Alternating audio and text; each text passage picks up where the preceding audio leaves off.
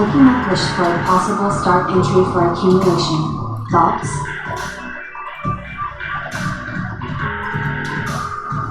There's so much Alberta.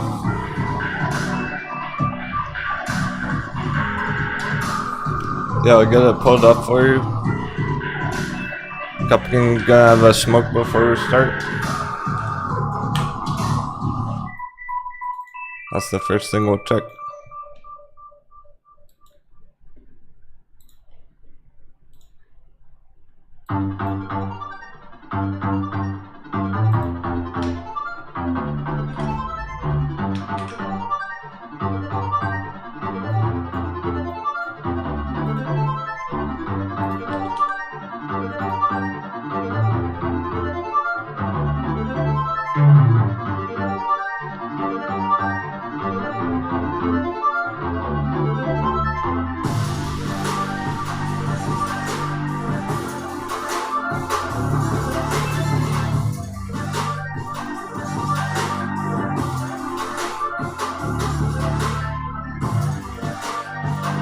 So glad it's Friday.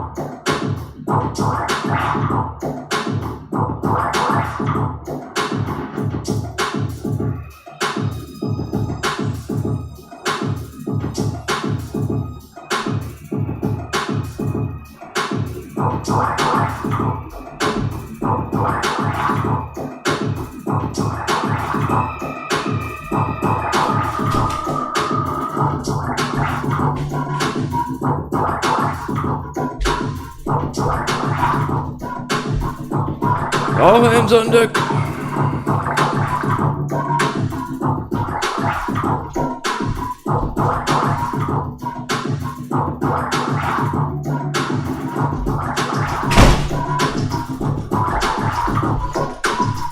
Let's fucking go.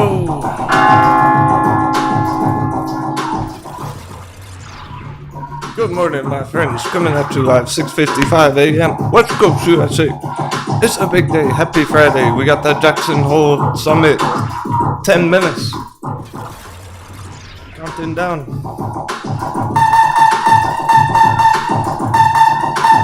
Alert, alert. Federal announcements.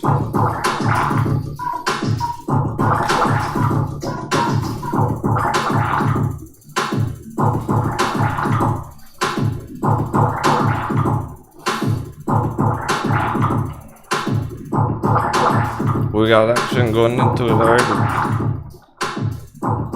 Dollar's dipping. On the morning it can change. S&P already going down. Just opened at 420. Now you've been holding 420.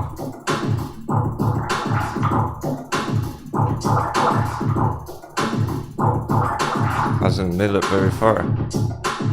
Hasn't made it anywhere from yesterday.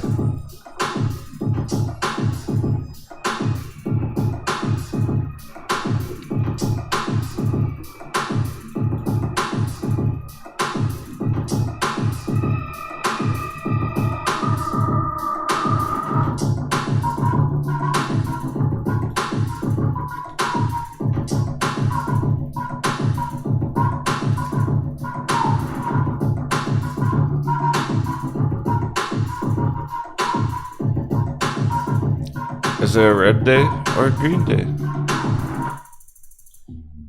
Does it even matter?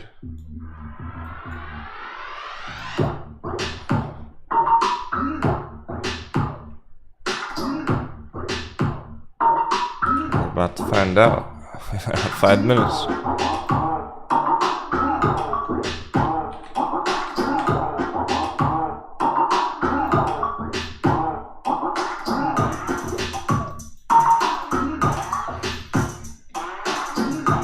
Here's our long-term S&P. We got this wiggle room. I'm not bored enough that I still got a chart. I'm gonna go check it right away. Wish possible start entry for accumulation.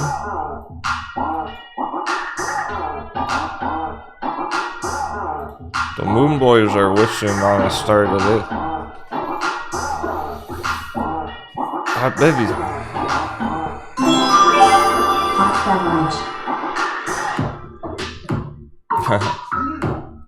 He just won the Stargate. That's fitting. I was just saying, wish upon a star. Not bored enough. Is it a sign? Might be a sign.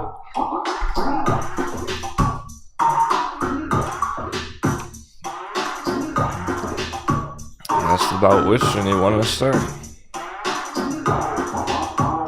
All-time low. Fucking go. Yeah. Is that the lowest point?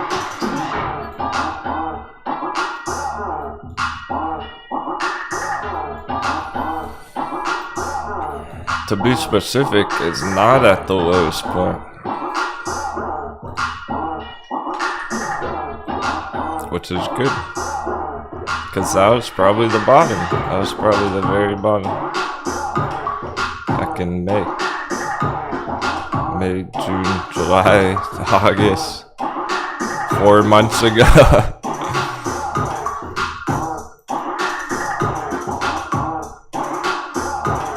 Submissive hypothesis.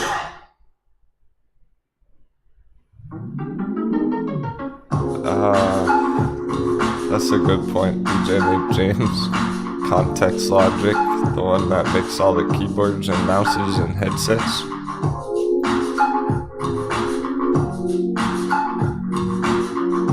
I think so.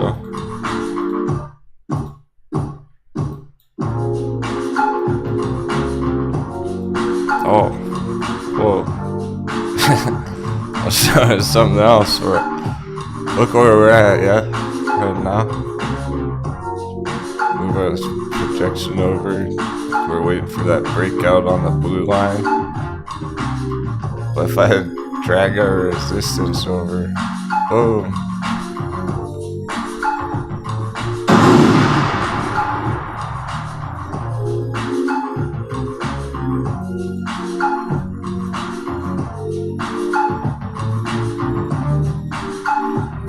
Targets on it.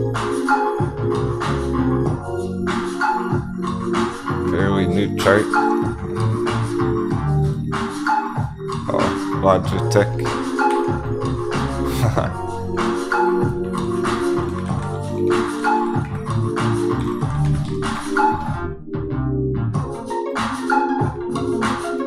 They probably have their own brand though.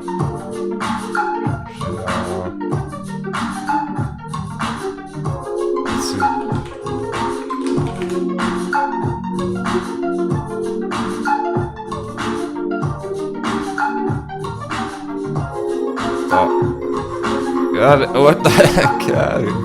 There's pop-ups. So I want like context logic keyboard. Oh, I've never used this website.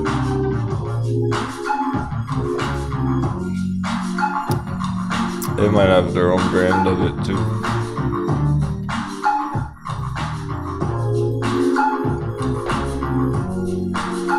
Alright.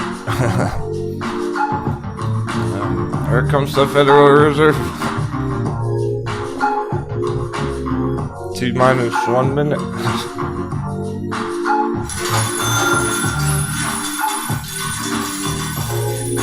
S&P is looking pretty ugly already.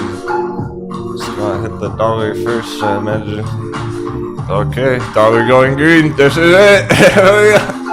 Oh shit. Dollar pivot.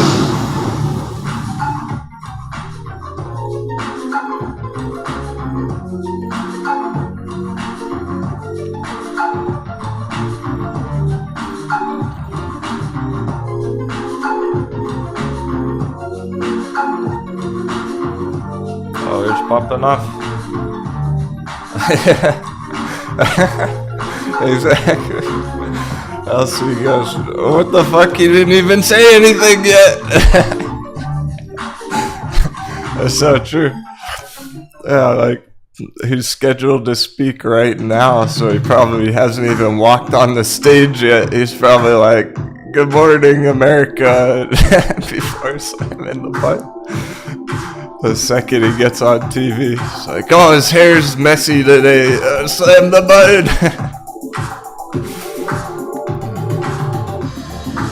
Holy shit, there he goes. It just doesn't even matter because everyone's waiting to see it make a move as soon as it makes a move.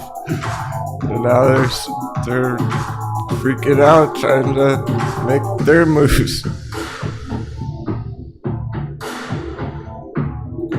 There goes the S&P. That's crazy.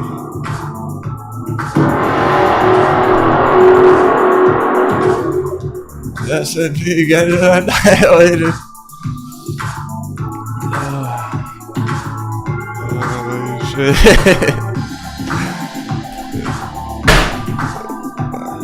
What a day. Crypto going red. Good thing we were being cautious. Holy fuck.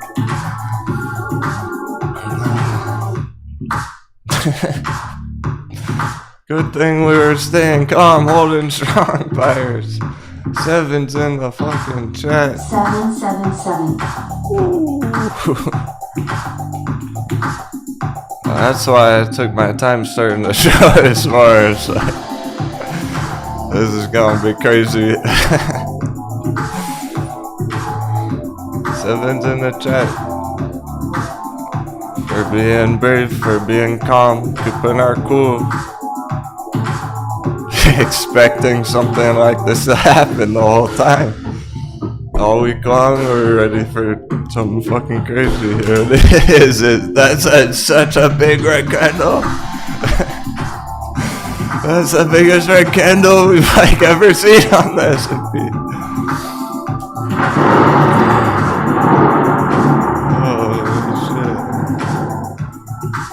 That was all the pressure all week. Waiting for the real move to reveal itself. Wow, dollar already bounced all the way back up.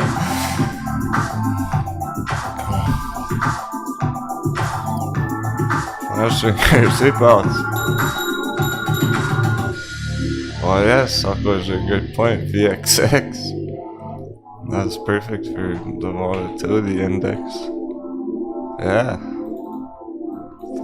It's actually under 20, but it's getting a nice green candle. It's actually moving more.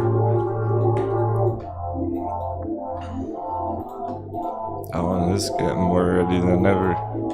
Those other inverse ones had already started. SQQQ. Which guys can be are perfect to be in right now. SQs and DRV.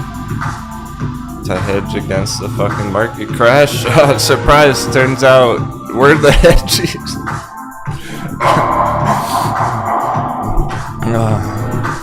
Joke's on us, we're the hedgies.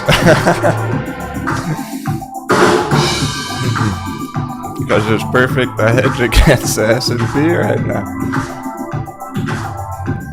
By definition, like that's what a hedge is. A hedge fund is supposed to be protecting, like succeeding against the markets. So I guess, in a way, we are a hedge fund of our own kind.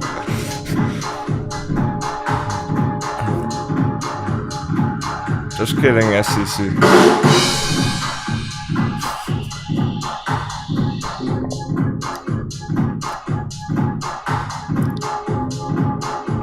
It's still going.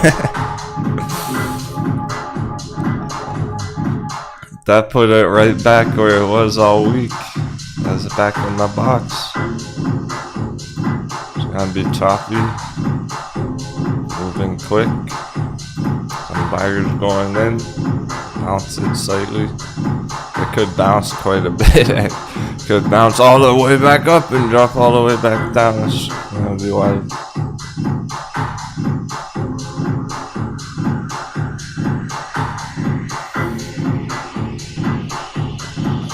Oh, dollar's holding up. Holy shit, dollar's holding right up. Alright, dropped under and bounced back, holding the line. That's the move, but let's try and keep it going.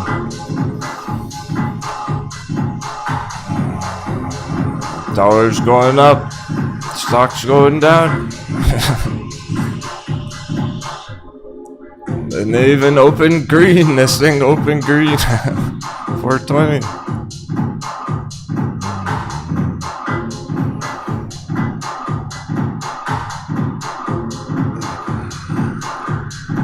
That was all fake. That was the fake action yesterday. That's why I was warning about it all, saying anything that happens today is as soon as that announcement drops tomorrow, it's gonna change. It's not even gonna matter.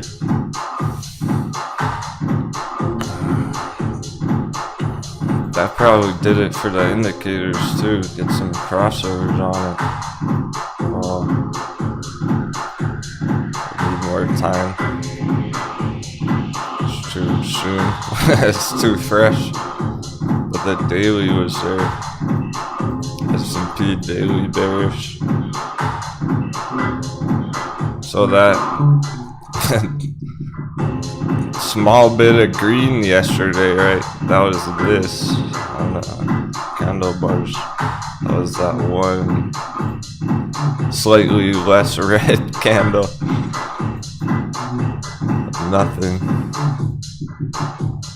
Go red today, go red next week, next month.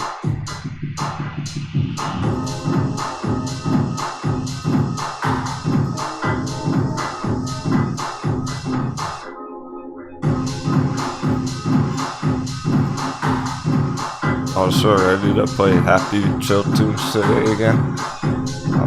Never mind. We're gonna keep that beach going.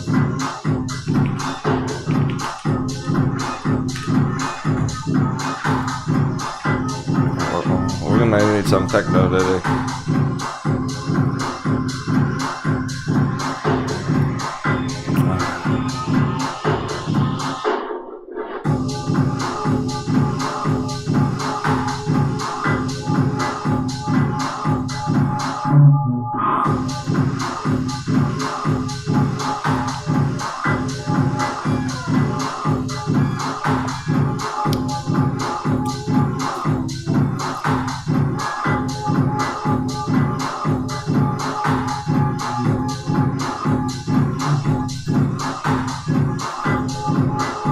TAO hit $6 already?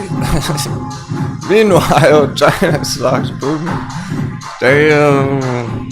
Hell, babe. Congratulations, stockholders.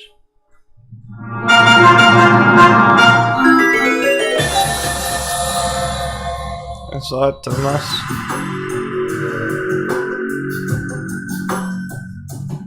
Was he kicking ass? Always count on you.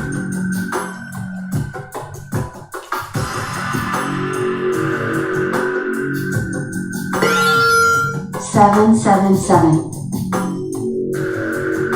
Hey, Betty, man.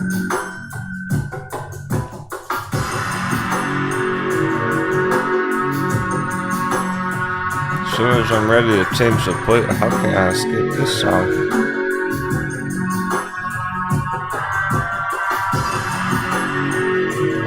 This is Tal's fucking theme song. It's the TAL theme song right here. The ancient Egyptian, I just don't give a fuck. It's doing its own thing over there. That's the first time it successfully cleared through here. So I had a red arrow on it, because it could have dropped. Make it or break it. It's making it.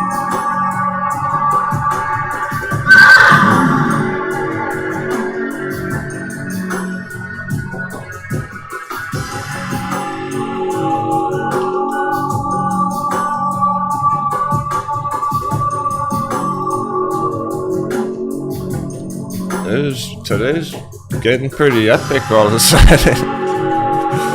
Alright, I should have got the bottle of rum. I should have YOLO'd that bottle of rum yesterday.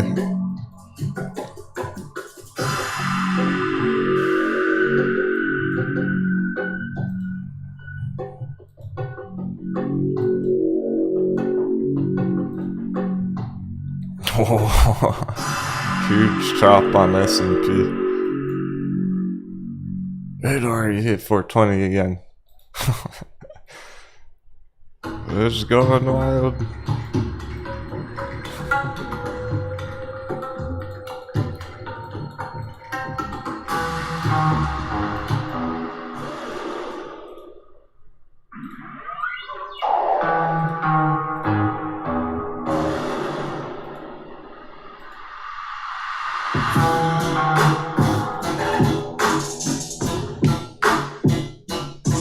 Payless, who thinks it's a good idea to buy Apple at $170 today? Yeah, as in at all in the world. Like, who the fuck would be paying that price for Apple? I don't know. Or do you mean people entering Apple puts? Apple puts?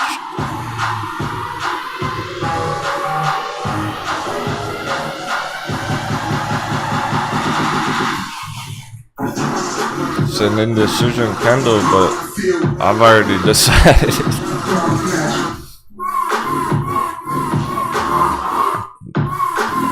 Really, Stockholder?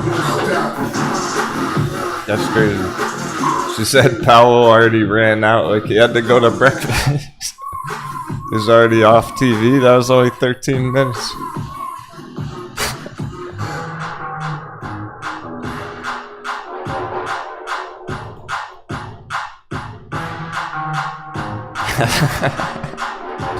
What was that move on SPY? Crazy, right? We just gotta stay calm, hold strong. Do you wanna day trade that?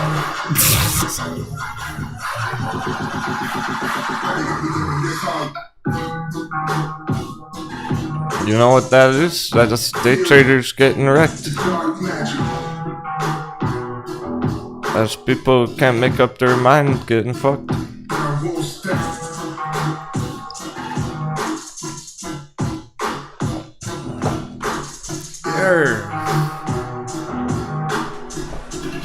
Man, I haven't had a reason to put on my head in like weeks. It's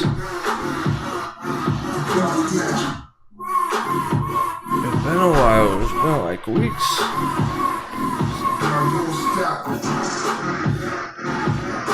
I was starting to wonder when the fuck I was gonna need my hat again.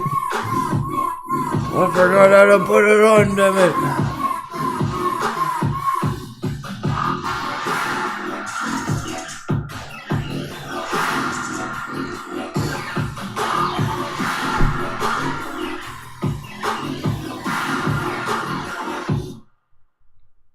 Now we got him.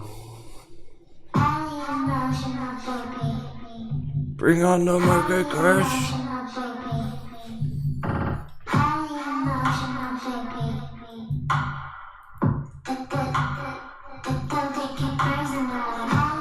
The Captain back. We're back in business.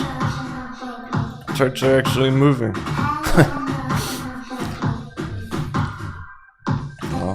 Flat as pancakes all.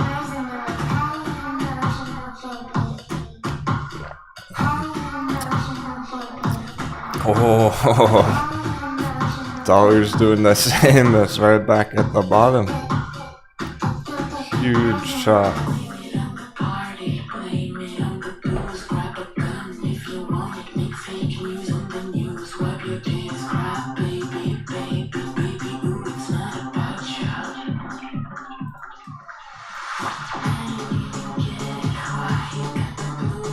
Our other dollar chart.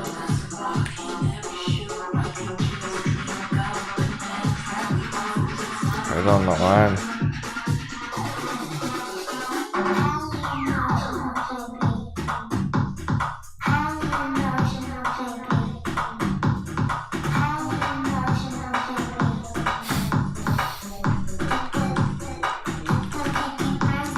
Look at all those pirates on the battlefield.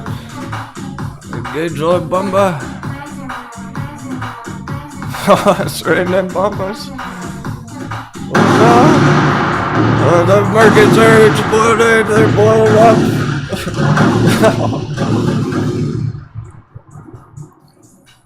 Traders flying everywhere.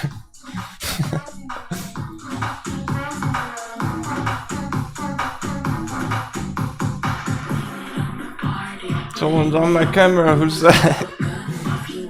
Let's talk over. He's doing on my camera. The treasure can say. Stock Wizard's mooning up the chat. Oh, Stock Wizard, you gotta go to your spot. Let's go to your new spot.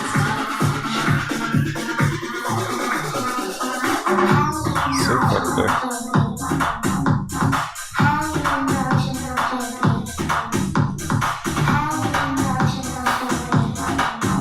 Dark going in the middle.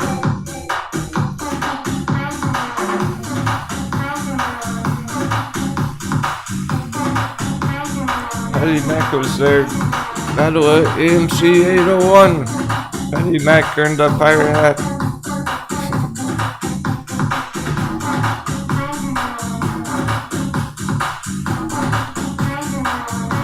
Never forget an AMC veteran.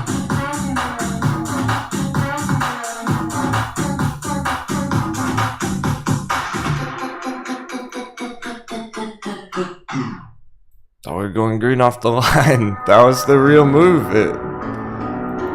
Gosh, that's how I'm expecting. The real move is up. What we saw originally.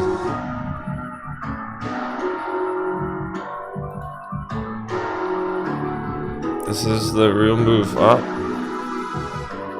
This is people playing the other side. S&P, the real move was down. That green candles, people playing the other side.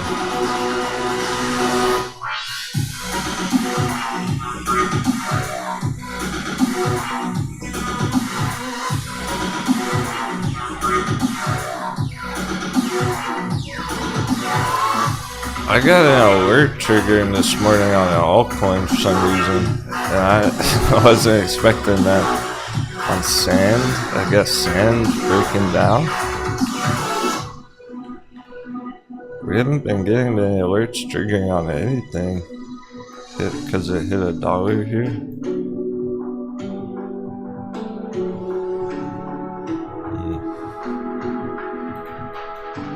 That was like the first alert to trigger all week. Bearish breakdown. We're trying to catch a dunk on that. Potentially. Yeah, I would catch a dunk on it. Down at 1 penny, 5 cents or something. When it was up at fucking $10 last year. Catch it at 1 penny. No, it's not gonna go that low, but just the concept. Let's say 5 cents. 5 cents to $10.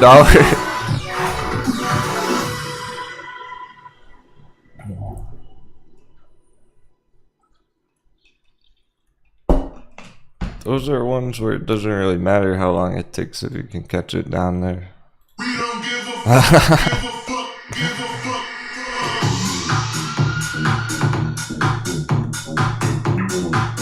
Here's what they should be playing at the Jackson Hole Summit. They need me to go DJ that shit. I should just go live stream right outside the Jackson Summit building.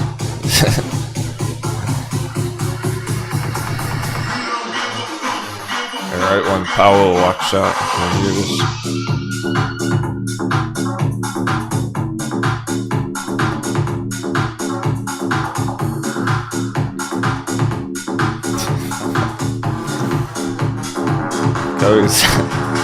So that fucker thinks he's God. They're just detached. They're completely detached from reality. From normal people.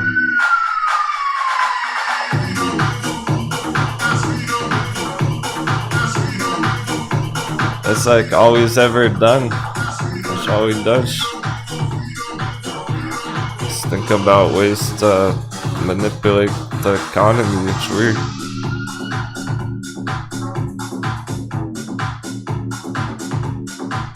That's all he knows. He's just like a money monster. There's really monsters out there in the world. Fucking money monster.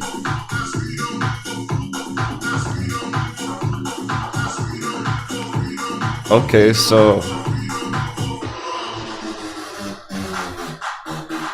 his message was rushed. That's what we know. for a fact. Like, what do we know for certain here? I don't know what he said. We don't give a fuck what he said. I don't care what he actually announced. How's the chart responding? How's the markets responding?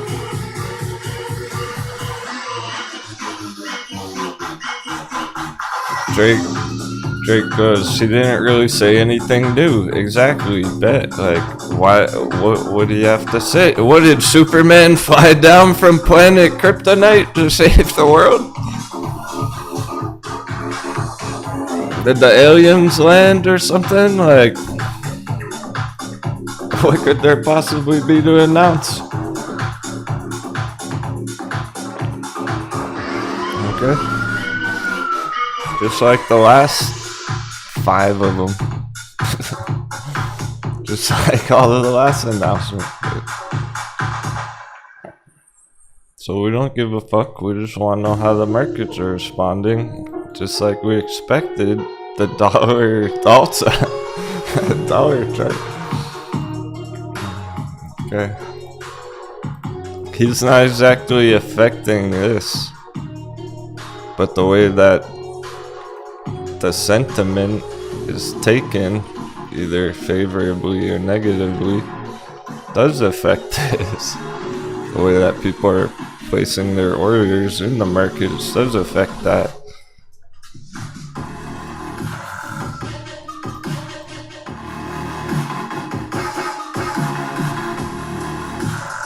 So just like we expected, since, well, okay, first of all, we don't know what he said exactly, nothing new. We do know it was a rushed message. He didn't spend much time talking about it. He was on the stage for like 10 minutes and he's already gone. And that's what people are waiting all fucking week for. For him to go on stage for 10 minutes. It's disgusting. That's why we're using that time to plan and prepare for this. Because people are trying to figure it out right now. Look what's happening. Anyone who's sitting there trying to figure it out right now today is going, I don't know, is it going up or is it going down? They don't know. And that's why it's moving like this. And it blows up.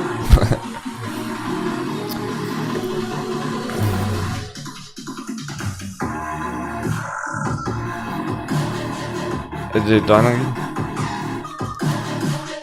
Since it's nothing new, it's nothing different, then we are sticking to the plan. Like, exactly, like, nothing's changed.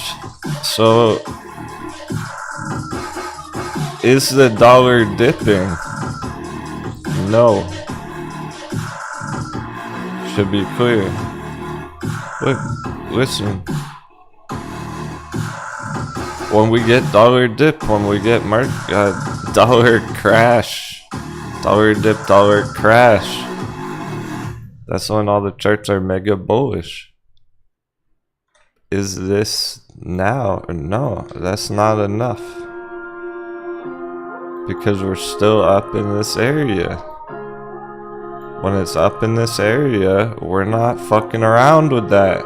We're not gonna make day trades on that shit right there. Like,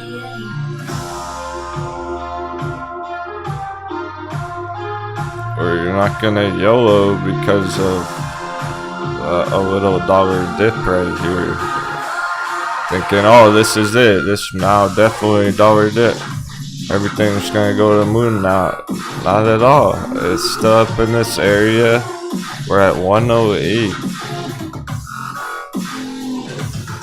We can only be that way when we're down here under 106. 106.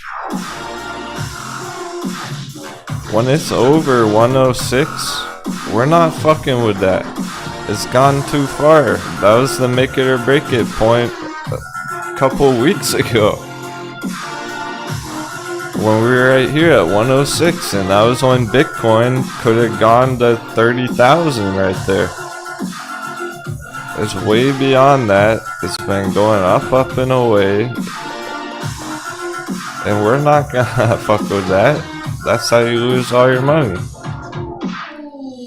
We just gotta stay calm, hold strong, get through the conclusion here. And when it does get under 106, then we're mega bullish. Until it actually does get there, you can't assume that it's gonna happen right now, or next week, or anything. You don't know when. Could be next month. And then we're there. So we gotta chill on that for a month, like, until it gets down there.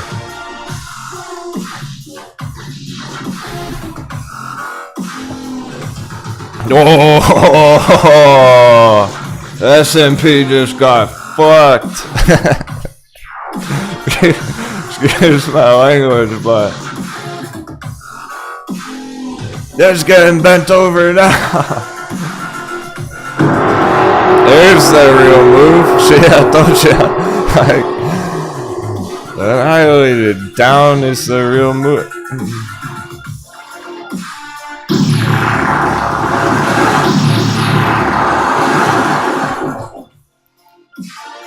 Sinking like a rock, like an anchor. All that chop, irrelevant. That green candle is people playing the other side. The red was the real one.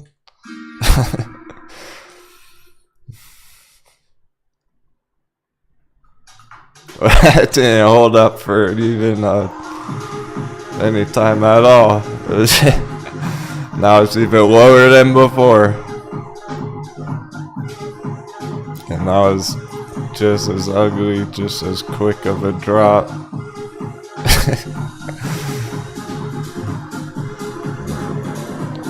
How's it gonna bounce now? And who's gonna want to buy it now after that? No, no one's gonna try and go long on it. After this all would just happen to people who tried. The SP just dropped the soap.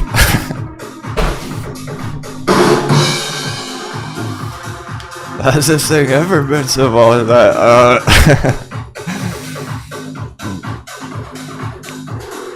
Not for a while. Probably not for months. I can't think of it behaving like this for months, really. Let's take a look back and see if there will be the last action like this. Not even close to here. Maybe back up here somewhere.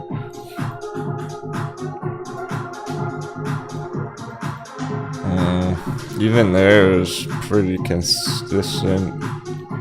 It wasn't too much up and down like that. Maybe a little bit like right here. There were a couple times where we had action like this, but that was back in April.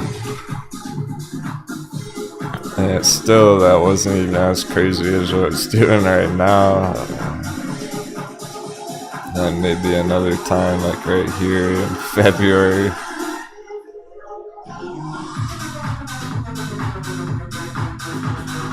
Down, up, down. Pretty quick there. Rarely, very rarely.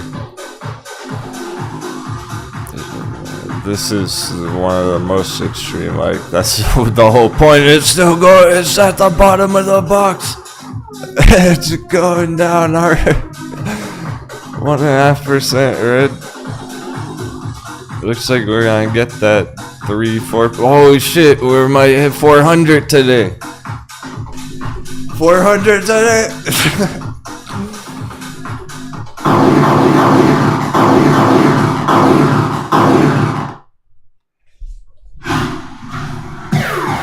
Hyped it. Damn, today's the big day.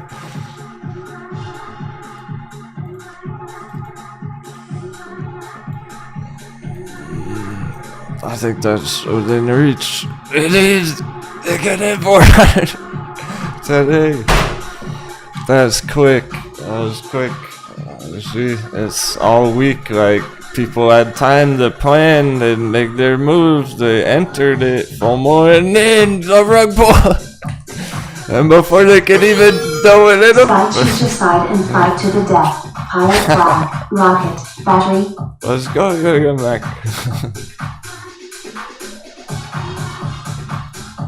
It's just doing the stretches right now. It's doing the downward dog. I was about to do the pyramid formation. I was gonna reveal its true direction right here. Well, shit, I mean, I already did, but like, to everyone else, as soon as it breaks below that red box. Because that's the last hope line for any people who bought it here. Anyone who got in long on it at the bottom right there hasn't lost money yet. Once they go red, so there's still a shred of hope left for Moon Boys who went long right here. Their positions are still a tiny bit green. They're still break even. No. Just wait till they turn red and they go, oh shit, what happened? Like, I was green all week, and then boom. Before they can even make their mind up, before they even know what's going on, they're going red. Like, there's gonna be a mad panic on it. This is... See, this was best case scenario, because now we can get the crash over with. Bring it on down, hit 400, shake out all the coconuts. Let's go. Yeah, fuck that. Fuck the S&P. It's coming down from the long-term chart. Beautiful. Where that was just a speed bump for like 2 days when we hit all this other price history. It was already crashing down, speed bump for a couple of days off that area. Just keep it right on going. See, that chances of miracle bounce are like non-existent. All the charts stay down.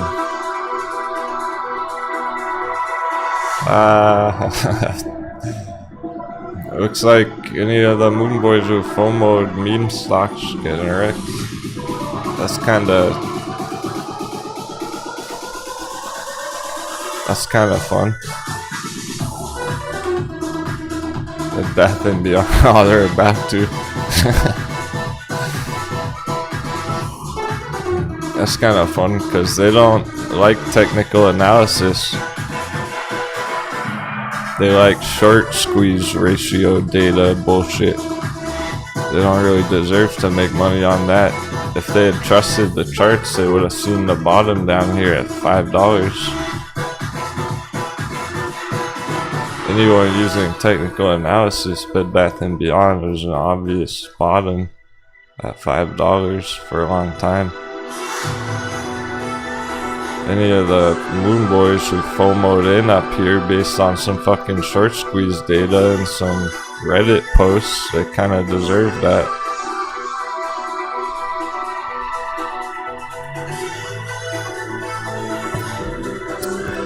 Good news for AMC, we're gonna have a chance to buy the dip. We already knew. It's going exactly according to plan, as we thought all year. Oh wait, that's bad news. Did I say good news? Yeah, good news. Buy the dip on AMC. Not financial advice, but that's what I'm thinking. I might get some at $2. I don't know about you.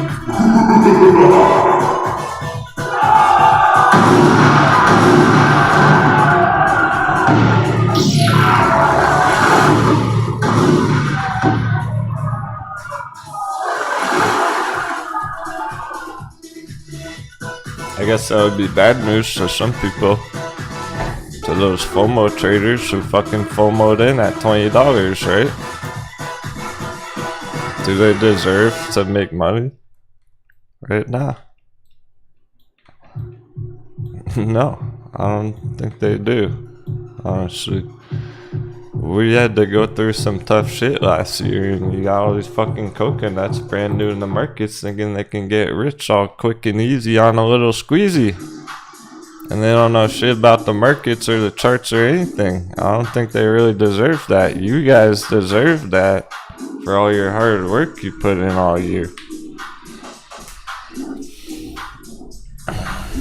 You trusted the charts. You deserve that. You know the value levels. You know the bubble cycle. They don't deserve that. You do. So I hope you can steal all their fucking shares off them at $2. I know you can. You will. We will. It's gonna happen. It's beyond gone. It's done. It could have went a bit further up on that target. But now, look how crazy the markets are, so it doesn't even have a fucking chance anymore. The 8th dong came out, broke the chart. Now the 8th dong dropped it under $10. The chart's broken now. As in any support or any trend that it had on it. It's completely wiped out. That trend line's broken. Apple fucking puts, let's go! Yo, Apple breaking down hard. We might get that clutch today. Somebody had puts expiring today on that. It's going down to the wire, man. We might get that clutch on Apple today. 160 target on the day, and that's where the dude's strikes are.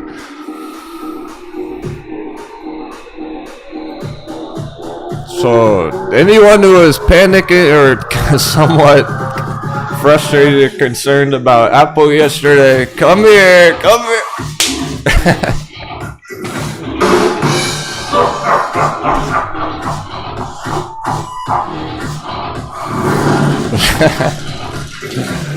What the fuck were you guys doubting yesterday, Apple? I told you it was a good entry. It's just a good entry yesterday for Apple puts. Hey, Vic. I'm just kidding. Oh, just playing around. But he sent me a message on Discord. And then he was like, oh, I'm so pissed off with the markets because how does it all rely on that one guy, and Apple should be going down and it's not. It was just green for one day.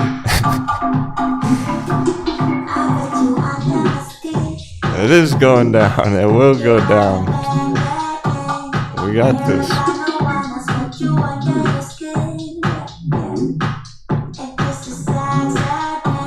It's probably gonna go clutch today and break the whole trend, the whole support down there.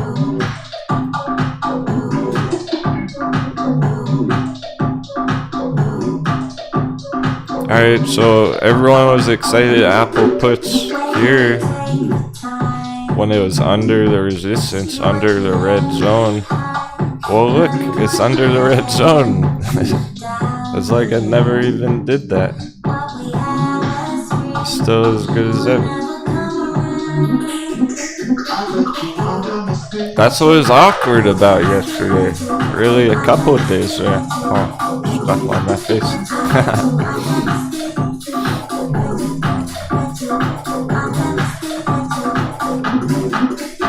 Let's have a streamer.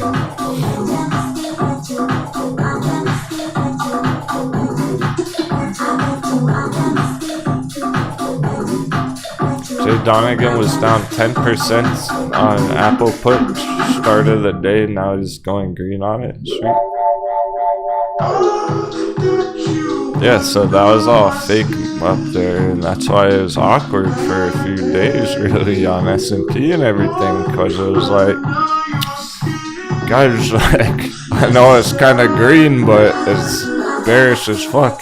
And it doesn't really matter. So I kept saying, like, none of this really matters today, like, back here. On, like, Tuesday and Wednesday, it was like, yeah, it's fucking around, but it doesn't even really matter what it does today. Now it matters. Now it hit the line. It's wiped out. That's it. It hit the bottom. So anyone who went long on S&P here just turned red.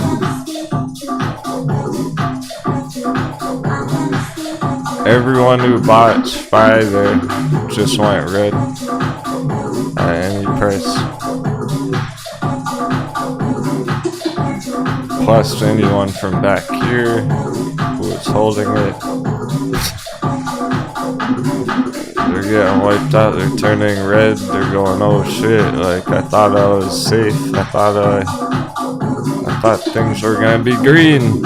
And they're going, what's happening? I don't get it. And the announcements and this and that, and it makes no sense.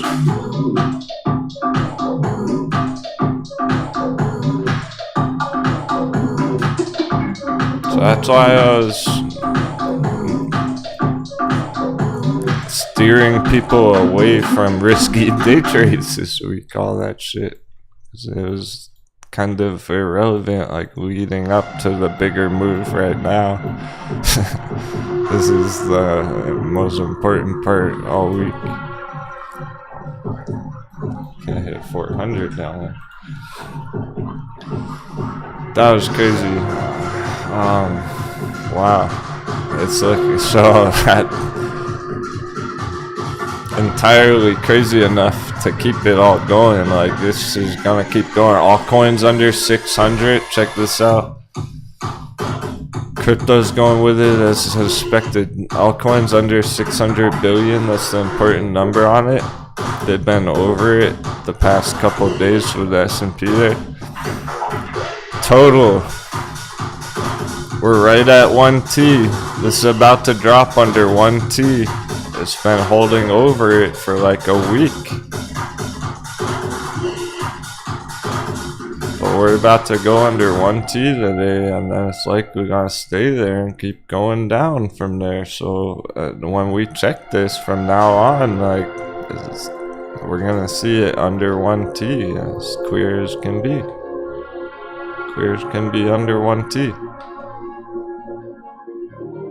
It's only mega bullish over 1T, like at all.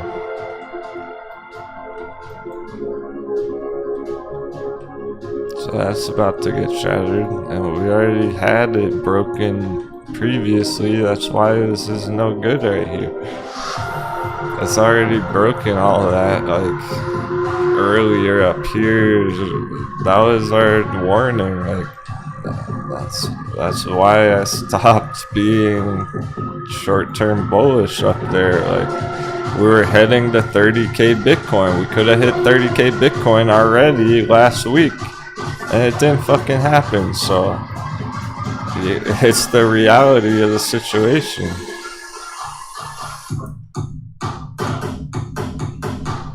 All this is looking to continue. The S&P is following the S&P. And we know how bad that's looking. Max 52-week low and dropping.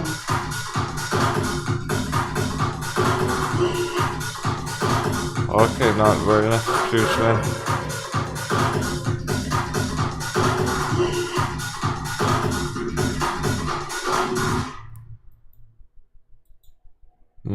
Yeah, there's quite a drop on that candle. Fuck, I don't have dry powder. I'm gonna make a trade next week, I think. I wanna buy the dip on it. I legit, that's how I'm feeling right now. I would buy that dip right now if I had dry powder sitting there. And I don't have any net, and I've been wanting to, and it's like, that's good enough for me. I would buy that dip cup.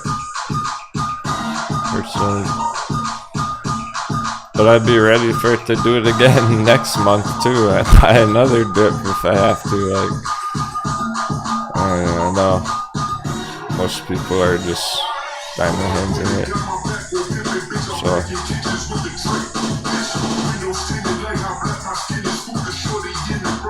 I feel for you guys holding it. I don't want to help. I want to help pillage it. I want to add my my rocket fuel to it. Maybe Captain's touch will help.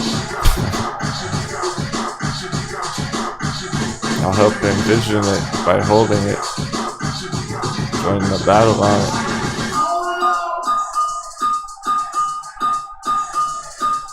But I'm probably gonna have to wait till next week.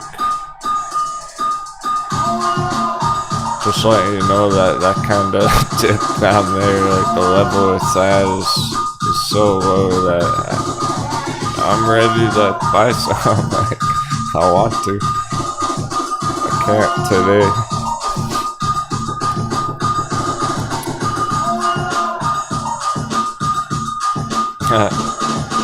DJ Nick James says, Metin will either be a banger or I'm sinking with it, no doubt. Yeah, you kept doubling down, didn't you? Alright. Yeah, that's kind of how it is. It's like, you can have that hope about it for one day, and if you wanted to just keep going for it. But at a certain point, it's like, a lot of the pirates put in so much money into it already, they don't want to enter anymore. Which is totally fair, totally understandable. But from somebody who doesn't have any net, and I kind of want some right now, you know. Just to put in perspective. It's at that all-time low FOMO level, but it'll probably consolidate, fuck around, bounce, drop for another month or so, with a lot of other things. With Bitcoin, while the S&P is going down, like, wow, this is happening for a month or so. I don't expect Metin to go up during that. And maybe that was the limit that had just hit right there today. Like, that could have been the limit right there, and it doesn't even go lower than that, but it still just fucks around here for a month. So I'm not expecting it to blast off until after all that's done, of course. But I don't think it'll go to like 0. I don't think it'll go to like a penny, you know? There's a limit there. At a certain point, it's gonna hit bottom. Like, it's, unless it really is going to 0. But I think you're all accepting of that by now. High risk, high reward China stock. Maybe it could go to 0. Sure, so could anything. Blockbuster and Toys R Us and fucking GameStop 2 years ago and AMC 2 years ago could have gone to 0. Lots of things can go to 0. So if it doesn't go to 0, then it's gonna hit a limit. Like, it's gonna hit a bottom sooner or later there. It can't keep going down forever. It'll get bought back up at some point. It probably just needs more bullish market conditions in general for that. Like, considering Bitcoin's been technically crashing for a whole year now too. The crypto stocks have all been doing that.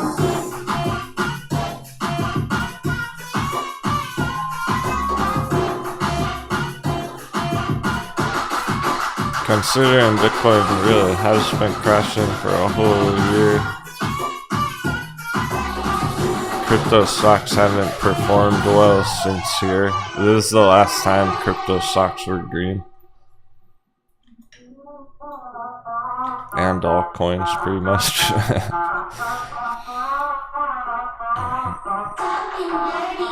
So they're not really gonna go until this is all done. Like until Bitcoin's done, hits the bottom, and then it's really recovering for a real bull run. Then the crypto stocks will go with it in terms of the timing, and we know this isn't gonna happen. That's not gonna be finished until the S&P is done. You see, it's a chain event. Like we need the SPY to crash so that Bitcoin slam dunks, so that Metin finally bottoms and starts recovering, so that our altcoins start recovering. Otherwise, the hot debbies like TAL are killing it. Those ones are going insane in a good way. It's very cool to see TAL on the top of the watchlist. Time like this. Oh, and Hippo. Man, keeping it real left for the week. She said she was busy for next week or something. But she scouted this out, and we're keeping an eye on it. I added it to the watch list. It's been going. Now it's breaking out. It's over $1. Hippo's popping off too. And DRV's back over 40, which is very revealing. That's S&P go down. VXX over 20. Big bounce on VXX. Alright, I like how that's moving now. That's moving more how it should with all the volatility. Perfect.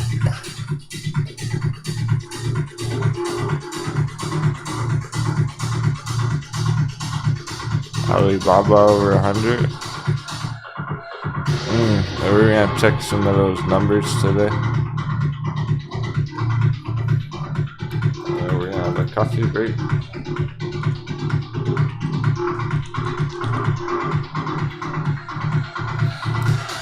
TAL, that's well over 5. What about Ding Dong? Is Ding Dong over 5?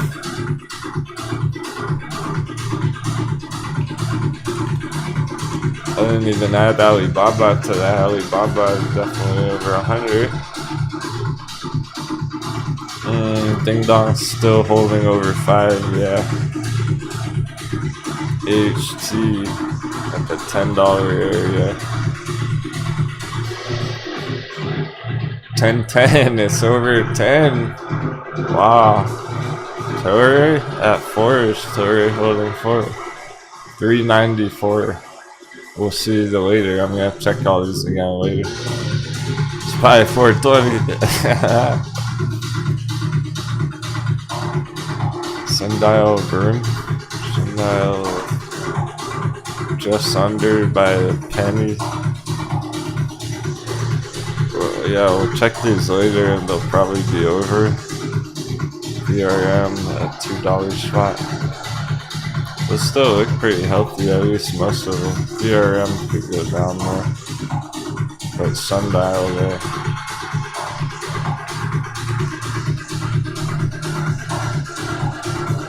Looks like you'll be able to stay here, get over 3, so. Those need more time, and we'll check those up toward the end of the day and see how far they moved or if they're still holding those. Like at the end of the day, is HT gonna be holding 10 or not? Right here. She's gonna drop under.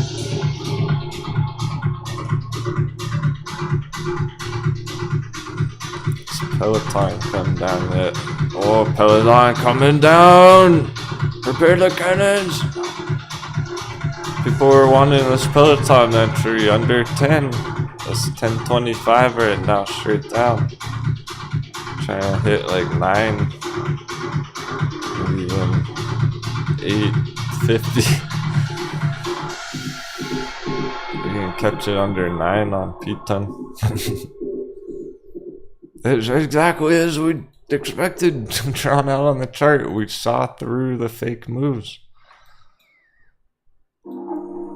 Remember this it bounced big the other day off some news, and we saw it right through that shit because it was holding the line, but it hadn't broken out. It's like, oh, the dollar's still crazy. It dropped back down the next day. It dropped and it's still going, and we're trying to catch it lower. So I was saying no FOMO there.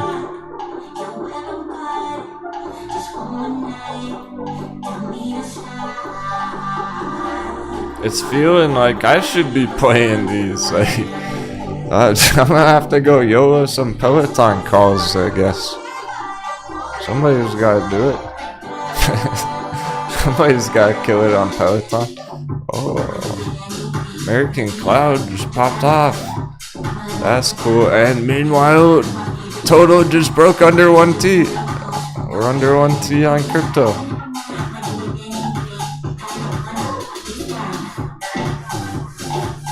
That's interesting, American Cloud, because one of our pirates, one of the ladies sent me an email about this. Like, I'm really excited pillaging it at the all-time low. And it was kind of random, and I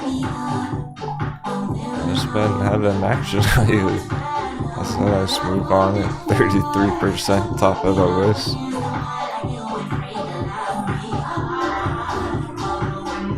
And I was just thinking about that last night, even for some reason. I wonder what happened with that. Oh, that's what's happening with it. It's trying to squeeze. Whoa, we got more China stocks up there. DUO and Nissan. Not Nissan, but Nissan.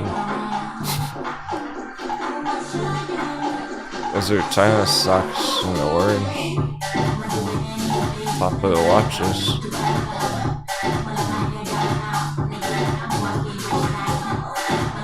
Followed by the meme stock. Blockbuster and CDB. Followed by bearish real estate. Wow.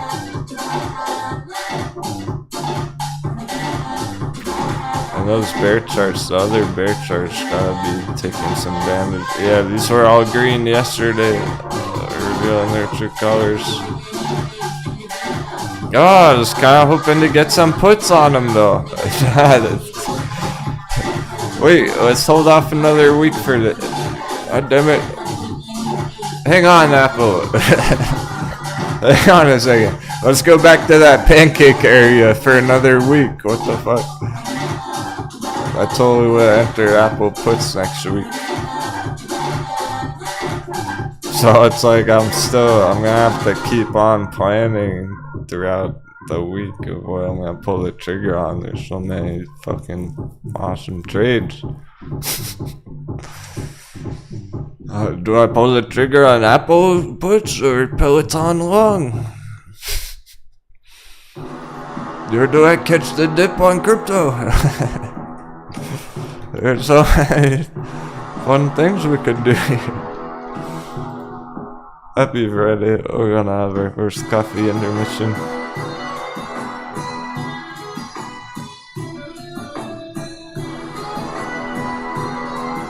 Epic morning.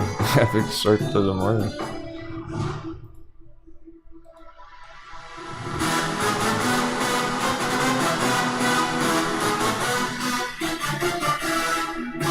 Ooh, Bitcoin. We're taking a booty coin bet.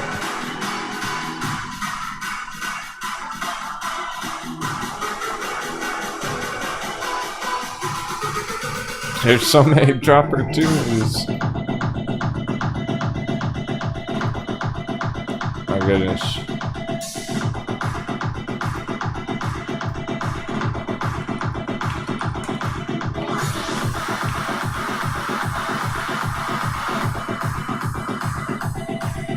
Alright, there's a huge bet.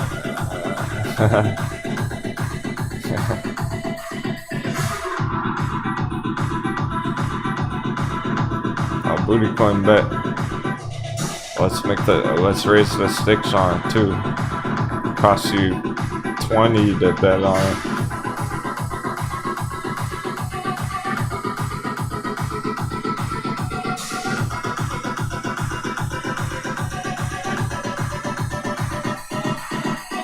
That costs you 20 coins, but you can win a lot.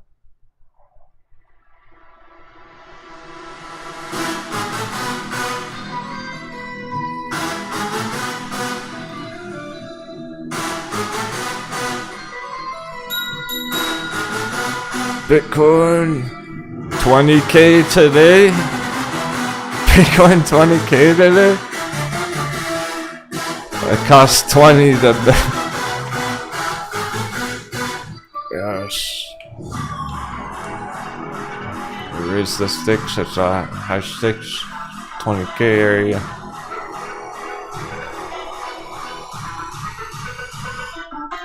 Today, that day we break 20k. Sorry, falling below 21. After pretending to be green all week. Oh, look at the red candle. It's going fast. I might have to close the bet soon.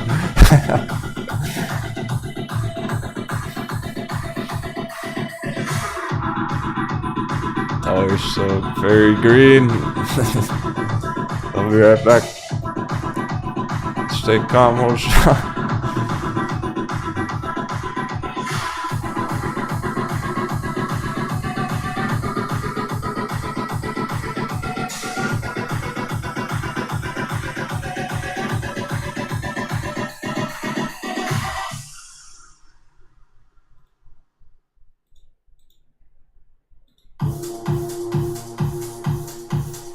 Green chart's hitting a speed bump there.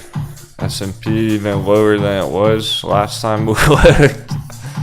Oh no! Oh shit! Solana breakdown alert. We're getting breakdown alerts on the altcoins. Solana and Sand for the dunks. The most bearish altcoins. Apple getting obliterated.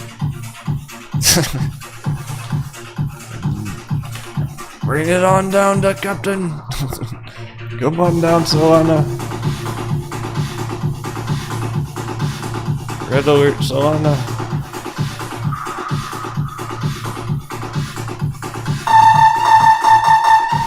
We're gonna need some coffee and some donuts, some sundial.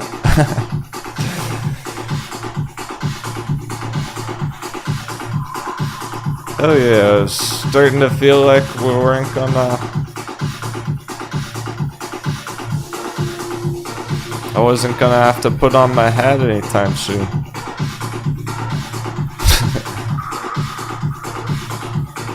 Yesterday I was talking like I might not be able to put on my pirate hat for a few weeks.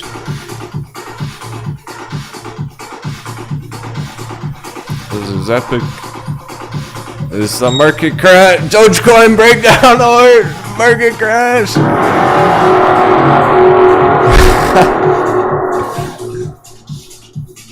We've hardly got any alerts all week.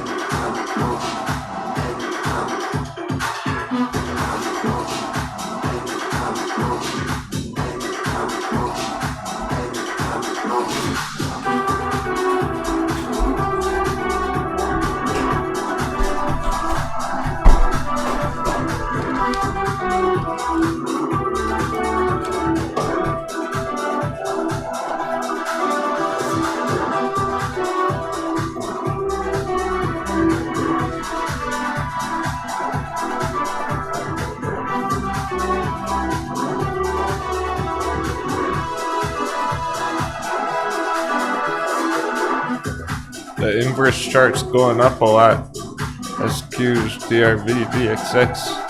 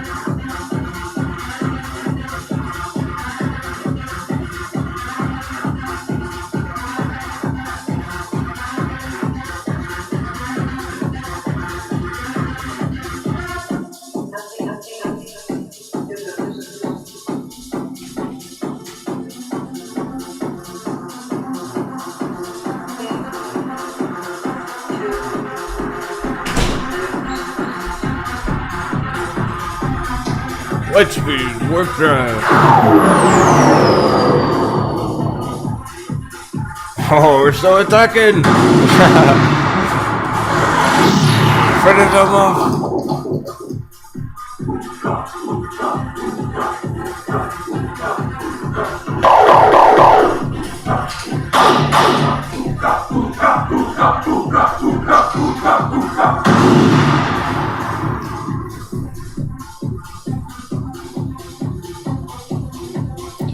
dollar's out of control.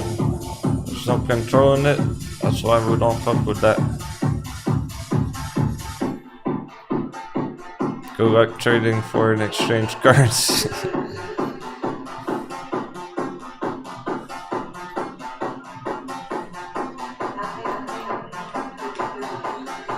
There's only one currency that's strong right now, apparently. That's the USD. The United States dick! Apparently. I just thought of that. How did it take so long to come up with that joke?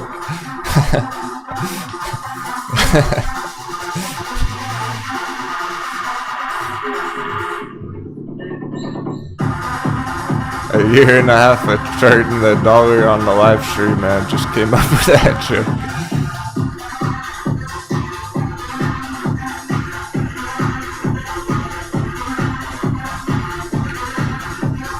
I guess Dixie already sounds stupid enough.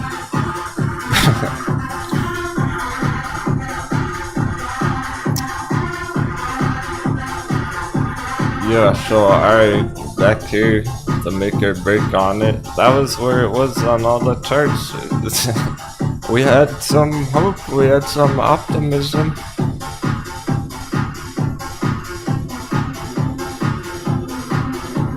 Of a dollar dip. It was obvious it wasn't happening. We canceled the targets. It was hard to do. It was tough to say. So yeah, at first, I think on crypto and everything else, I'm closing the bet. Bitcoin's hitting 20k. It's definitely hitting 20k really. And congrats, Birdman. You say your portfolio's been going green for the first time in 6 months. So big deal.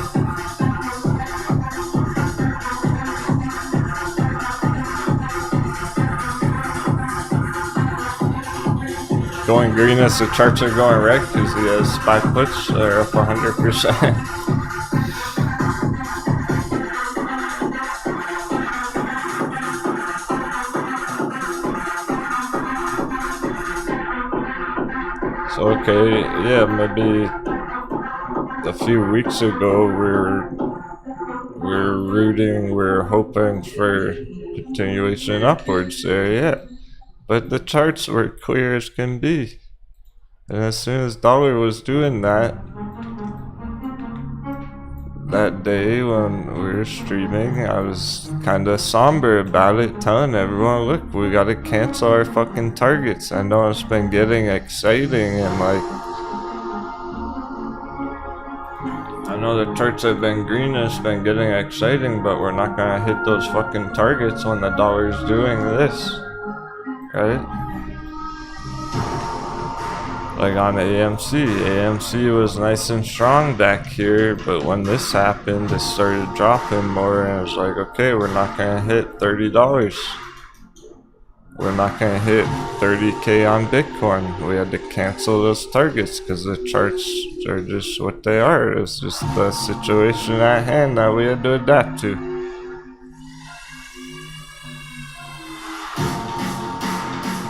So if that's what they're gonna do, like if that's what it is, no matter what, okay, if the charts are gonna, S&P's gonna crash no matter what we want, no matter what we want or think about it or whatever, it's gonna fucking crash. So if that's what it's gonna be, then yeah, now I just want it to go down and get it all over with. Let's get the crash all over with. That's what I want now, yeah. As soon as we're done with the coconut bounce, let's get the next move.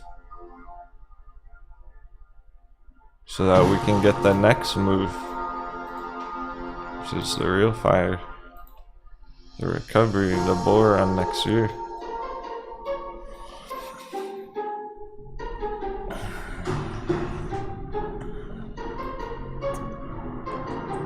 If AMC's gonna go to $2, Let's just get it on. I see you smash the $2. I'm ready.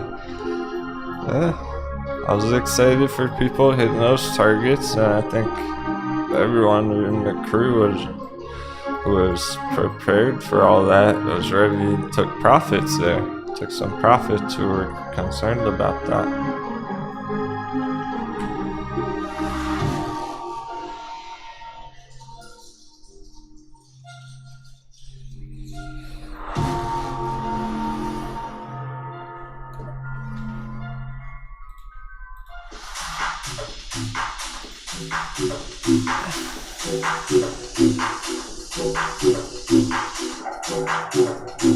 Okay, that's what it was, going up as well. Going up here too. Okay, let's rewind time there for a second. Let's go back in time on this actually. Think back when this move started from 10 originally. Yeah, I ran it up.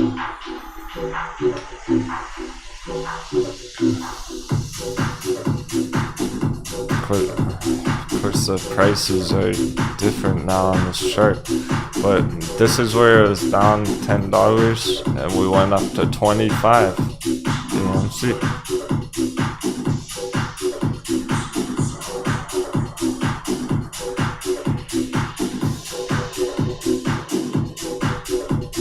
We were already crashing back here.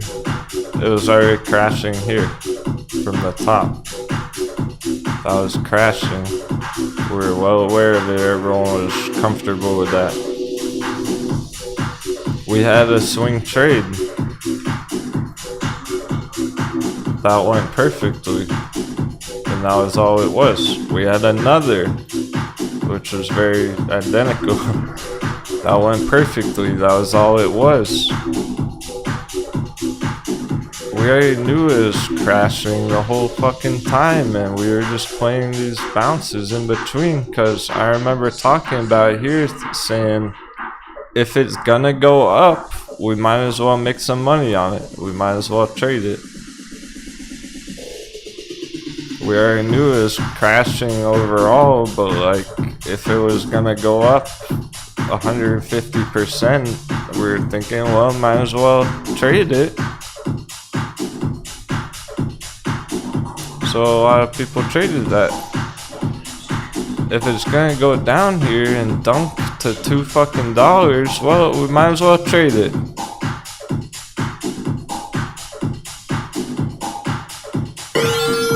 Looking at a hateful pulse accumulation entry as well. Whenever you stop spitting hot fire truth on the AMC chart.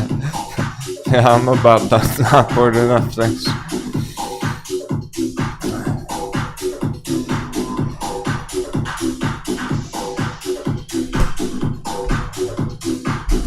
Got the point across.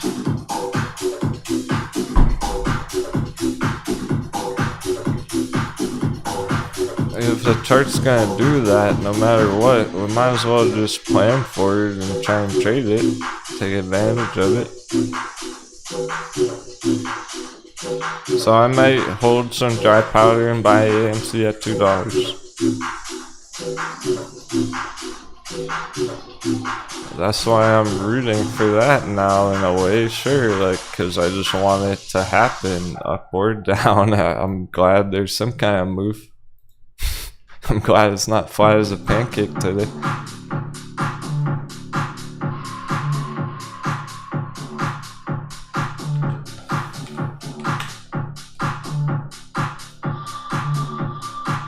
Hot baby, buy box.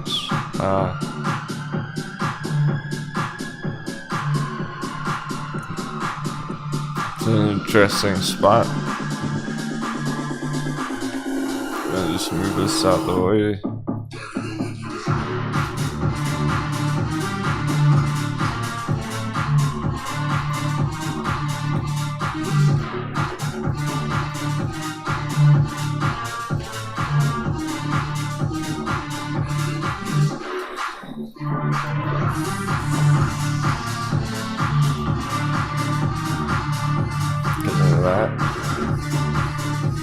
still looks pretty bullish. How much did it drop right here? 50% in a week or two. That looks priced in. That's already dropped enough, yeah. It's an interesting spot because it's not the all-time low. So it's at risk of a flash crash like that, but it is holding that currently. It just dropped 50%. These ones have been maintaining.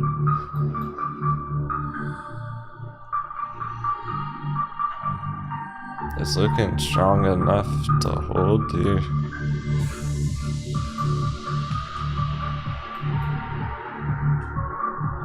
I do want to measure this. Yeah, because that was the full 95% down. So it's like, is Allied Healthcare really gonna crash 98%, 99%? All the way down there? Probably not. It's probably gonna hold here. Bullish consolidation.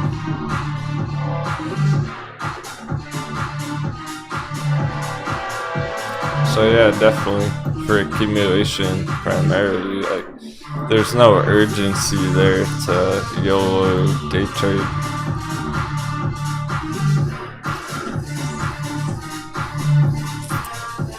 Accumulation sounds good because let's say you just had 2 entries on it, one now, one next month. And you got one now and it stays here and it looks strong. And you got another one next month, or you get one now, and then oh, it's slam dunk, and you get another one next month. Either way.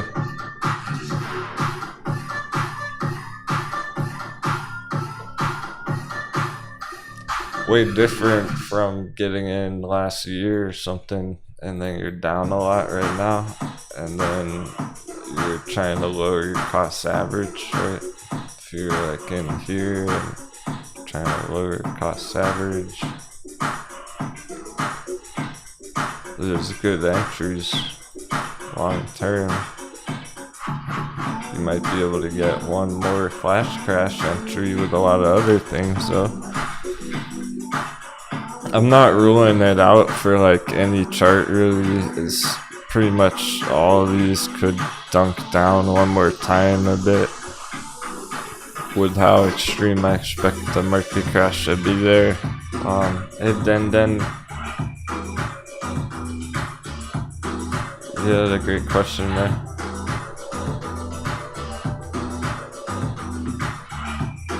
Just confused if the market crashes and the interest stuff is gonna keep happening. Are we gonna have crashes for like a month? Yeah, for like a month, yeah, maybe 2.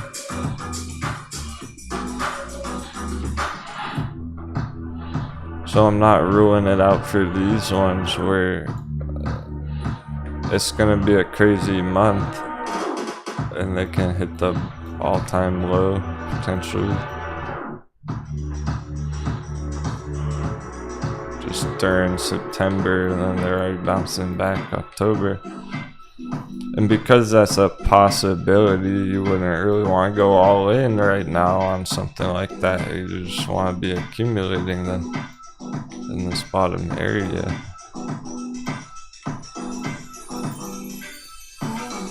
This one has a good shot at maintaining though. It's already down enough where it can hold steady here.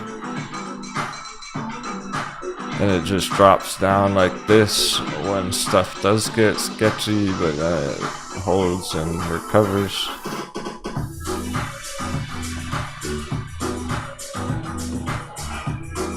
You see Aurora Cannabis down here. Really perfect example for the volatility lately. These are what bullish undervalued charts have been doing really. Where we get a green market day, then they go up quickly, they bounce, they spring right back up, on nice green days. 777 atoms slash USD to the downside.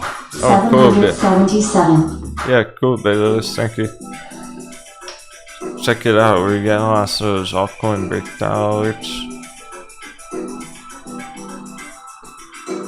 Quick bounces up, and then when they're hammering days, hammer time, then they drop back down to support.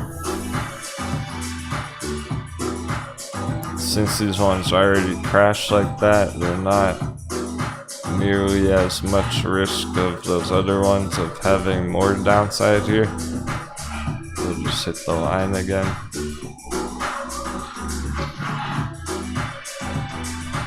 Whereas some of those can really flash crash like quite a bit lower and then bounce next month.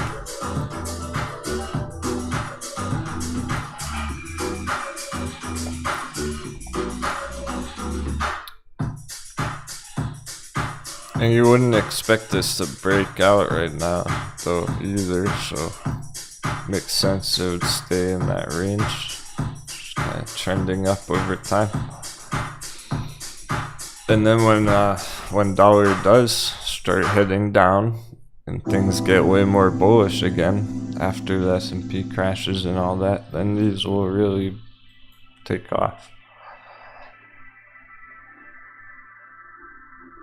Till then, they're likely just gonna hold steady because that's what they've been doing for months there.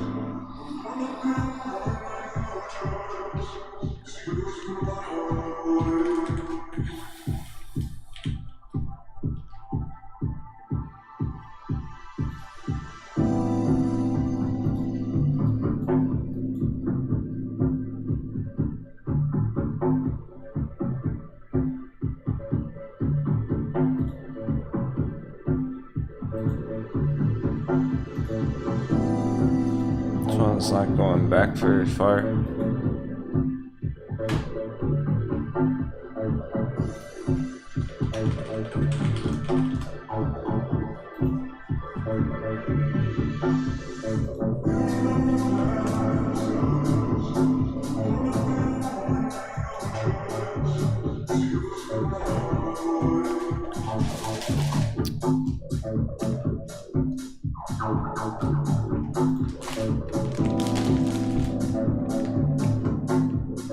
$20.19.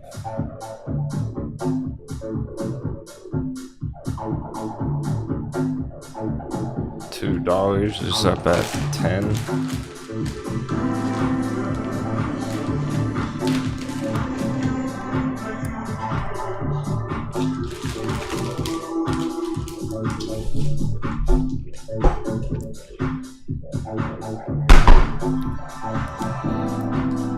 Those wants it to go down, then catch it down at the bottom. Hit 5.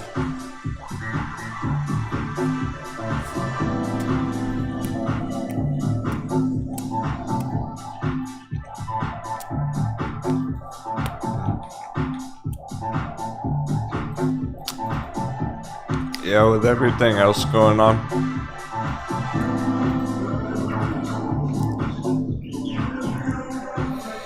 With everything else going on, it looks pretty similar to YFI or something. It's bounced a lot right here. Some of the stronger, more popular ones have. It is pretty much in the middle.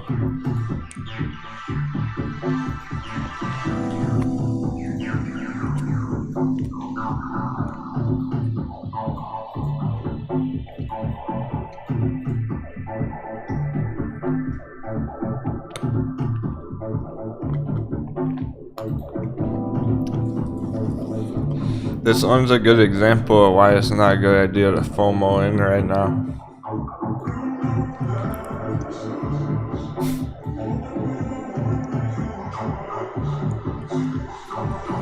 Yeah, they'll come down with the rest of crypto. I know you think I'm crazy behind day trading rev. Got Oh, no. 600 shares around $5.88.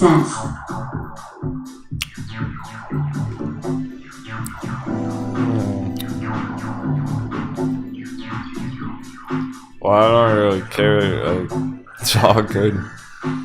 It's not good enough. I don't want other people doing it. I don't care if they're doing it.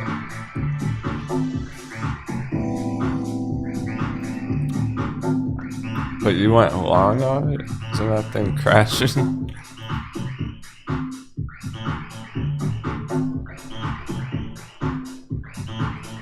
Oh, day trading.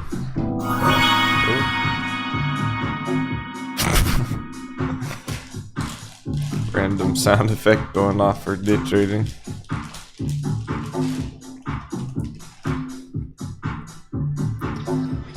Be careful going along on anything, you know.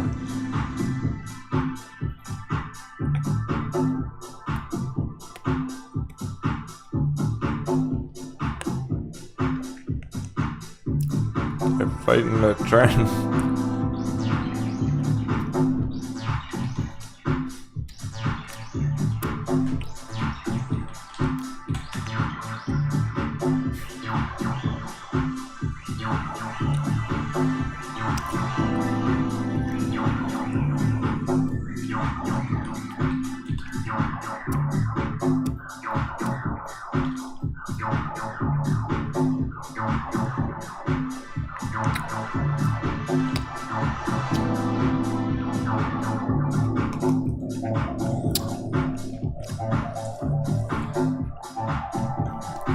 S&P stopped going down there for a bit. It's not going up though.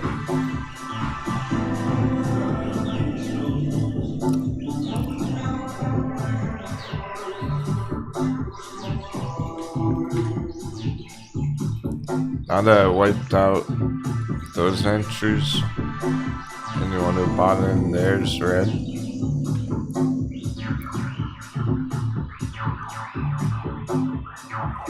There's gonna be a lot of selling pressure. There's always some traders who buy the dip who try and go long.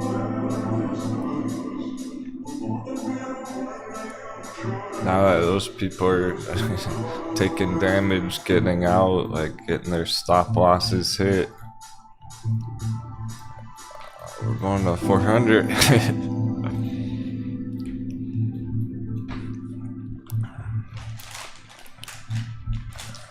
It's looking to play out quick and vicious. And then everyone remembers, holy shit, we're in the market crash. And then we're going, yeah, exactly. What took them so long to realize it?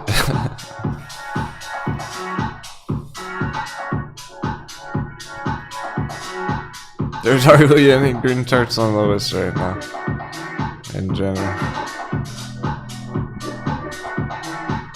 So we really do gotta get that over with.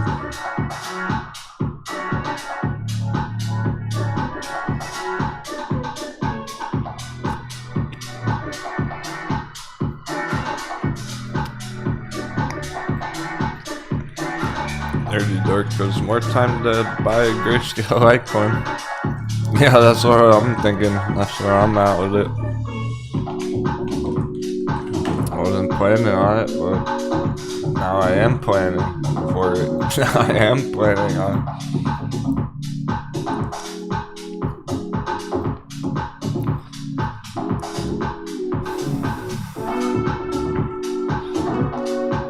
Are we gonna be able to catch it at 250?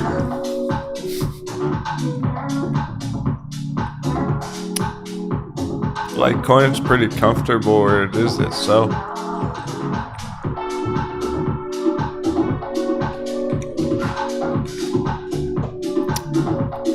I think it's gonna depend on the discount. How much the discount factors in there. Not even as much the Litecoin price. Litecoin can hit this area, but that wouldn't really change the Grayscale price that much. It's more how much of a discount would there be.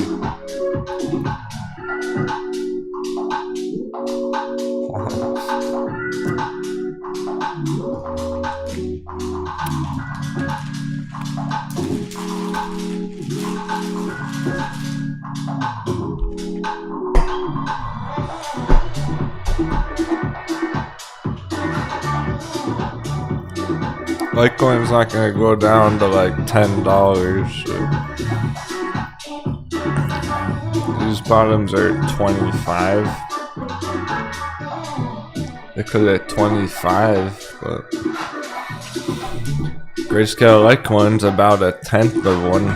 So if it hits 25 and you have about a tenth of one, that's 250 on the price. That's where we already are. So it's gonna depend what kind of discount there would be. If we still have a huge discount on it or not.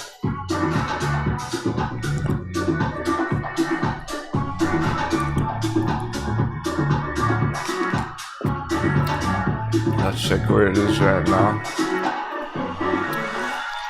33%.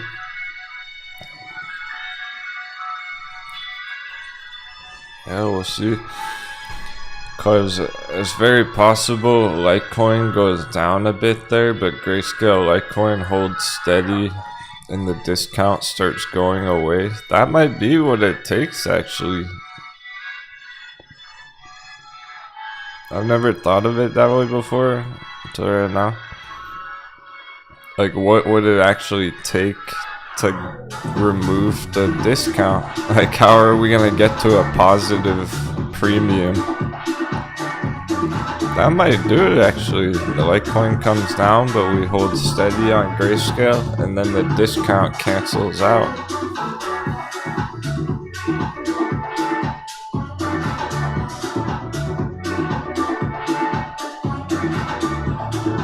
So this might keep trending this way no matter what here.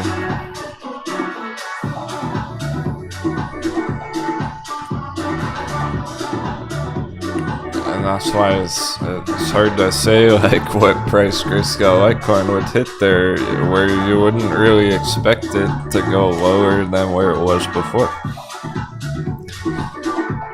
It could hit this low area again, like 250, but would it go to $1? Nah. Nah, I think it'll just hold this area and the discount might actually go away while that's happening. And then we actually start building premium on top of it after that, and there's no discount ever again. And it goes up with Litecoin at the end of the year. So we might actually need all that to kind of flip the discount into a premium.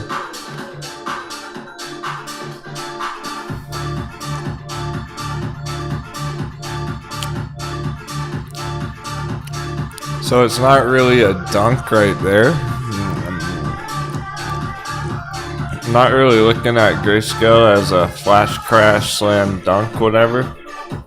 Because it already is here. Like, this whole area is a dunk. Anything under 5 to begin with.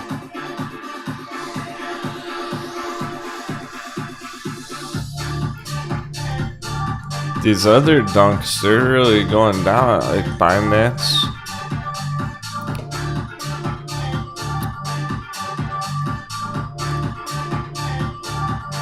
Now that it's under 300 and everything else going on, breaking the uptrends, going lower than they've been for that whole area, the whole last, that's like a whole month. So Binance is the lowest price it's been in a whole month. Like in the beginning of August, the end of August.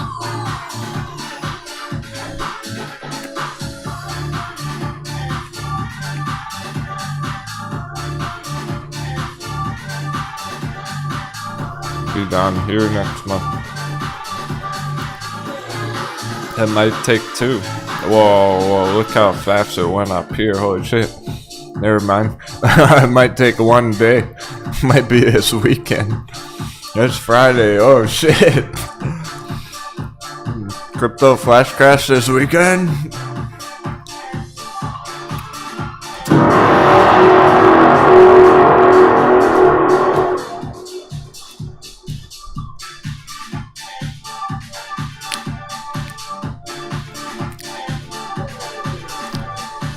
gonna take long.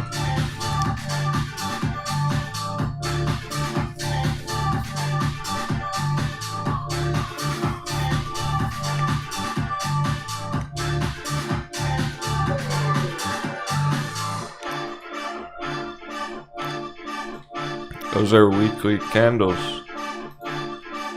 1, 2, 3 weeks. Guys. 1, 2, 3 weeks will already be way down there. That's crazy. I used to never even use that word for the markets. Bro, what the fuck?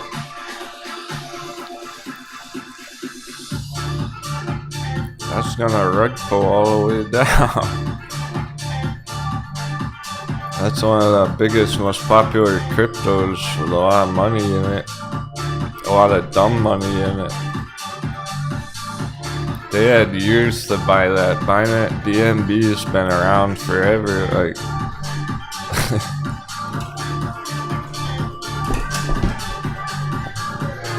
they had years to buy that. They FOMO'd in at hundreds of dollars. And now they're realizing, oh, the market's crashing and I'm not making any money on Binance, and they're all rushing to sell it. They're all rushing to sell it. There's those Russians. American joke, you wouldn't get it. You wouldn't understand. That was an American joke. I was pretending to be the news station. They're blaming everything on Russia, right? Well, it's gotta be why the crypto's crashing. It's Putin's fault. That bastard.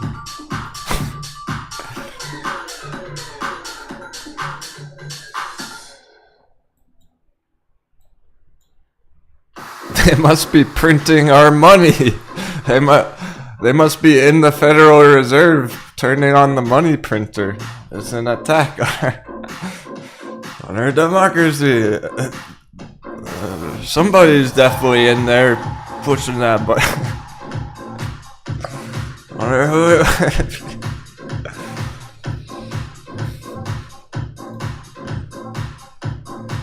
He was doing it with TV cameras, all media attention all over him. Jerome Powell at the Jackson Hole Summit. It is wild how everyone was waiting for that. The second it happened, we got our move. It was literally on the bell, like he hadn't even walked out on the stage yet, and the charts already started moving. The second he was announced to speak, and he didn't even get on the stage.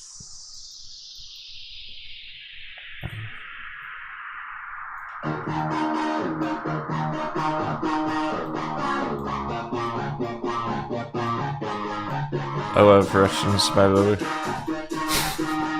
I felt bad saying that. Because they're savages.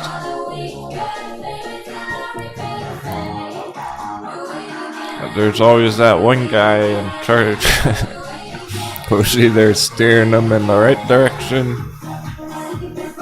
or not, or doing it for their own best interests, I guess. Right? Isn't that what the politics are? Let's say there's a king of Zimbabwe. He's either gonna steer his country in the right direction and help people out, or he's just gonna be in it for his own interests and wear a bunch of gold crowns and jewels and keep the population poor. I think that's how it is on YouTube too. Those AMC tubers, they're really doing it to try and help other people the best that they can. Or they're just in it for their own best interests. They're just propagating a false narrative for 2 years on it to cash grab.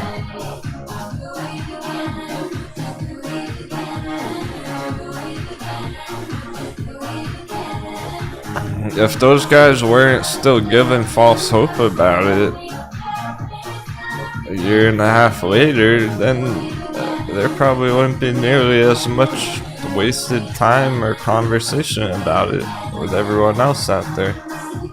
Like, how much have we had to talk about AMC because of all the stupid stuff we're hearing them do?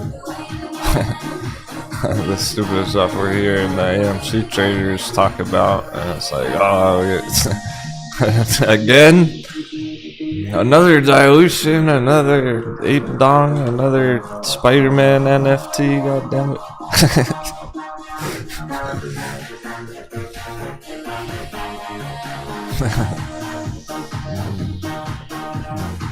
Those AMC YouTubers weren't talking about it so fucking much, and no one else would be. So I can't wait for it to crash and get it all over with. Hopefully those guys quit the internet after that and trading.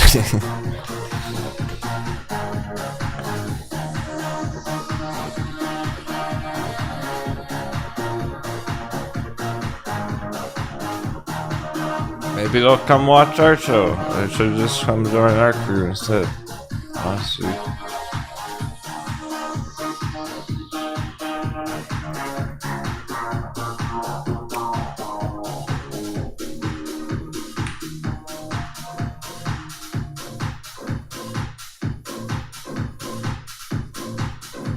There's lunch even.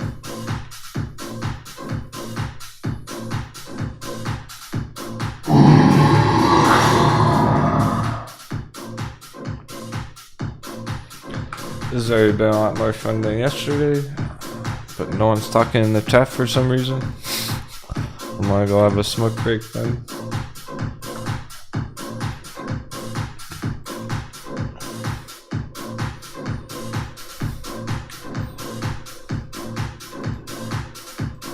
Bitcoin magic numbers is in the right direction, right into my crypto wallet.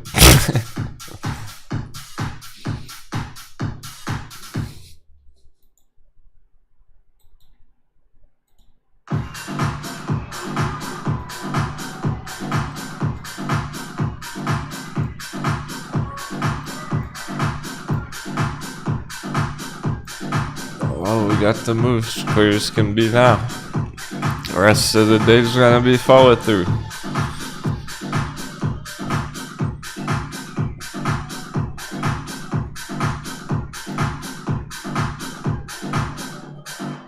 Impressive for TAL. Follow through on that banger. Yatsen was up a lot yesterday too, as well as showing strength. ISG back at it again. Neeson's got magic number. China sucks.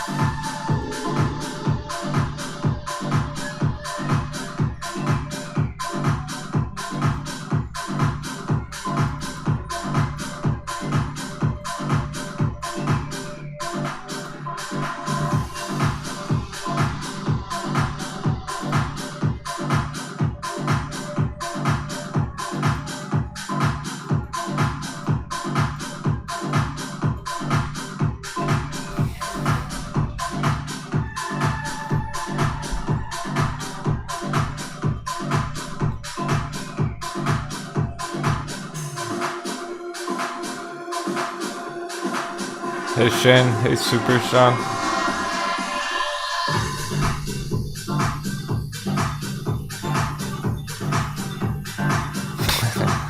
Hey Big, when are you not thinking about lunch?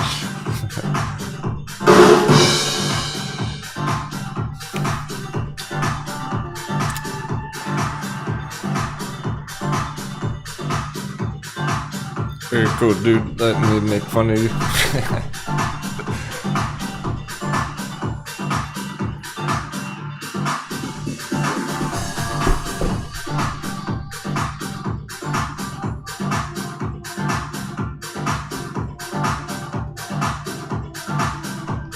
Javier.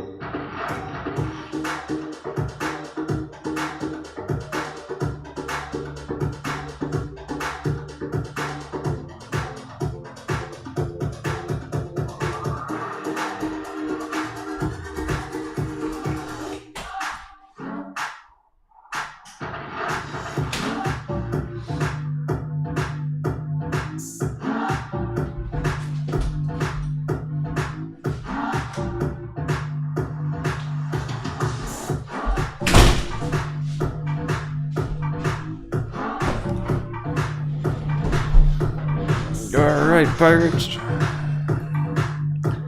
Just the move we've been waiting for.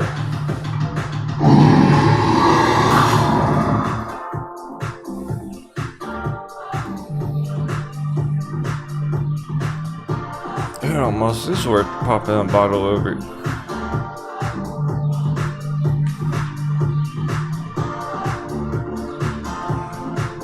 Get me excited there. Altcoin smashdown. Hot baby is strong as ever. Gas thing keeps going, 16% now.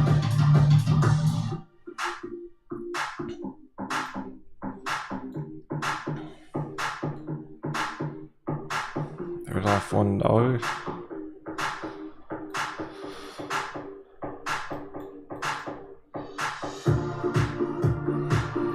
Inverse charts going for it. Anyone who's been stacking those, it doesn't really matter which one.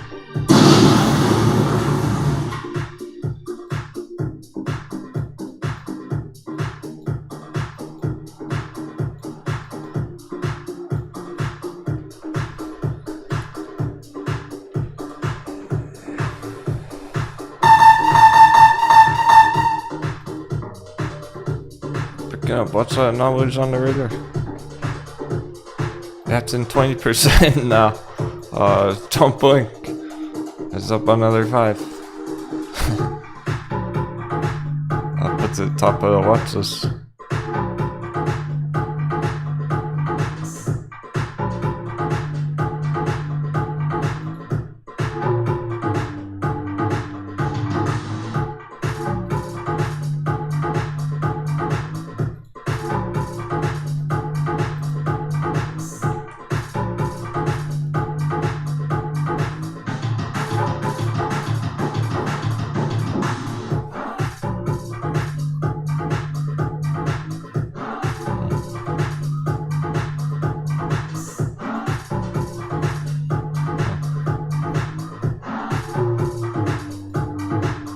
But she's looking good.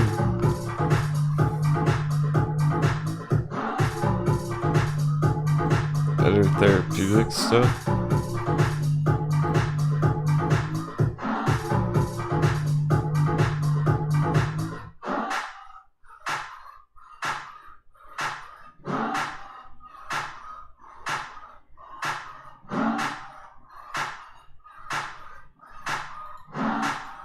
What's on the bottom of this ear?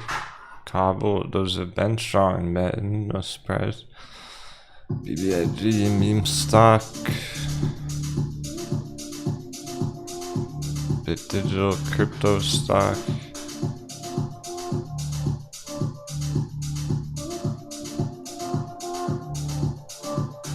ACB is green lately.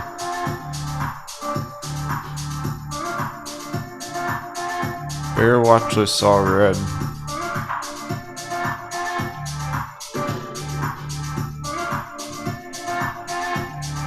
That's very clear. Google had that split. Wow. We haven't looked at it since. Okay, this is kind of cool. For the crash.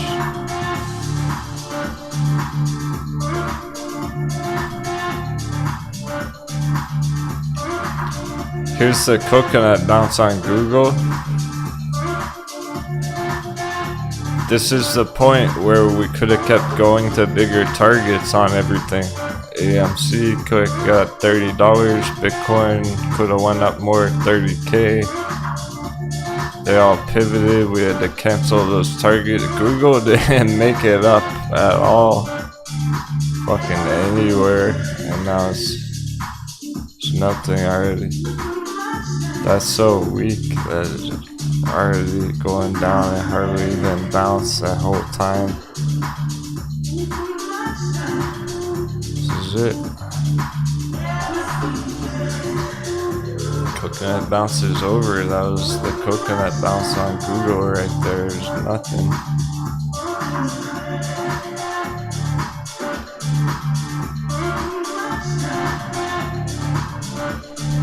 Tesla had the split.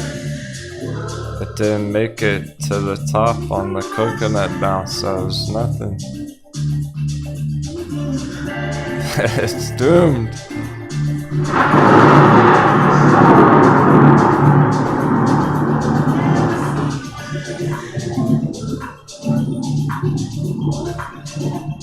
Apple did make it all the way up.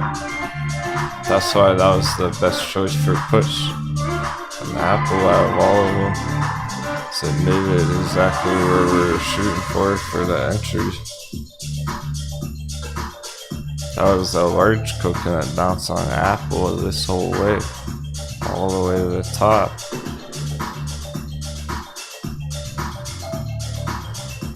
Got the perfect entry on it. I'm a little disappointed. I kind of want it. I really was thinking maybe I'll enter it next week. And I was going down too fast. Good job anyone who's riding that. We were planning for it the whole time. Apple puts, get ready. When it hits here, we're gonna fire the cannons. Apple puts. That's the time. It's already hit. By next week, it's already too late.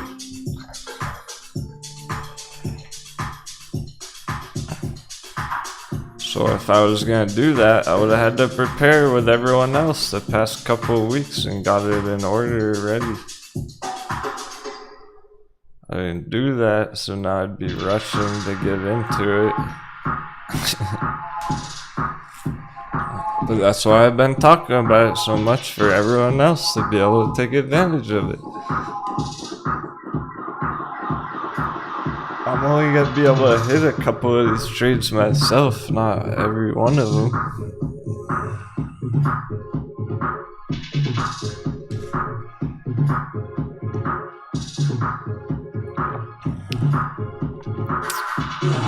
All of that is why the inverse charts are fire right now. And VXX should go as well. It's behaving more normal now. This is a solid move here. The S&P was green, it went down under 20. That was always our bottom target area. It's right at 20. And now S&P's dropping, it's going straight up. So it is moving now.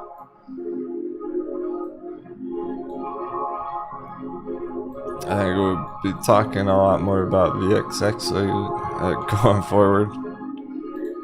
We have been, and we will more.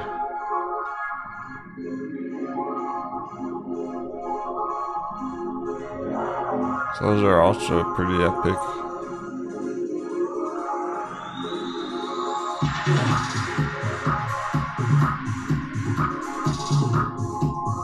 Because it's clear those bear charts are doomed. Google's doomed, Apple's doomed, Tesla's doomed. Amazon, we already knew that a while ago, and it took a long time to come down. It's coming down now. Amazon's been doomed for a month.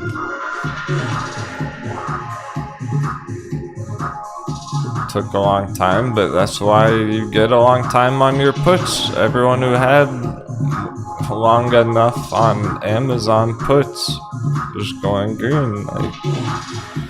But some people took a shot at that, only gave it a week or two, and it didn't work out. Or even a day or whatever. People who gave it a few months are still in it to win it. Amazon puts.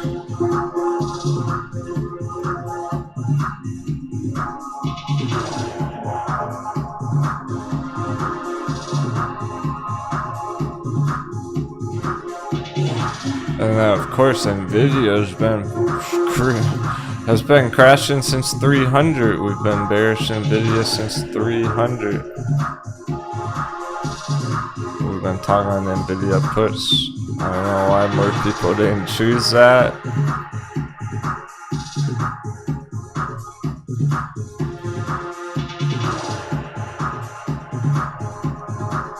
Always one of the best ones to go bearish on from 300. Complete now. So that's doomed. S&P's crashing. Is it? Is the crash.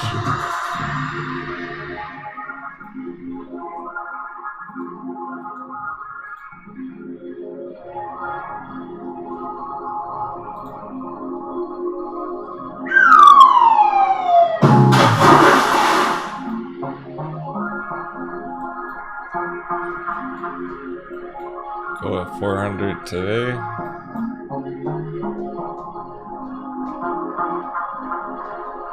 Close the week under 400. Start next week under 400.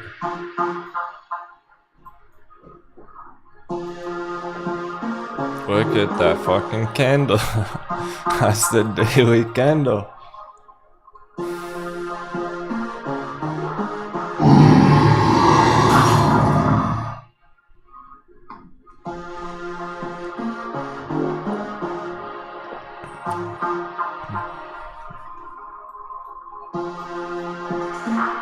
So anyone who FOMO'd in out there, like retail mainstream, or even those wannabe Wall Street bet traders, Bed Bath & Beyond, the levers, those Bed Bath & Beyond Moon Boys or whatever. Whoops. Ape Dong, whoops. Dogecoin, oh.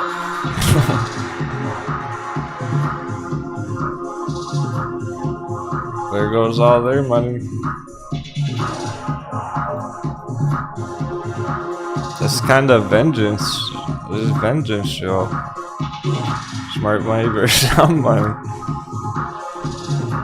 If you're ready for this on the charts, you should be okay.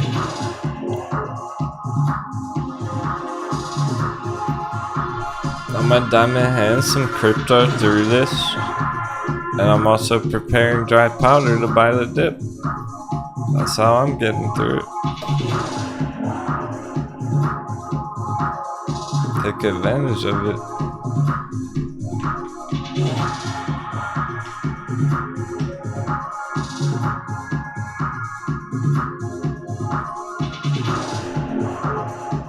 I haven't decided what one it's gonna be, and I probably won't decide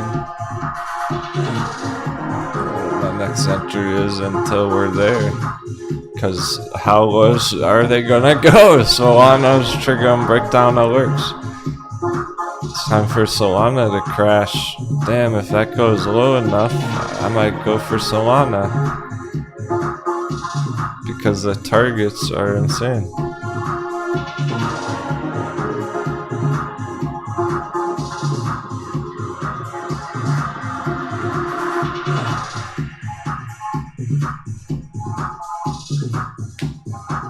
Solana,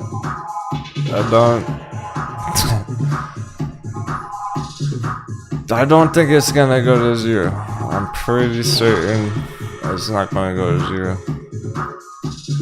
There have been a lot of kind of rug pull projects like that do go to zero. So I'm not gonna fucking buy it right there, but like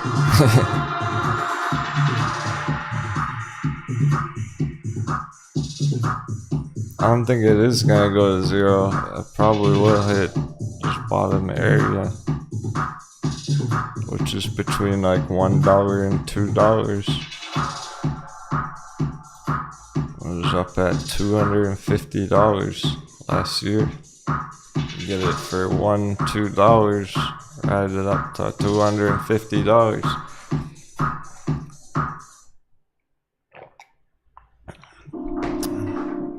Because if it doesn't go to zero, it's gonna hit a limit. It's gonna hit the bottom. And then start a new bubble, start a new growth cycle. But we gotta shake out all the dumb money who bought Solana last year. No offense to anyone who did that. They probably didn't know any better.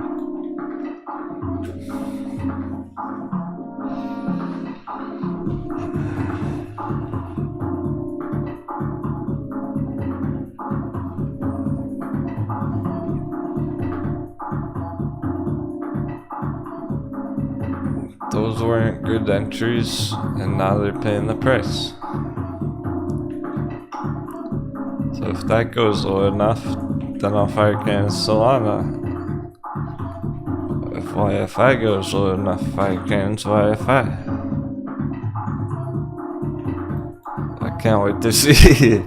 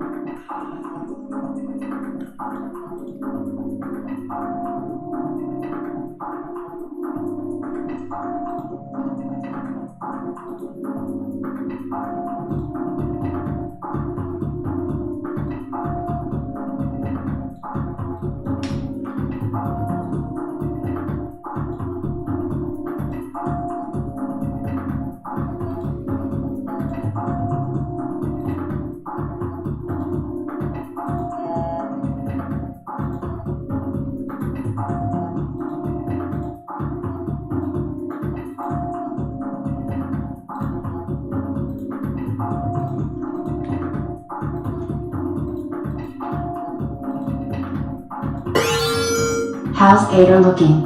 Thinking about getting another 10 $3 calls for Jan 23. Cheers, I'm Burnif. Oh wait, yeah, you're making lots of moves today, huh?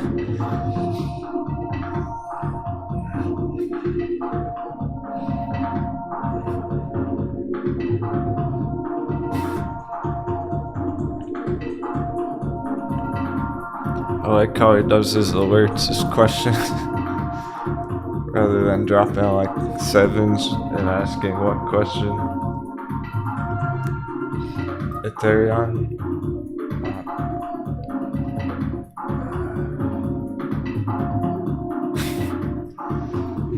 January.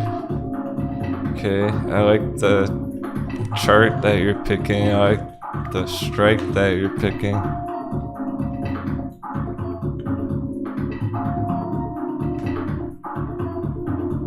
January next year.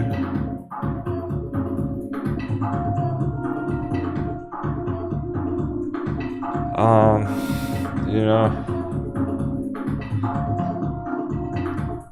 that's not the benefit of this one. And you said some more, getting another bunch of them, batch of them.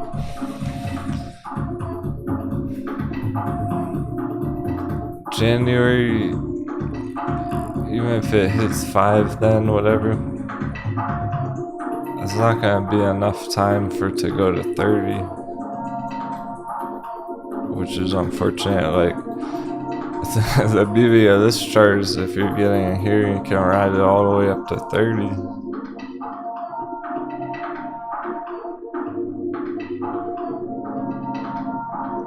So especially if you already have some of those shorter term ones, you might as well get longer out.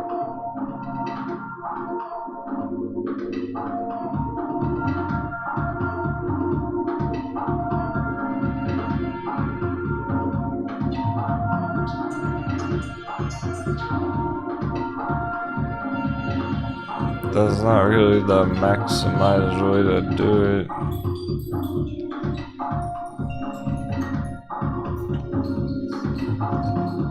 You want to be able to take advantage of the whole rally, not just one small move, but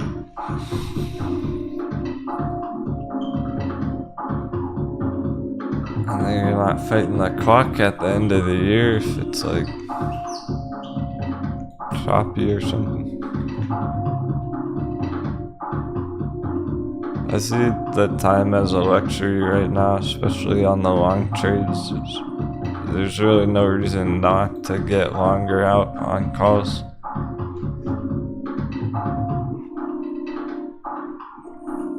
Because I don't like the risk of the timing right now of just the whole S&P smack down while that's happening. Is that gonna go up a lot by then throughout that? And the worst thing would be ending up like fighting the clock at the end in a couple of months, and then it goes up next year without you.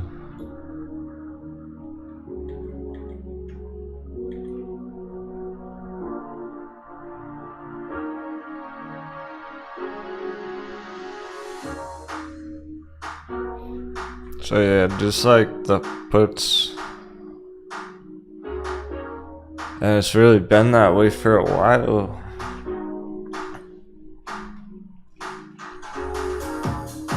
This whole last year, it's not been the best time to get like midterm contracts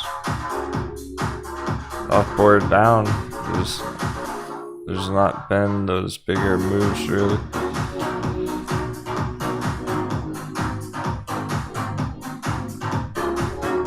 So it's like, okay, what's it sound? Pull up a boom chart here, just say S&P puts, SPY puts, whatever, any of them.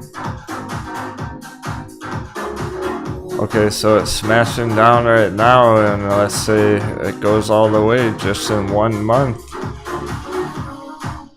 And you're like, I want to trade that, so I'm gonna get puts for 2 weeks out. And you ride it down for 2 weeks, and it makes it halfway, but like that's where your strike is. So it just hits break even. If that's where your strike is and you have a month on your dates and it keeps going, then you're in the money. Because you have enough time for it to go the whole move.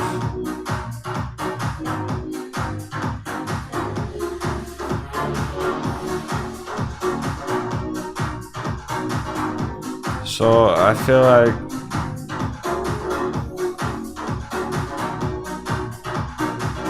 I've been hearing too short of times on a lot of people's contracts where it's not giving them enough time to even hit the full target.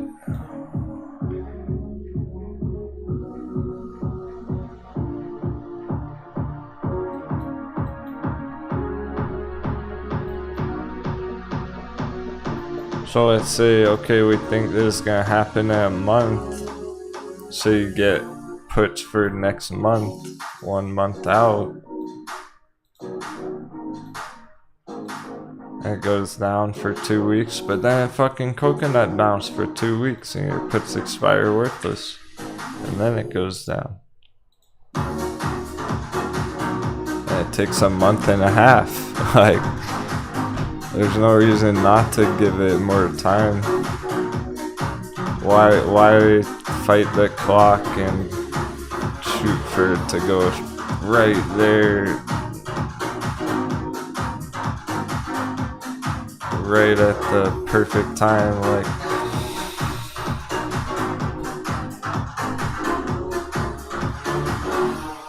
and then if you don't have much time, when it's getting a month or two later, your contracts aren't even going to be worth very much, because who's going to want to buy them if they don't have much time left? So you got to think about, are those contracts going to be attractive to somebody in the future? If you get like SPY puts for 3 months out, in 3 months from now, is somebody gonna want to buy that when there's no time left on them? No, they'll still be worthless in 3 months. Essentially, either way. Like,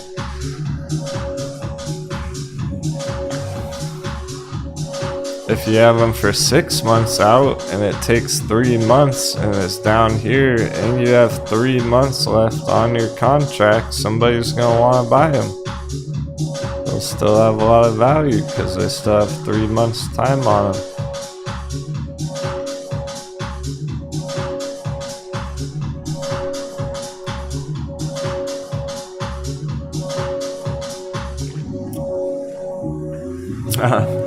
It goes, nice to finally see some action this week was lame.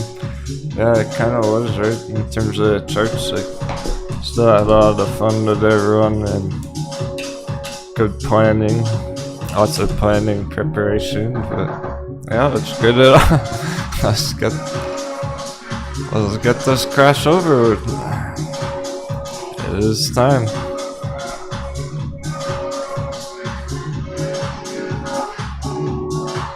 I want to see a whole 4% red day S&P today, get it down under 400, break the psychological boundaries, shatter the hope, shatter any hope out there of it going up. When it's under 400, and it just keeps plummeting next week.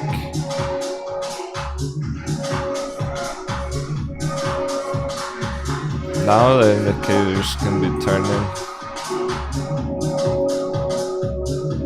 15 minutes spin there. 30 minutes there.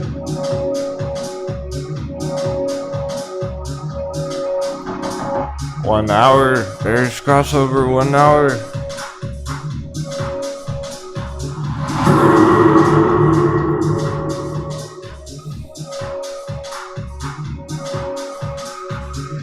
Two hour.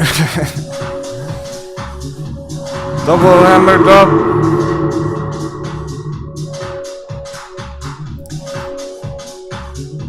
Yeah, that's what's fun about it. This the 4 hour been there a while.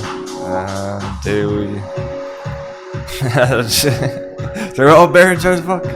So what's fun about this, because good, bad, or ugly, it's like, alright, let's get into the completion now. It's actually finishing with the market crash. And we just gotta get through it. Like, we've been waiting a long time for this. It's almost there. There's a part where it really goes straight down, wipes out retail.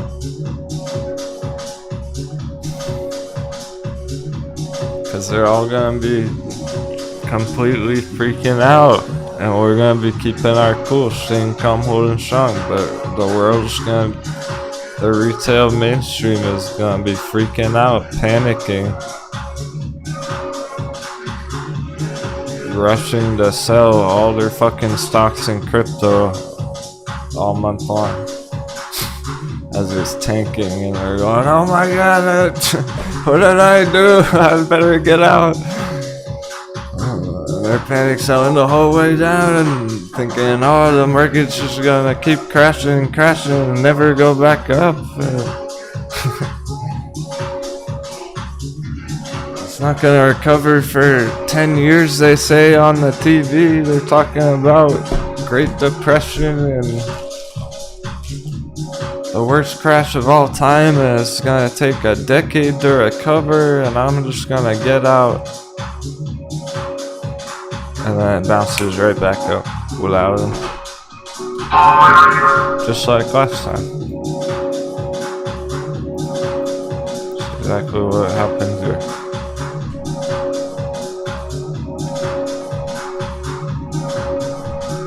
There we go. Oh shit, I bought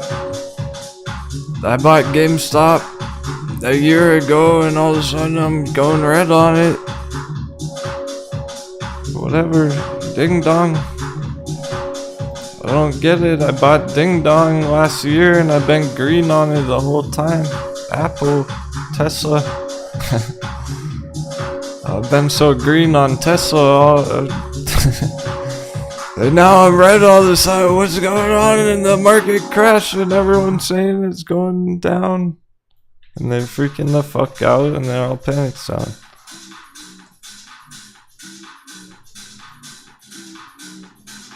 Because they're gonna think, when it's down here, right? They're gonna think, it's gonna keep going.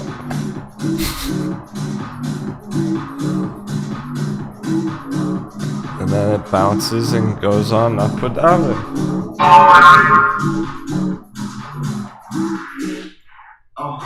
The other side of it is people out there who are waiting for that, being like, I know this is gonna happen, I can't wait to get in those blue chip stocks and stuff, those blue chip cryptos.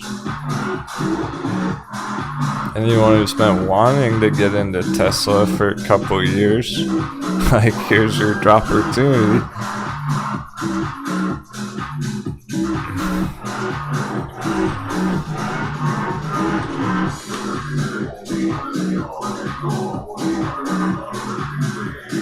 Hasn't been a good entry the whole way, and that's the point. Like, anyone who bought it here, like a whole year ago, 2 years ago, and they've been green on it that whole way for a long time, and they're thinking it's all safe and it's never gonna crash.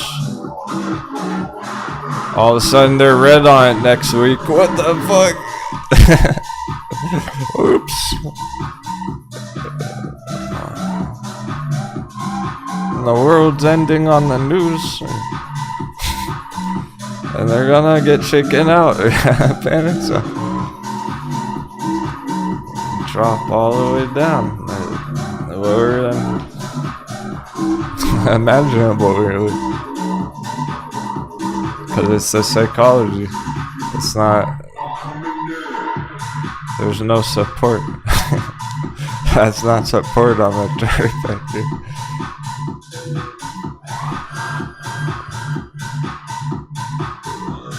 No, just wait till people who bought it back here go red too. Oh. I was talking about people who bought it up here going red. Wait till those guys go red on it all of a sudden.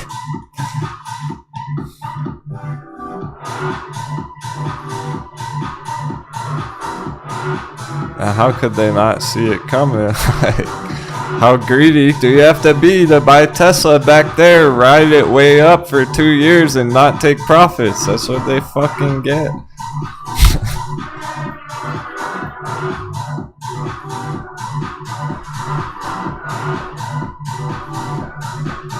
So it's inevitable. It's a prophecy. It's gonna dunk all the way down to the bottom area. Probably closer to here.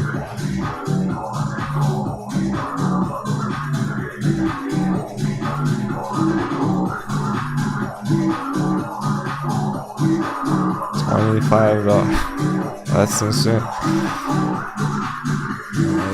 It's like lower than imaginable. Like, it's hard to even imagine it going that low. This is our original target.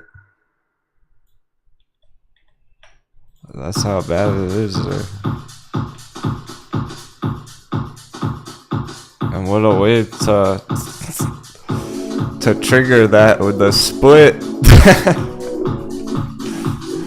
The split. We've seen that before. We've been there, done that.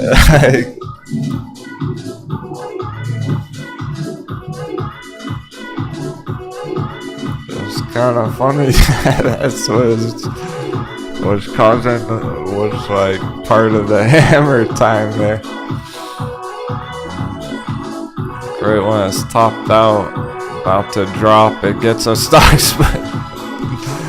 I don't do it. We know how that goes. It's like Bitcoin's still falling a lot. Yeah.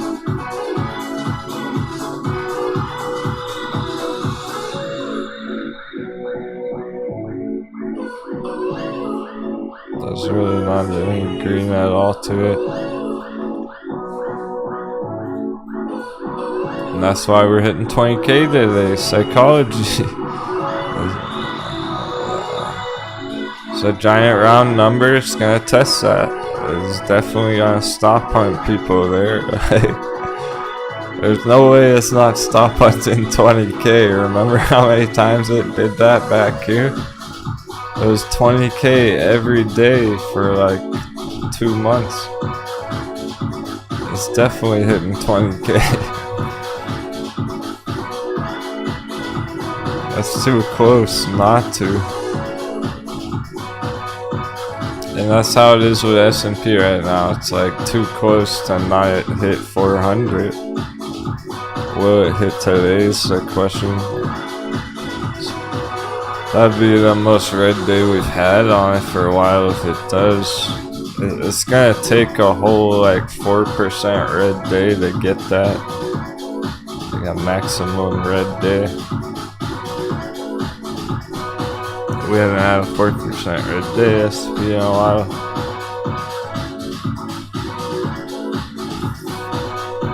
It is right in the middle. As in the middle of the day, we still got 3 hours.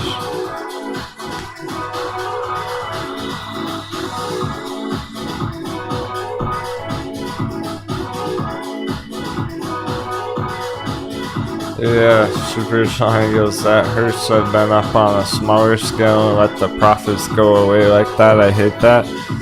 I know it's true, cause like, hey Corey, you're funny too. I saw you doing that the other day. So I had to take a break from shit talking on Twitter to say hi.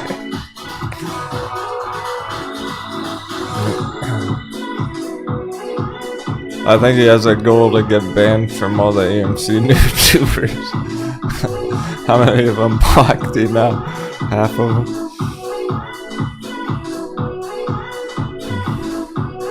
TAO holding up 595, 10%. That's impressive.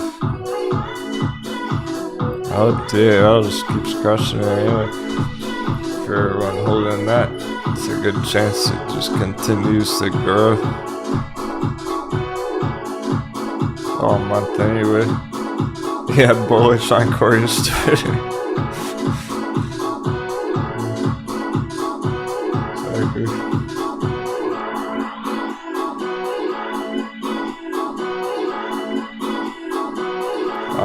Yeah, I know that's happening on Tesla, like specifically that.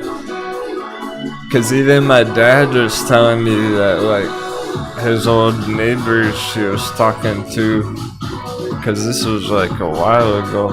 This was when it was at $1,000 at the tippy top. He's telling me one of the neighbors like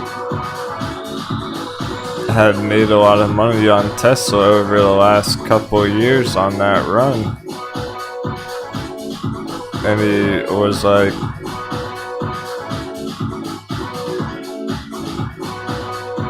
just gonna keep holding it for some reason and not take profits on it, apparently. Was what I heard.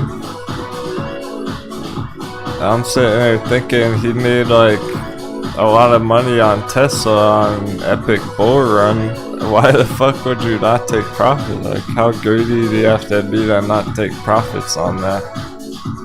And that's why it is inevitable, because people like that are gonna get wiped out and panic sell and lose it. Lose all those profits that they didn't lock in. Because guess what? Elon Musk locked in his profit. If you don't take profits, somebody else will. All the billionaires are cashing out on that shit. They're taking profits on it. Yeah, exactly. My dad's neighbor is a coconut, basically. Yeah. Because he knows nothing about the markets and he just like bought Tesla at the right time, made money on it, and now he won't sell it because he fell in love with it. And I bet he's gonna sell it when it drops 50%. He'll sell it at the bottom. So I know that's like the reality. That's what real life is happening with the humans, with the people behind the trade. A bunch of coconuts made money holding it up last year or buying it up, and now there's no money to be made on it and they're gonna lose money on it, and they can't take the heat. They're not gonna understand. They're not ready for that.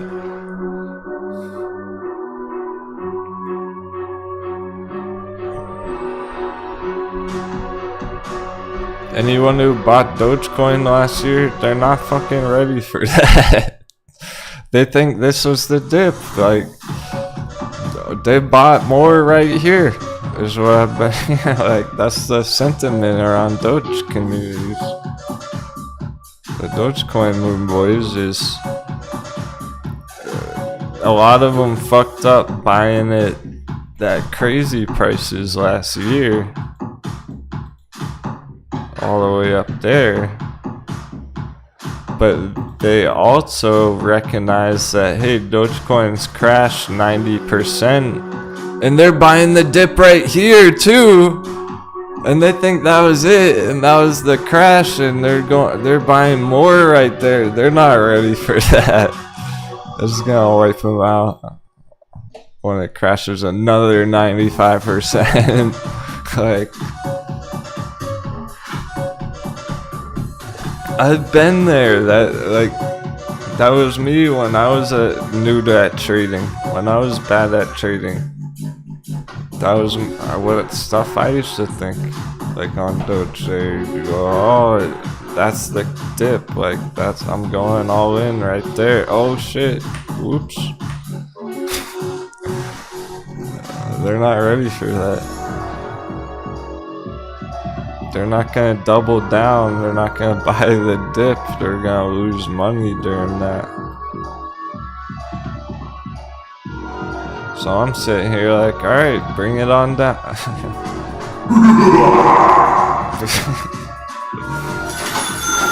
Bring it on down. Cause I'm ready, I'll buy the dip. Like, it's just how the mindset of a new trader is. They think market crash is over for some reason. I don't even get where that's coming from, why they think that at all. I'm sure you guys have heard that. There's talks of, oh, the market crash already over. Yeah, right. As a mindset, a new trader, it goes green for a month and they think market crash is over. It crashes down here and then they panic sell because they think it's going to go even lower. That's how you stay 7 steps ahead of the markets. Happy trading, happy Friday. 777. What an end to the week. We're gonna have a smoke break. Thanks, everyone. Good job. Great job, pirates. We're gonna get one last pillaging. Steal some more treasure, and then we're heading to the moon base.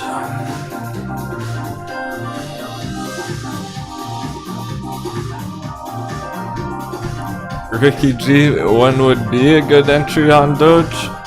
I'm not touching it unless I see it at or underneath 1 penny. I want to see it under 1 penny there.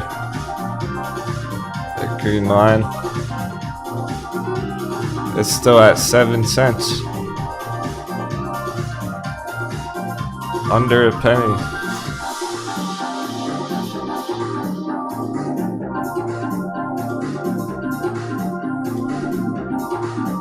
It was at 77 cents last year, and we're gonna catch it at 1 penny, 1 cent. Go ride it all the way back up.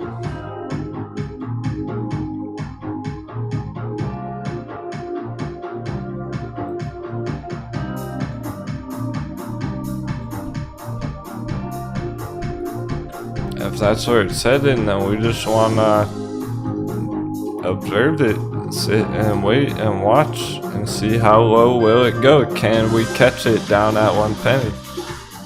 Will it go that low? T-Flyer said, fuck it, I'll buy Doge for under a penny. Yeah, I would probably get some too. Just scoop up a little bit of everything at that price. A little Doge, a little Solana, maybe some Cardanos.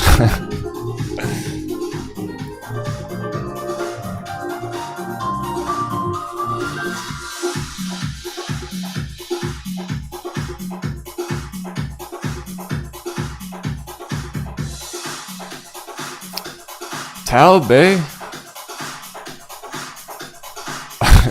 Still pushing $6 TAL. Wow. Maybe Xi Jinping as his name, right? Oh shit. Maybe he bought TAL.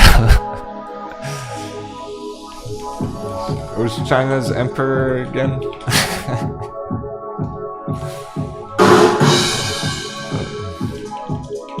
China's president. Xi Jinping, yeah.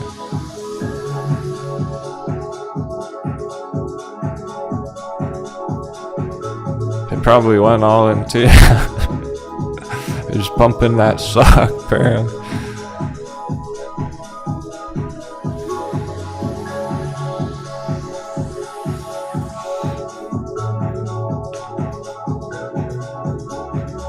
Oh, and Metten's next. I can feel it. I can't wait for that Metten surprise one day. One day Metten's gonna shock the world.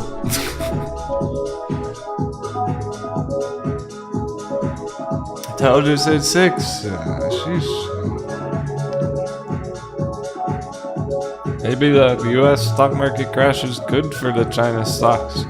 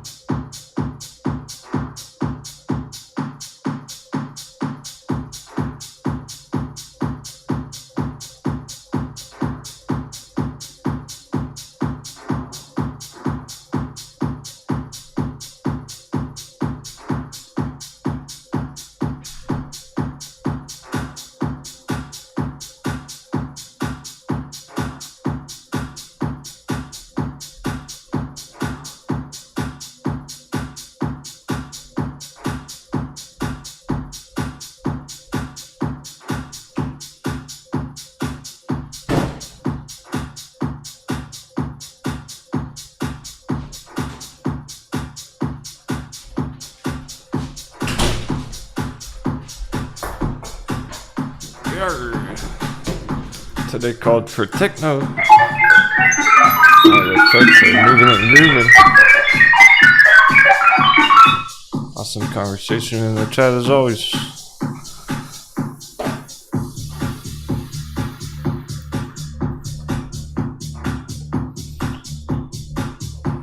Ocean Goose never traded contracts before. Wondering about, do people like trading calls more? Do they like puts? Feels like maybe he's missing out on another way to make money. Well, people go for the push because it's the easiest way to trade a chart down. When you're bullish on something, you can just buy the shares.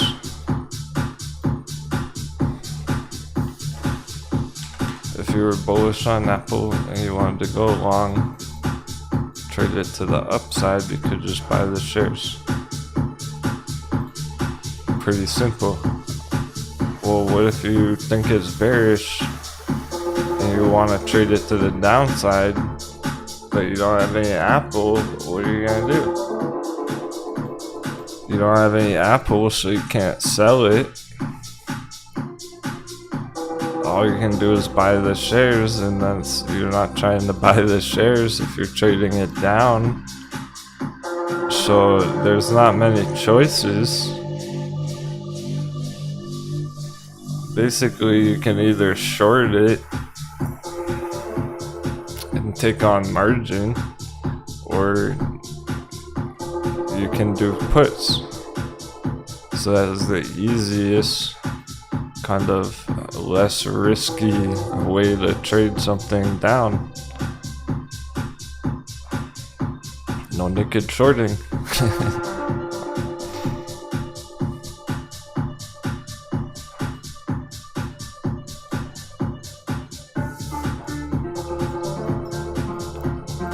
So all those people you're hearing in the chat doing Apple puts, like, they don't own any Apple shares. They can't sell Apple.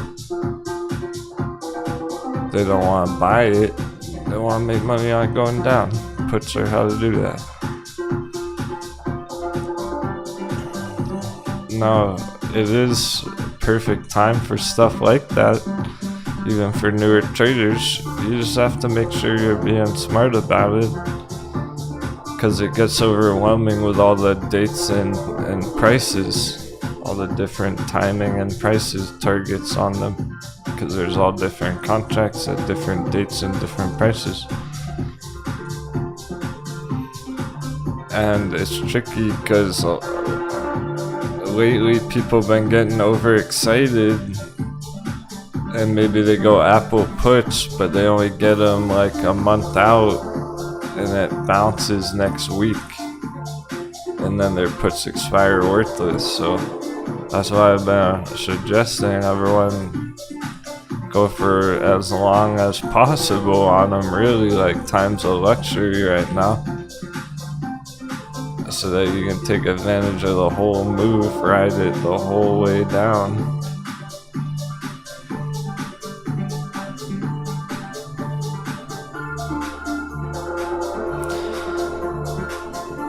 Someone went for, and like, this is one example of it, but this happened over and over again for the past couple months to people, and that's Captain, that guy pointed out what not to do, things to be careful of. Someone went for Apple puts, and they have till today to drop down lower, and they're fighting the clock. It's right on going to the bell. Swabby said he has 3 months. He's not sure if it's enough time. Well, it's enough time to get movement on it, to head down on it, but will it hit $50? Like, will it hit the bottom by then, all the way down? And is it gonna take the whole 3 months to do it? So it's like, instead of 3 months, 6 months is better. let's say it did take 3 months, but then you still have 3 months on your put, so they still have a lot of value. So the hardest part, newer traders, options, they're just not giving it enough time. They're picking the right charts. They're picking reasonable targets, but they're not giving enough time.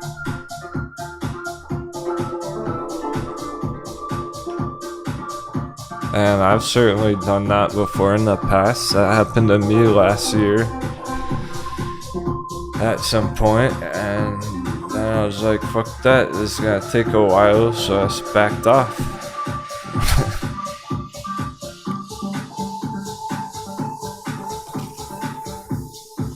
I haven't been fucking around with options much since, but this entry, like those entries on Apple right there and stuff, those are perfect where it makes me want to. So it is that. You don't even need much experience or anything. It's not that scary. You can take advantage of it.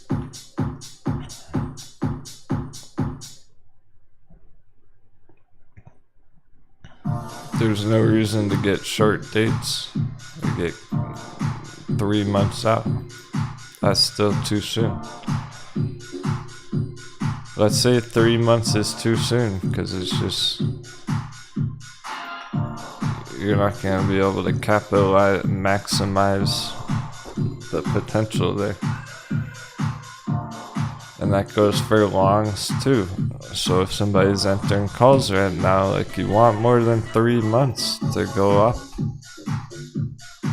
If those bull charts are gonna go up all year long, but you just have calls for 3 months, you're not gonna capitalize on the whole move. So if you're getting like ride calls, but you're only getting a few months out, why? Because you're gonna miss the whole rally next year. Like, there's no reason to get them short term, mid term. The longer the better. You can ride it the whole way up all year long.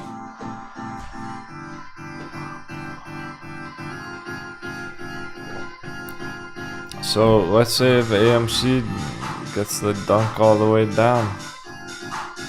It's our old chart. I really don't want to delete this chart. It's like a relic. Let's go to the German market.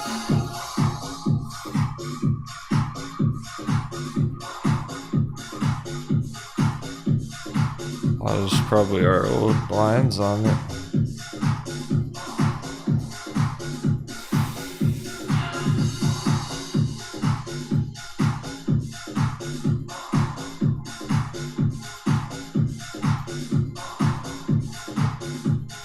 Using it to illustrate.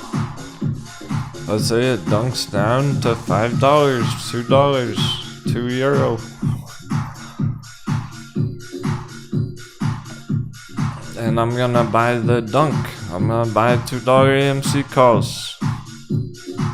Well, what the fuck? I'm not gonna get them for 3 months out.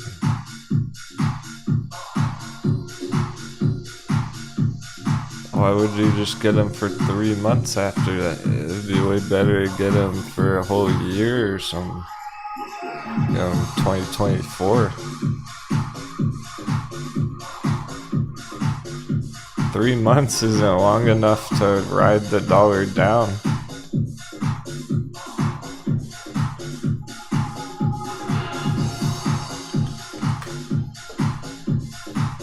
That's not long enough to ride this down. Not gonna get all the way down in 3 months. Be like here.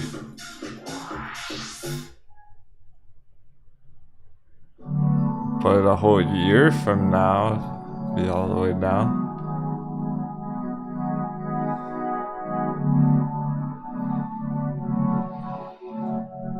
Which has made me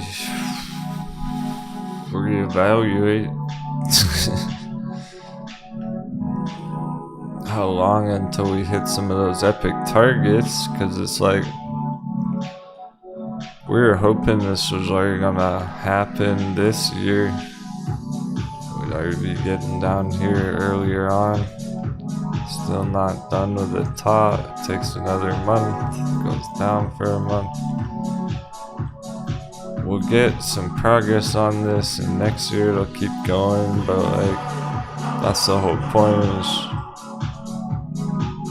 it's gonna be like a whole year-long, 2-year-long bull run after this. And we want to take advantage of that. We want to ride that up the whole time, the whole 2 years.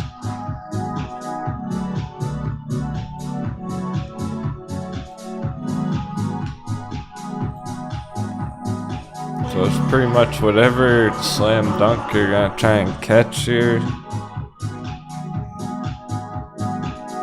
Those are things that I might want to keep holding for a couple years.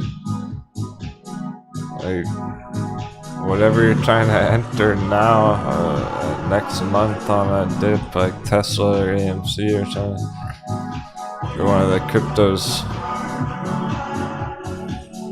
Dogecoins, kind of like be ready to hold that for 2 years, riding it up. Not just 3 months.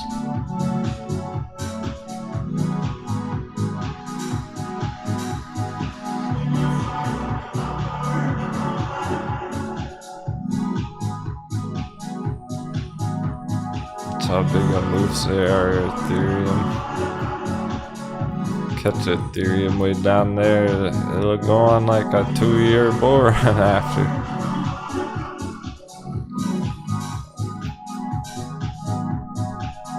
We wanna be able to ride them up that whole way.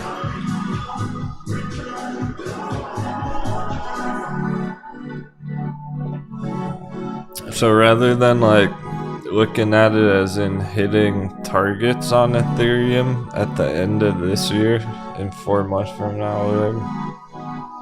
What month is it again?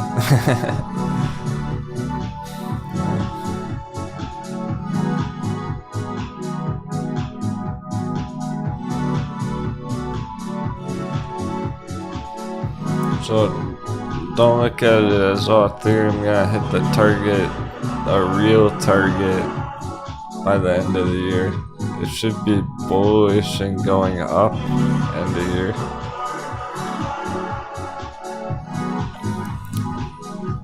But it's really more we catch this last pillage now, and then we're heading up into end of year, and then we riding it up all year next year, 2023. Huge bull run.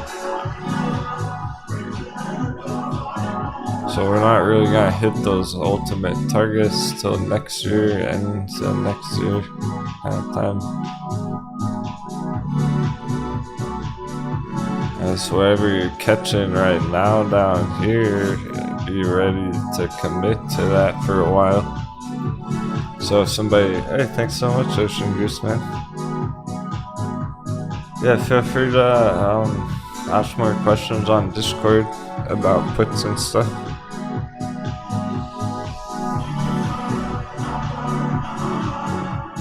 Or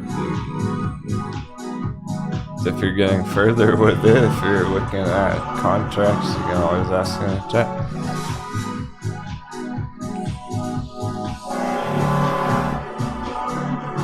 Now's the perfect chance for that, but it's like, there goes the train this. You even wait a week and it's too late Apple puts. I seriously wanted to go for it, but pondering it, I was thinking the whole time all week, like, if it stays there, next week I'll fire some cannons at it. So they're going fast. It's great timing now. It can get sketchy in a week or a couple of weeks if you're trying to do it then. It's bouncy or something.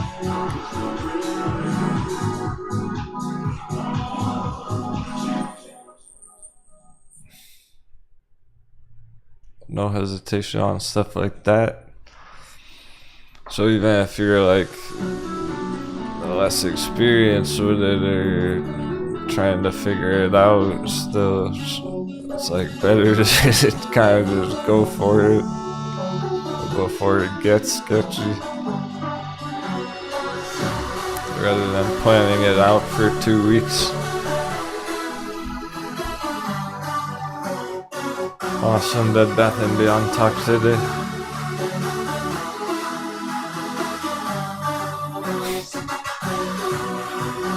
Yeah, Hornet for sure.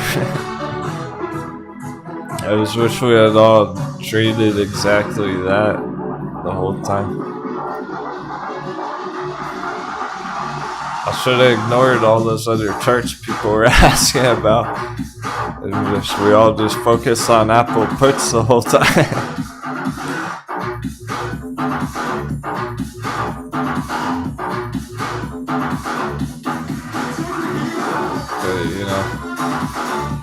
It's kind of pick or poison. Everyone's going for something slightly different.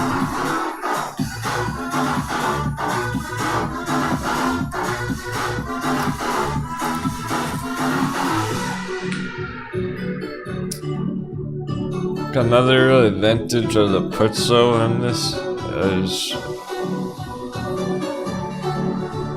riding it down, but then if you're pulling out good profits on it in a couple months at the end of it, there will be other hot bevies that you can pillage with that.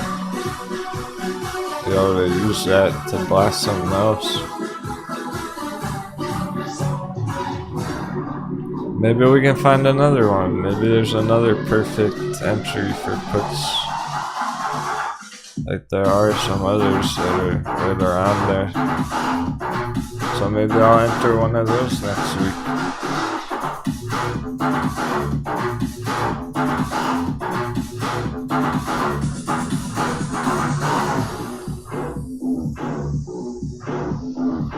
It says this shit is epic. Then we'll call those moves from months ago.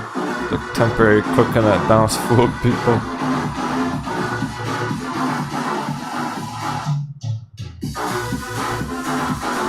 It seems like we should have been focusing more on preparing for those puts, really, honestly. Now it's starting to play out. We're definitely keeping up with them.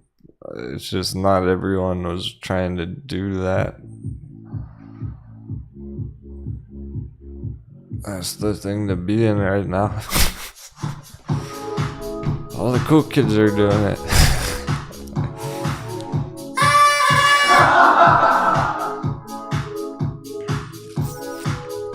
The inverse charts are great too, though. I can't discredit SQQQ or DRV bearish real estate.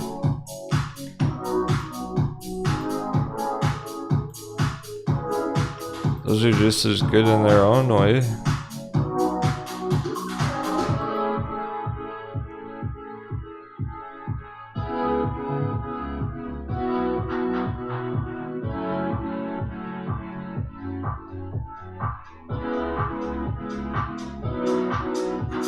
Is there anything to get calls on? It's the real question. And not really, only longer term. So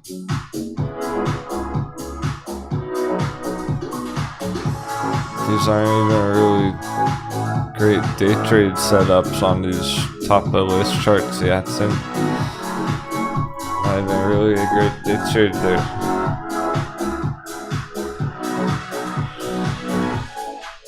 Those are all holds from months ago.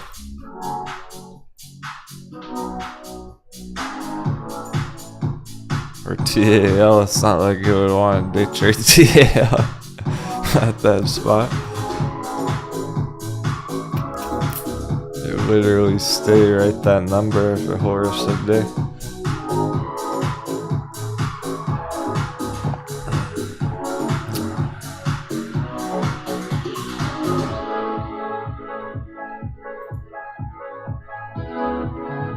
It's like dollars kept going up even further the whole time.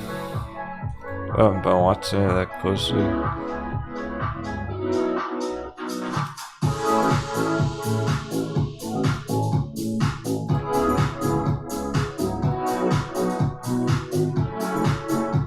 $109 almost. It's almost 109 though, so we're pretty close to 110 already.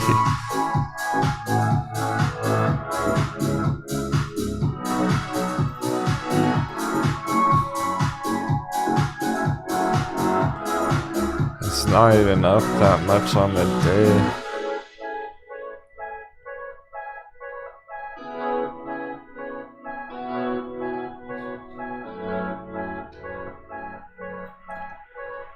Just gonna keep going all day. What, 2.5 hours? S&P looking like it's gonna keep dropping all day. It's not stopping with the dropping. We're going to 400.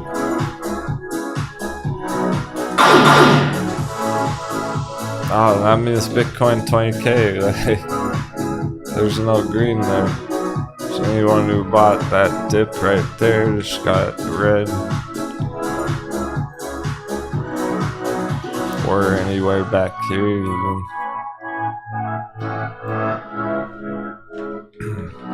That's why I didn't go entries there.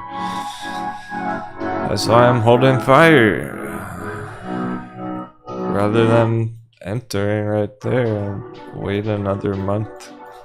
Get it down there.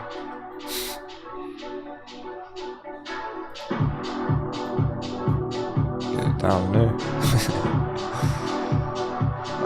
It's looking right under 10k. Look at the flash crash back there. 8,500. That's probably our number. It's something to that. What the fuck?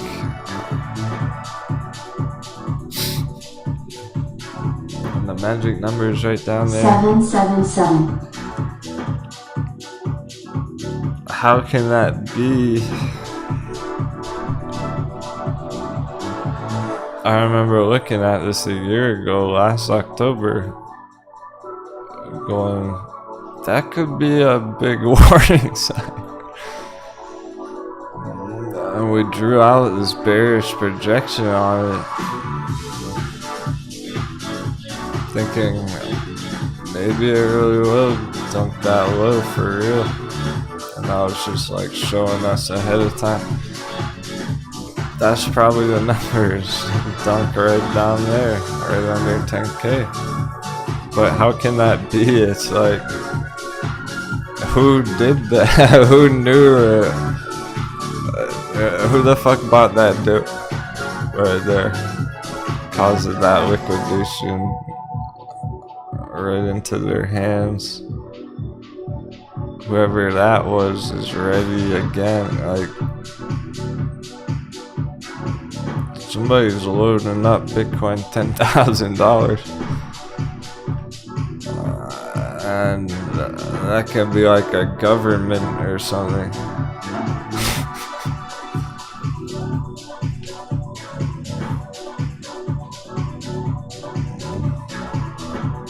Now I'm gonna get assassinated. I guess you know what happened at Captain if I don't show up on Monday.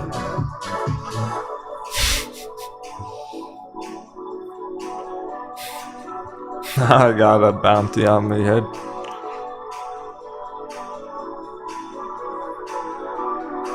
The YouTube algorithm's kicking.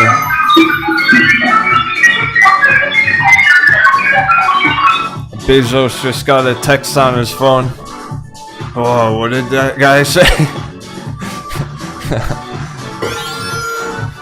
What did Captain Denwo say? 777 patients since the day. Woo! Let's fucking go! Oh, that's coming back on. Yeah. Or hey. Wow, thanks a lot, man. Some super settings.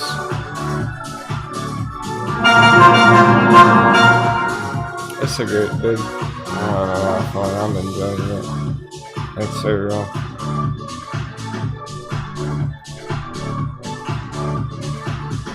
We got into it as a team. Hey, that makes it worth it. Appreciate you supporting the show big time. Cause the markets aren't gonna do it right now.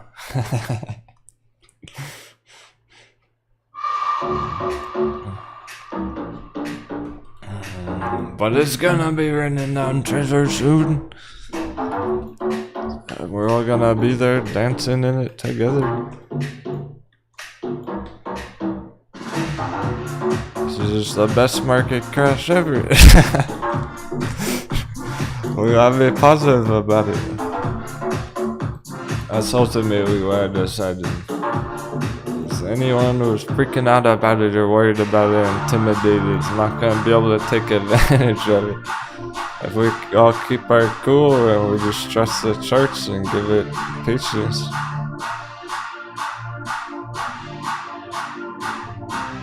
We can play it perfectly. And be the biggest trade of your life.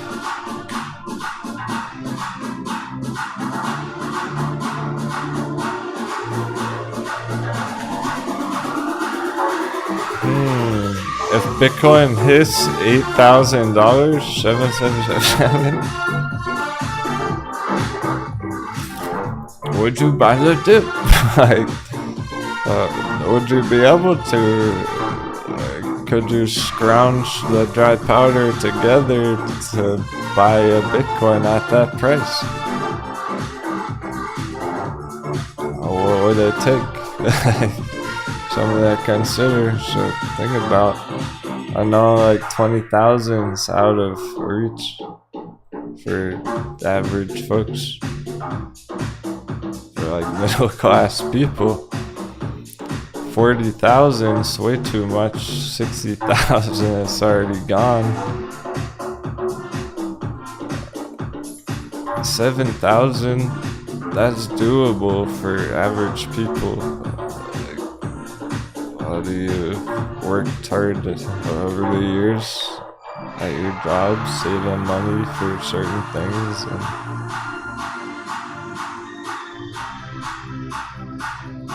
and maybe you have that kind of dry powder somewhere stashed away, or some kind of asset like a boat. I know there's one or two of you have like a boat. You could potentially sell it to get some dry powder.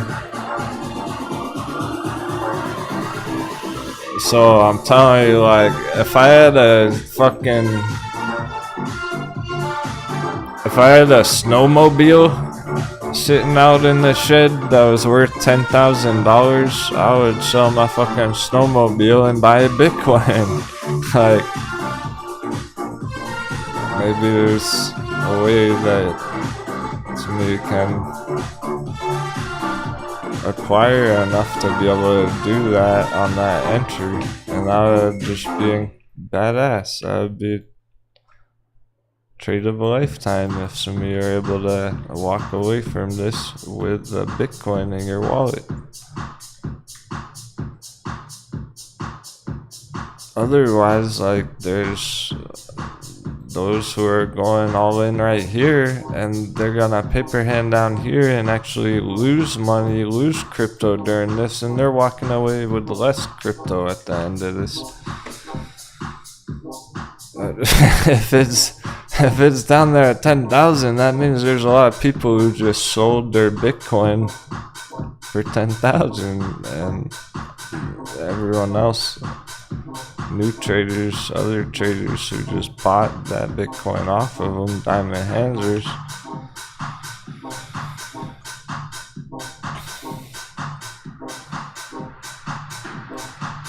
S&P breaking down even more.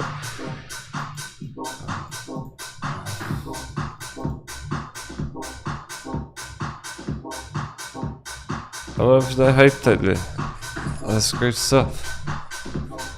Okay, it was kind of an awkward weak on the charts. There wasn't that many tradable opportunities. There wasn't that many moves to even make or things to even watch popping off.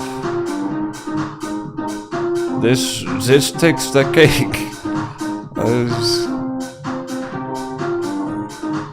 None of that even matters anymore compared to what's happening right now. Matrix.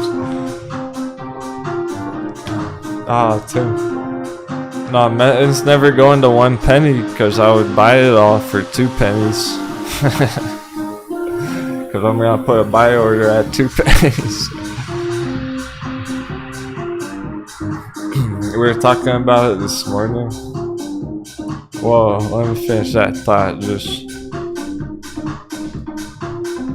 And big ups to Jeff again. Supporting the show. Crazy times. It's been tough to put on a fucking good live show during when there's no action. But we got the hype back. We got the headline. We got the action.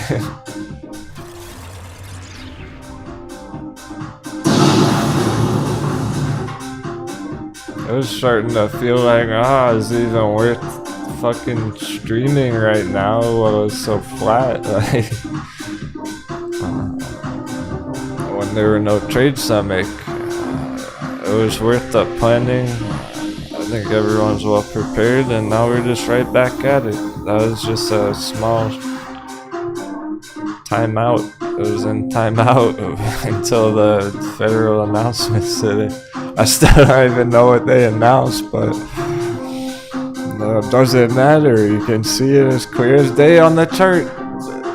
Whatever the fuck he said, the chart.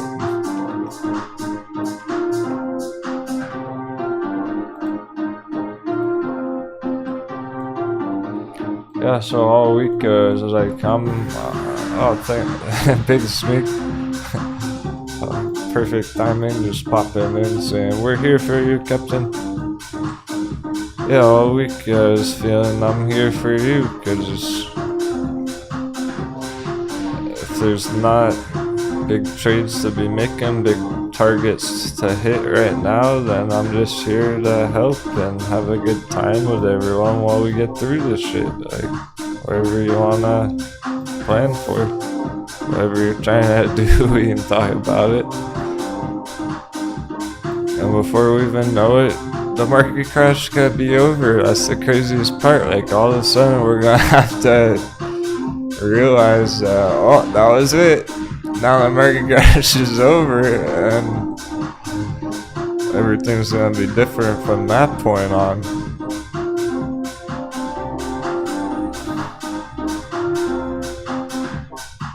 I'm just glad we're getting close to the conclusion, and I'm sure all of you have made it this far. You're gonna make it now.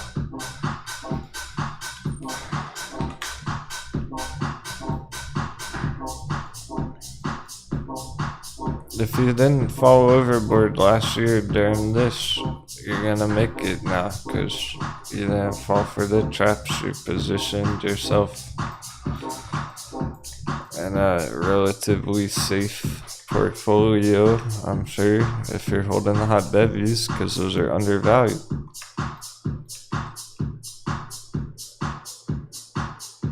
Overvalued charts are doomed.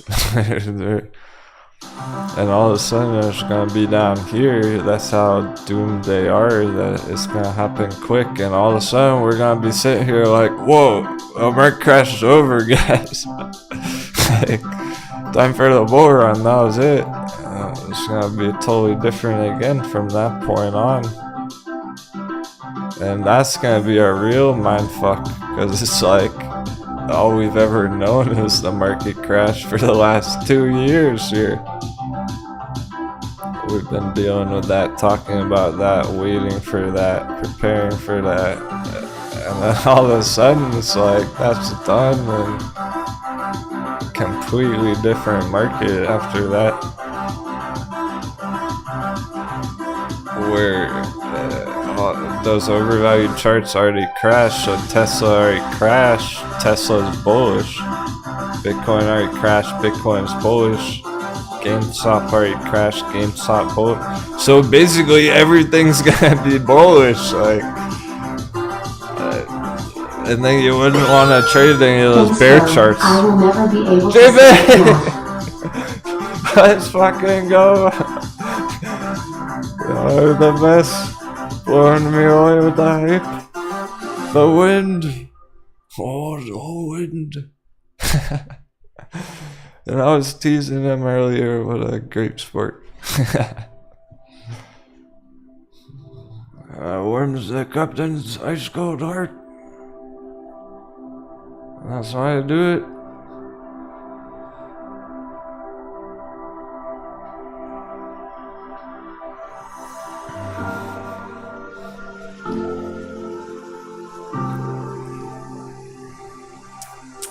He's up 16 grand on the day. Is that all Apple put? What a savage. Damn, yeah, on the day. 10 more days of that, it'll be up 160 grand. Let's see where that goes in 10 days from now.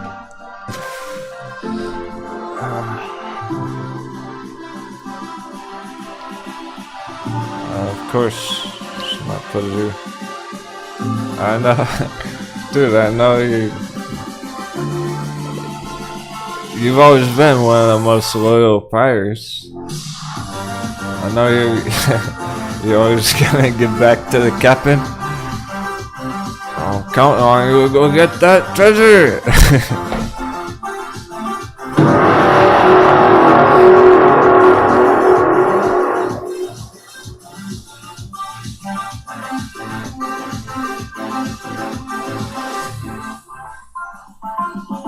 That's the beauty of it. As long as you guys are winning, I'm winning.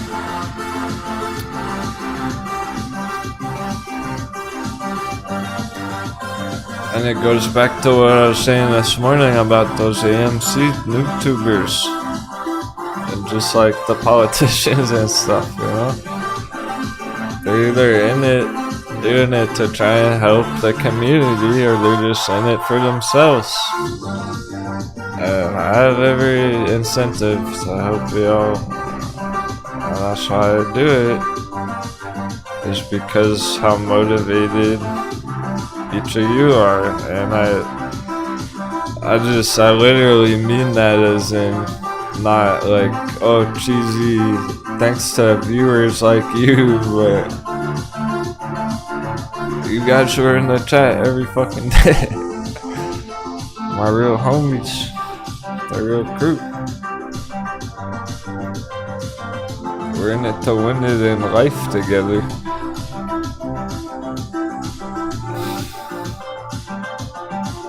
We're gonna conquer not just the markets, but the world.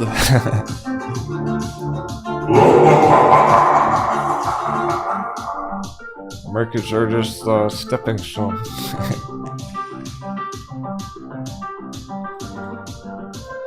One day we'll be trading yachts. Yeah, the yacht market is crashing, and we'll buy some cheap yachts and we'll flip them.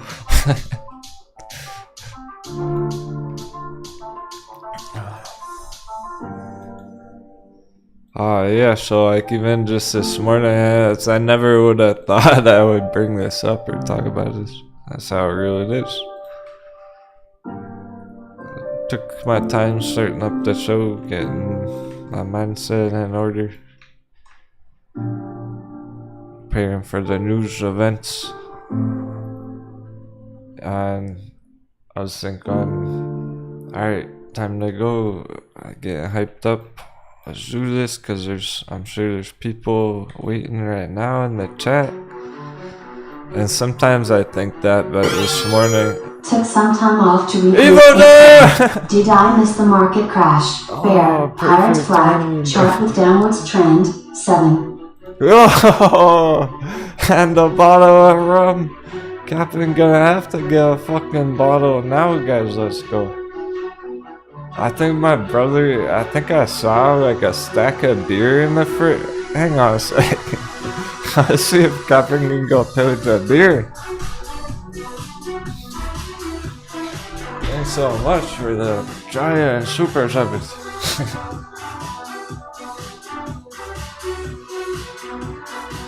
Speaking of the real homies, right on time. It's perfect, bro. I'm thinking about you with Hershey's and all this.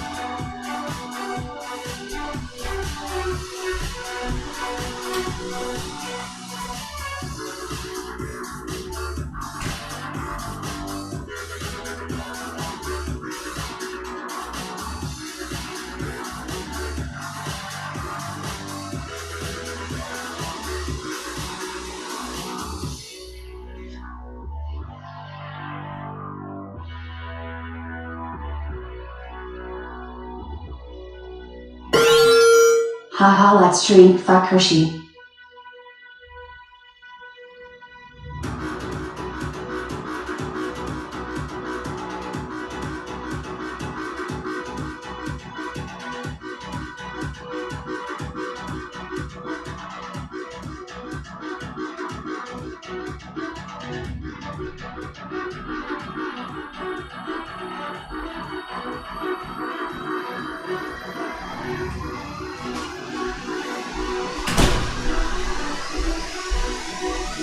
Oh, yeah. We got enough hot bevies. Time for a cold bevy. Thanks again, ETHEREUM, man. That's awesome. He hasn't popped in what? A couple months, it feels like. Cheers, my friends. We got a cold snack.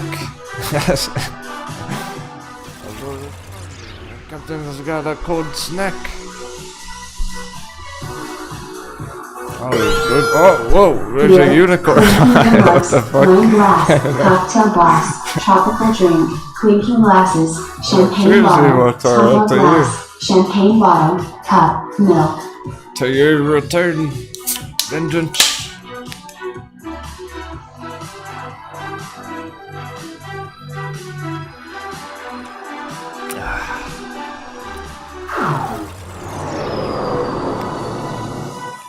Okay, feel engaged. Oh, it makes it strong.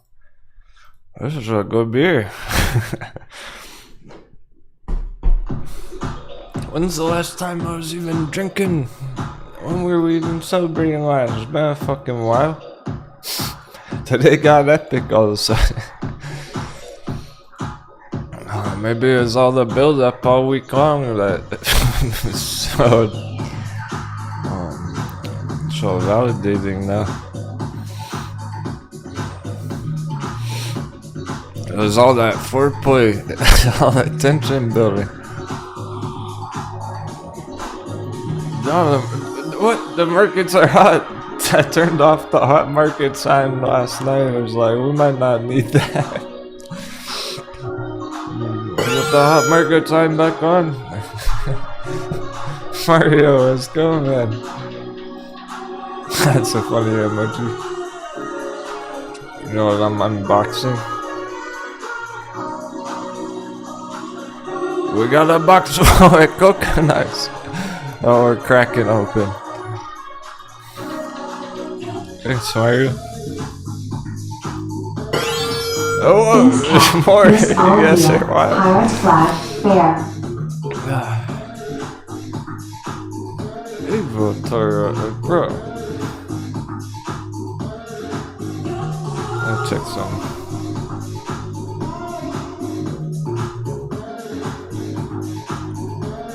Okay, great. Yeah, you're still on Discord. Hi, Roller. Level up.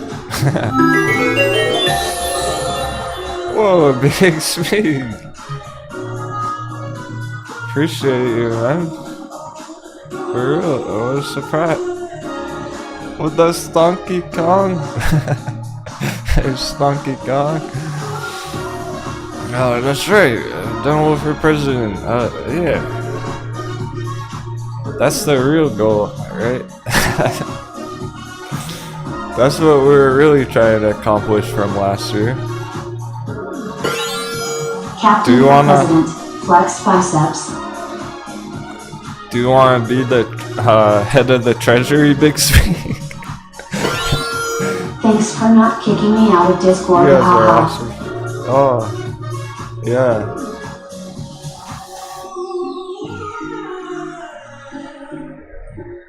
Big Smeek, the cube can be head of treasury. He can press the money printer when I'm president. Big Smeek, quick! The dollar!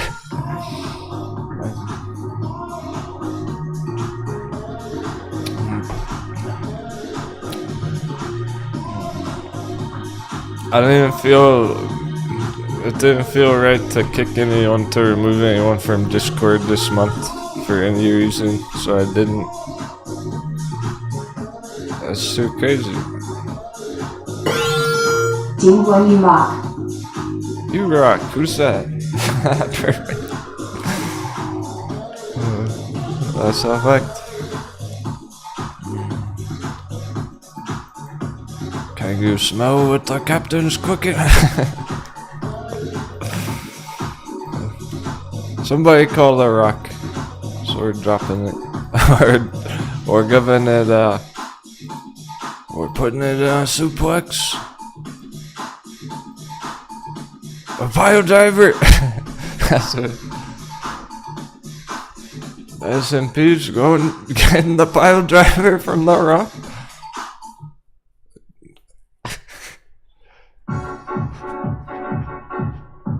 Real talk. Real talk. Yeah, true, we're gonna need some security once I'm president.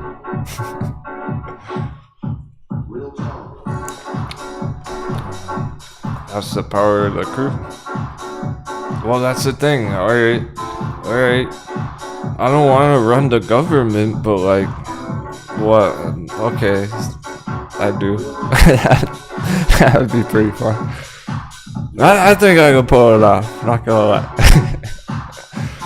I think I got what it takes to be president. Next round is on you. I know I got what it takes to be president. Get out of here, choose my friend. That's perfect. Thanks for selfish, because my brother's totally gonna notice this nice fancy beer that he got missing in the fridge. And I actually put a couple of dollars in there. I took like $4 out of my wallet and put it in the fridge where the empty beer was. So if he sees it, he'll at least find the money and be like, oh, okay. Well, Denwo paid for the beer, so that makes it less painful that I stole it from. So if I get another, I'll put some more money. He's gonna come back from lunch, open the fridge, and just all his money falls out. All his beer's gone. It's like, what the fuck? Where'd my beer go? What's all his money doing in the fridge? Captain just smashed. I'm rolling around in the backyard in the grass. He wouldn't even be mad if that was the case. She would understand. Like, oh, Denwo had a good day.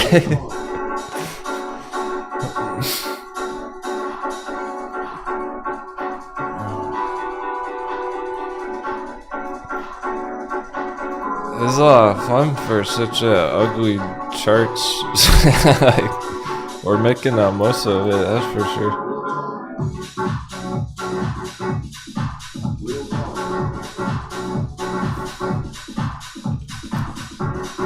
2 hours.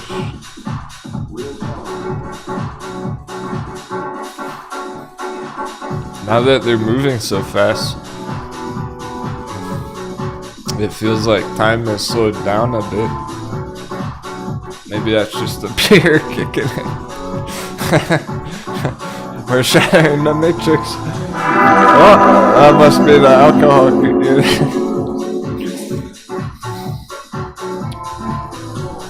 The sundial's amplified.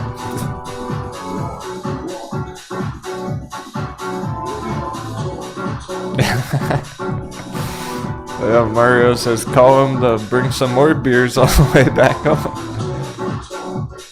Yeah, at this point, this would be the best time to have an all-night crypto stream. To get that flash crash there. Oh, nice, dude, Evo Toro, that's perfect. He made 900% Bed Bath & Beyond puts. Ricky G says bring Denbro on stream. Someday I probably will, like, but well, first of all, he has no interest in it, really. He would have nothing to say, so he wouldn't really want to at this point. But I thought about it before. He would be a good person to do an interview with, because he's casual about the markets, so he has the funniest responses about stuff. Like, I haven't told him about Ape Dong yet. I can't wait to tell him about Ape Dong and see what he says about that. He's gonna be like, you gotta be fucking kidding me, there's a bunch of dumbasses going along on Ape Dong. That's the stupidest shit I've ever heard. It'll be hilarious.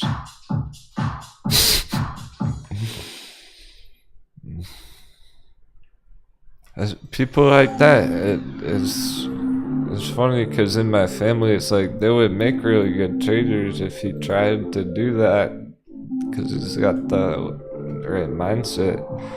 So would my mom, but of course she would never do that.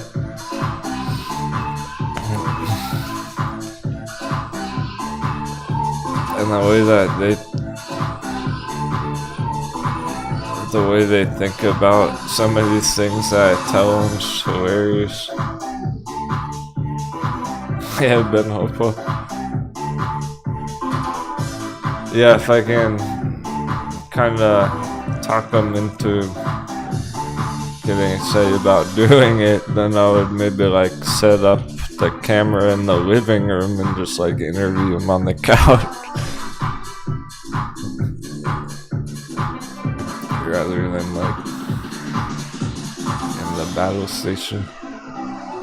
It should be a whole separate video or something. That's all.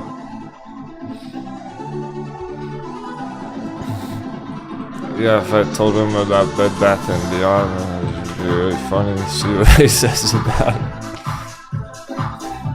Like, people are YOLOing all in Bed Bath & Beyond. He'd be like, what? That company hasn't been open. That company's been going out of business for 10 years.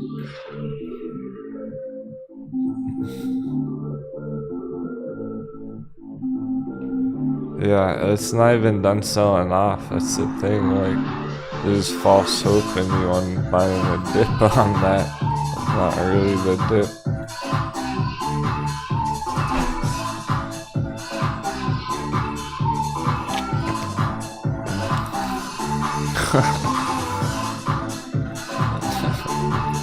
Matrix, you take that day off work. It's like Matrix called in sick. He's Tomas's workmate, his colleague. He goes, Matrix, come to work.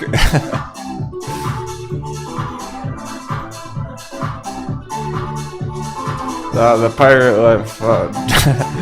Tomas, I think you can forgive him on a day like this. You're just jealous that you're not home. He goes, I'm busy. Bring me my check.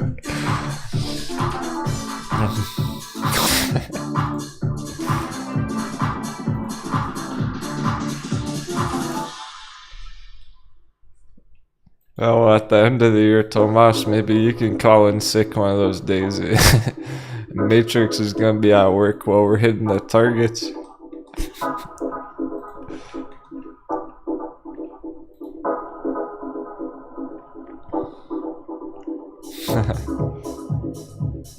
corporate man is going to work so he can get some tips to buy the dips. Stacking that green while you're stacking that green. I told somebody random that in real life who was like, oh, it's just same old shit another day at work or whatever. Like, yeah, stacking that green while you're stacking that green. He's like, oh, that's the coolest thing I've ever heard.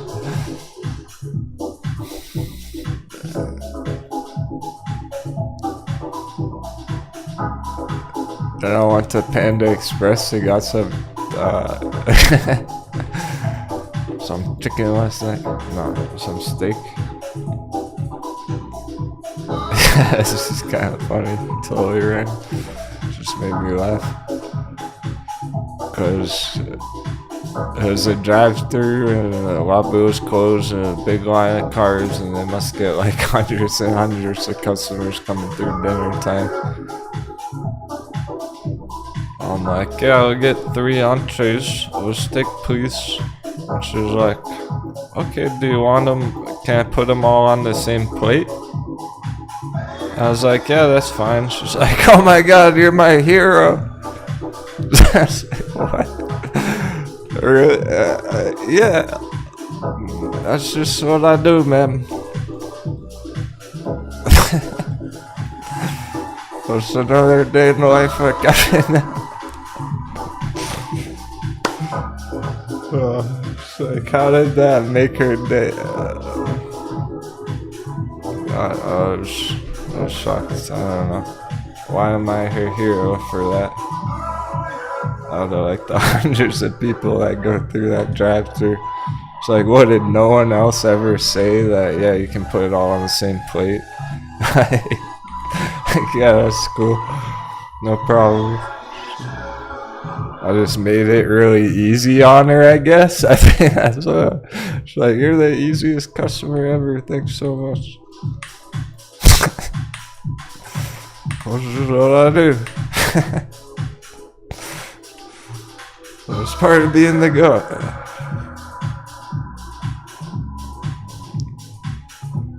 Lots of funny interactions like that with people. I'm like, why would you say that to me at all people is what I wonder frequently.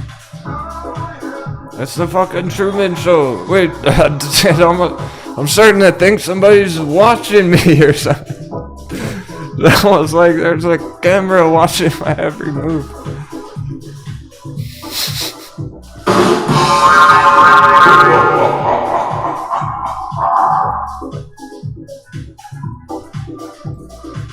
I'm just gonna start real life streaming.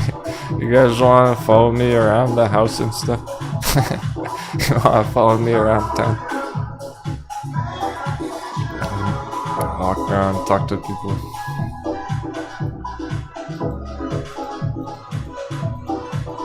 I tend to have some pretty crazy interactions.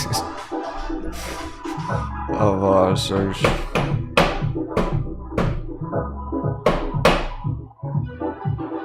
They're usually pretty crazy, not necessarily good, not necessarily bad. Lots of them are funny. I like to laugh at past experiences.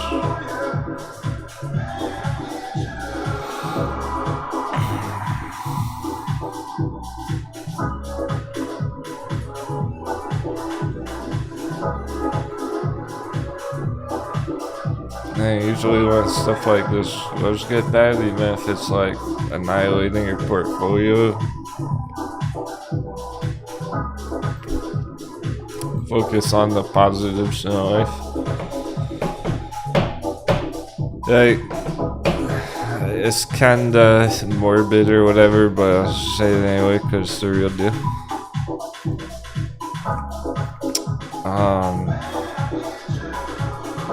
Like whenever a trade doesn't work out for me or something, I think, oh, like the markets didn't do what I wanted, or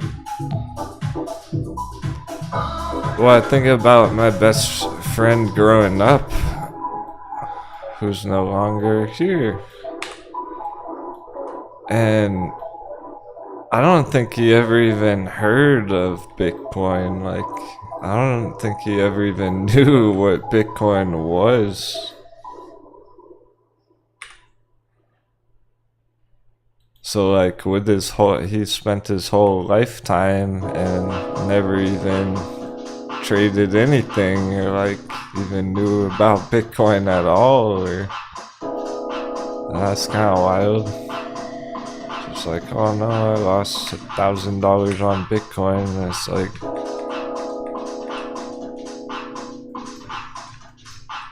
my friend lived his whole life and never even, before Bitcoin was ever even popular, like, so it's kinda,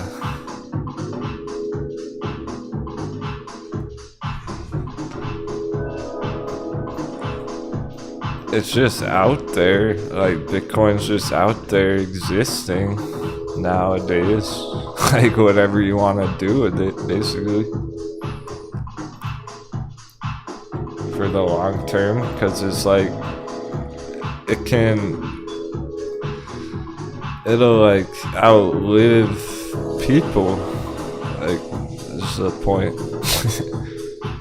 So I guess it's maybe you can fuck up on day trade or something, but if you understand like crypto's gonna outlive us, you can always have that like long-term growth capability there, I guess. So it's no matter how red it gets here, there's still always going to be so much potential after that over the next few years, over the next decade, over the next century. Like, for some reason, I guess that just helps me put it in a more like realistic point of view. Like, some people will go their whole life of never even trading any Bitcoin or never touching it ever. And you can take advantage by the dip, or if you're just holding any crypto at all, like you're already ahead of the game. And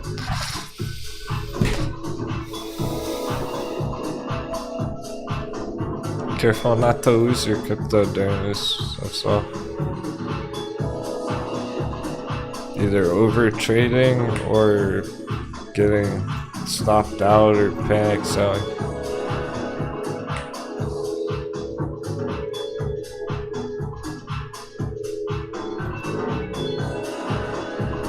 Just like the fucking stock sale always, when you think about it, is, let's say somebody had like $1 billion invested in Tesla or something. It's like, well, they might lose a lot of money when it goes down there if they sell at the bottom. If they paper hand, or if they overtrade and fuck it up or something. But if they just held through it, they would make it through okay, man. Because Tesla's gonna be around for a long time. It'll go back to those prices again after this.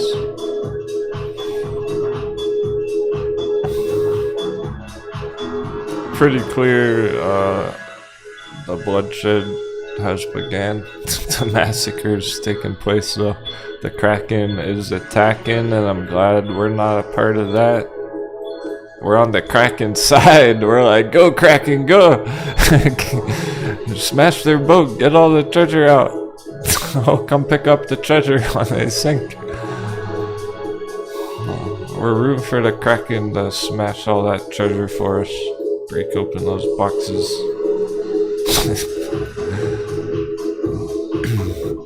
Then when the Kraken eats all the moon boys, yeah, because it's not even an analogy, it's what it really fucking is. Is it really an analogy, or is that reality? Like, that's just what I imagine it really is. It's really the vivid imagination about it, and what's the difference? Reality is just what you make of it.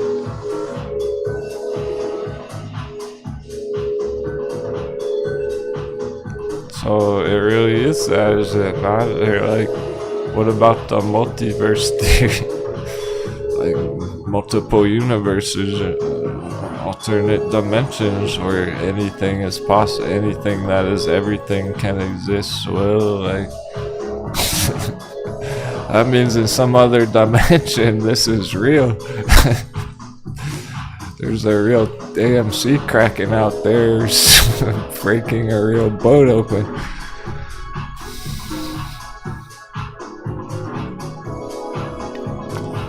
And yes, the beer is kicked in. Let's go. I might need another. Time for a smoke break.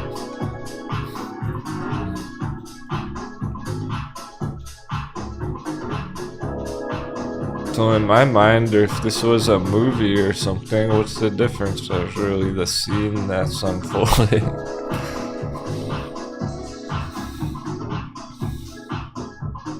So we're kind of rooting for Kraken. Smash that boat, break open the cargo, let the treasure fall into the ocean.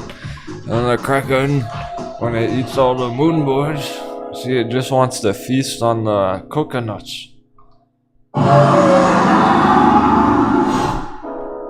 After it feasts and eats all the moon boys that fall in the water, it'll swim off and it'll go away.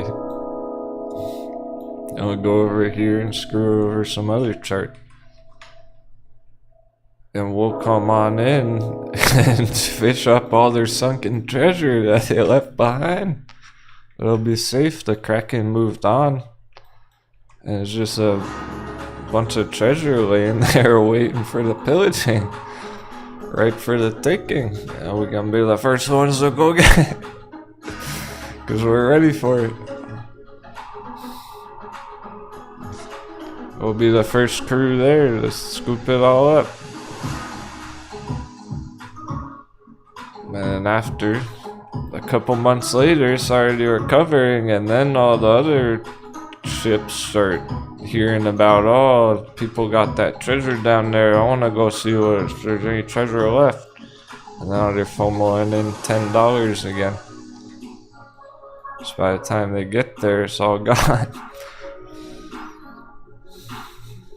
We're sailing towards there now. We're setting course to head there now.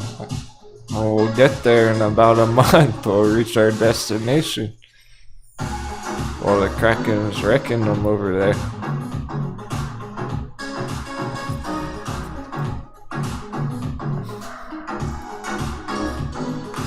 I'm glad the heat turned up. I really did get way more epic all of a sudden today's awkward week, but this is a serious. Is the most important breakdown we've seen all year. And it's gonna keep going. We're gonna seal the deal, hit 400.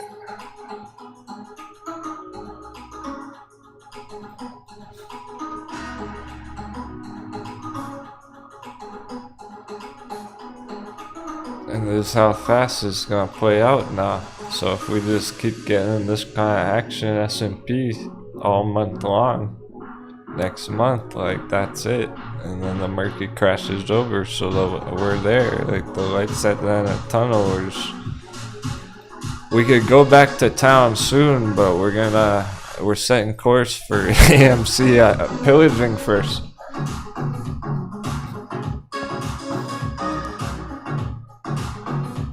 So it really is perfect. It's like right when we started getting bored with the S&P, right when stuff was getting awkward with the price action. Now it's all popping off. For better or for worse, and we're just gonna get through it because it's not even gonna last that much longer. So I'm really optimistic and confident that those of you who made it this far through all that shit on dollar last year and all that, you can do this. Happy trading.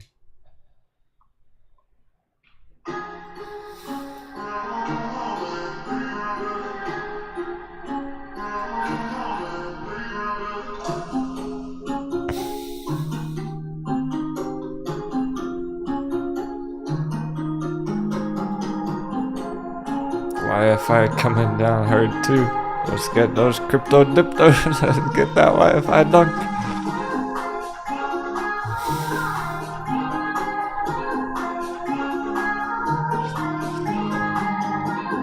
Hot Diddy's holding impressively, followed by the inverse charts.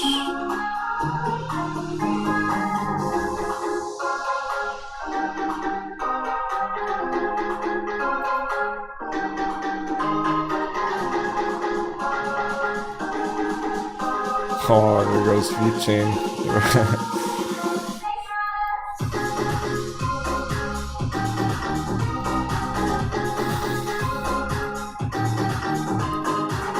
There's just no avoiding the flash crash of how bad the S&P is.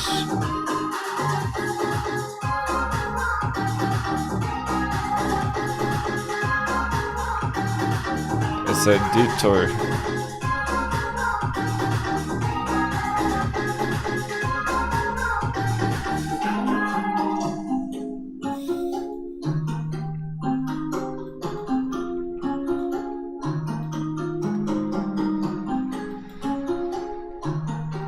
At this rate, we're still on track 20,000 Bitcoin a day. I'd like to see it today instead of overnight or something. So that's kind of the goal right now, that we'll be hitting 400 S&P, hitting 20,000 Bitcoin just to get more progress heading into next week. And of course the Apple puts.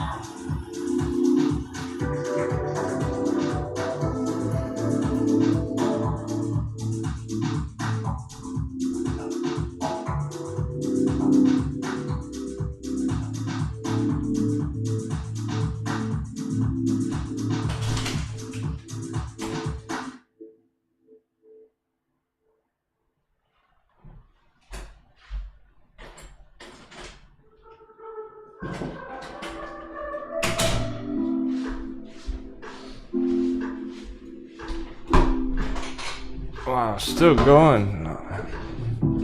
Jumping back into the church. They're blowing up. Or down. Both. What are they? Share kind of dates make you stronger. Remember this stuff.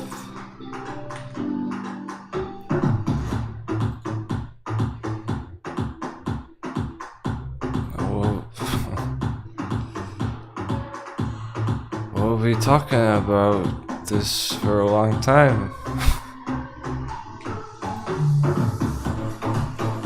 We'll be talking about today the breakdown, the hammer day for months. So when it's all the way down here, I'll be going to remember that Jackson Hole Summit.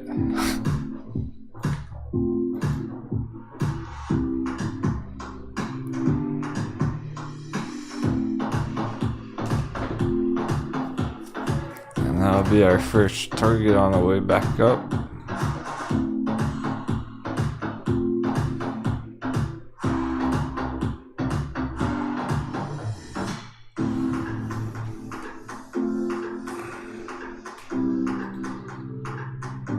Dollar hasn't moved, but those charts are still falling.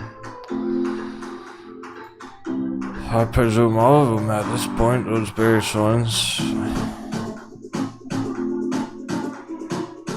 At least overall, the altcoins started breaking down a lot. We're under 1T. Talking about that this morning.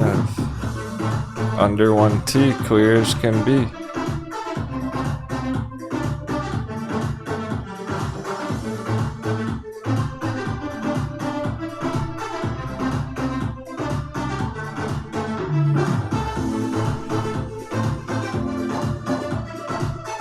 Only an hour left on the market, since it is going into a weekend. Bitcoin very, very likely hit 20,000 this weekend. So probably tonight even. That'll be hitting 20. We might not have enough time while we're streaming together. Next couple hours.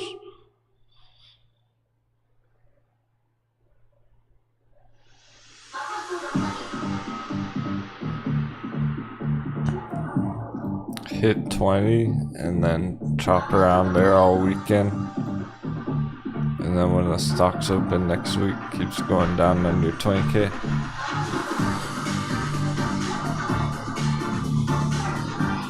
It's so close, so this flash crash stuff can really start playing out over the weekend on the altcoins. Some of them might drop down first, hit the bottom first. Wow, Celsius is moving fast. This one's tanking right now. It's going straight down the hardest shot like anything. Oh, true Beatles. There's a holiday on Monday. Wow.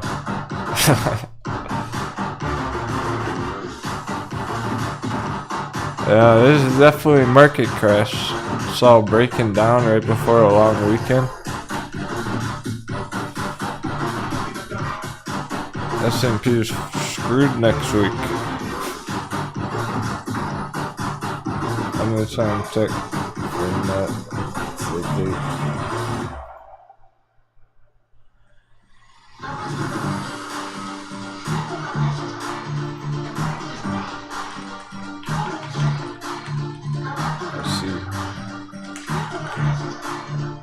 First of all, is there a holiday? International Day Against Nuclear Tests, Lemon Juice Day? The squeezers on August 29th?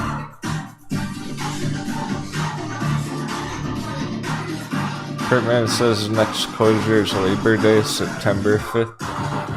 Hey, keep there. Oh, guy, you popped in today. There's some stuff I wanted to show you earlier, actually. Those charts that you were scouting out.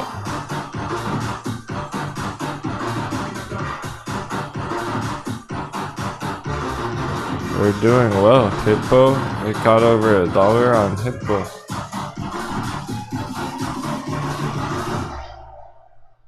Green today against all odds. And Jewel.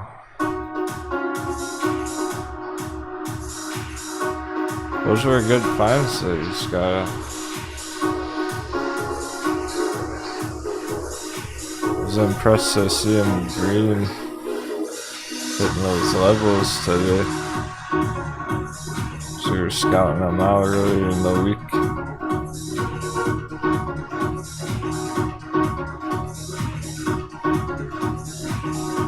So those were good finds. We got them on the watch list now. And then, also Peloton's almost down there, guys. Everyone. Peloton hit 10.15.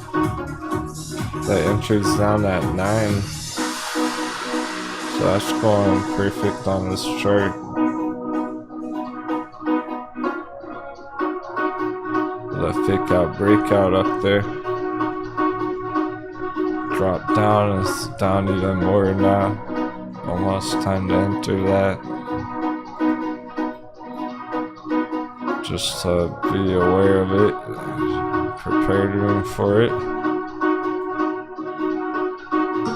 So it's like whenever that hits that spot is when it's ready.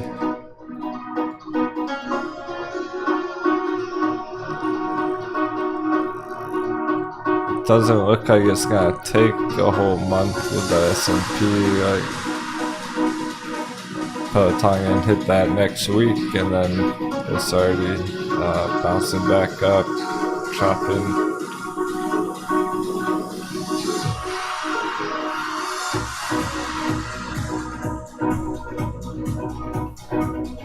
So it's getting to those good value entry areas. Just under 10 ideally. It's right over 10.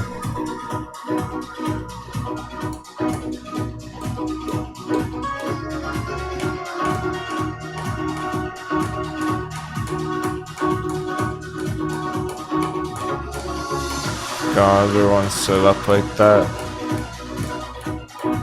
Well, these aren't exactly along those lines, but I know a lot of you are excited. Imperial Petroleum holding that one. It's a nice choice right now.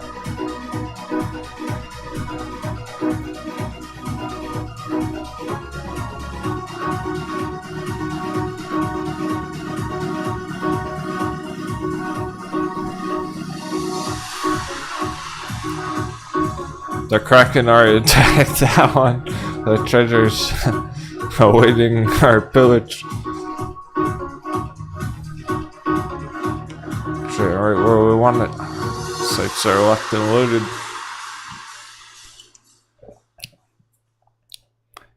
These are a lot lower risk ones where they really shouldn't go down any further. Just ride them up all year.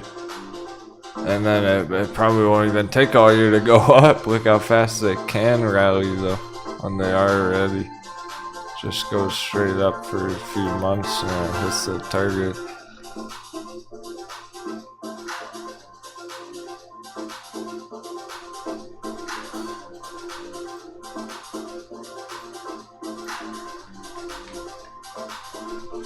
This is NFT worthy. We hit that target, I'm making this an NFT.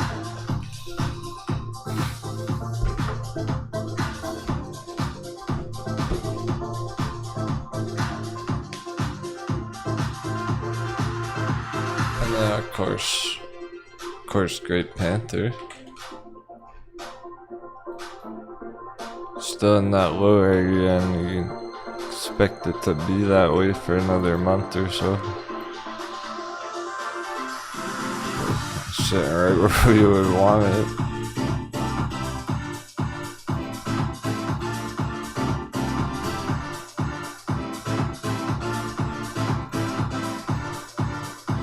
All-time lows fucking go.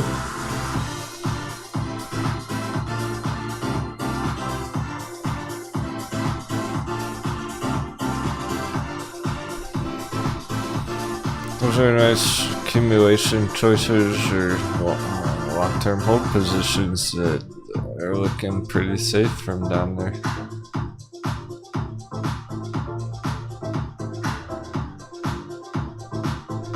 That's how it was on Coupang and TAL. I haven't been including Coupang and TAL when I'm talking about these anymore because they already went up 100%. If we can catch Coupang down there again, then it is. I don't know if we're gonna be able to catch Coupang that low again. So it's kinda up a lot already.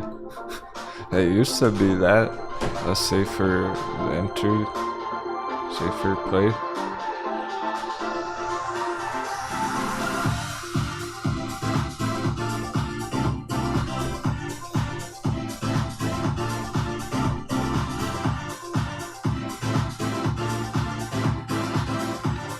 Might as well include Carnival Cruise.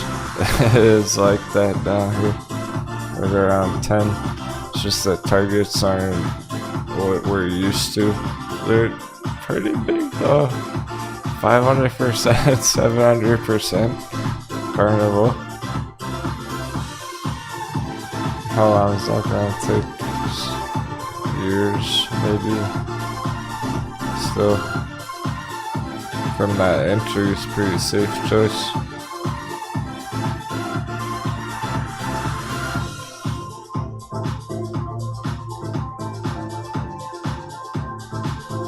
If we can catch the airlines down here, those airlines are similar.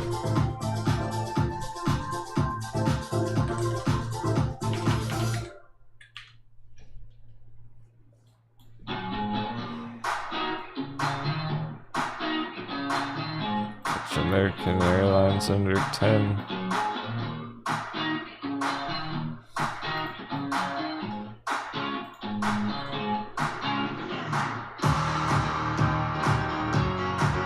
Obviously, the airline industry has not been doing too well during the whole lockdown for a couple years.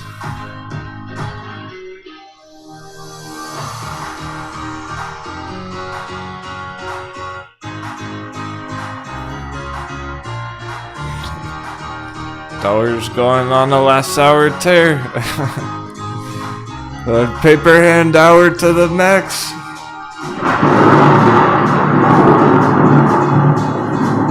Are we ready for paper hand hour?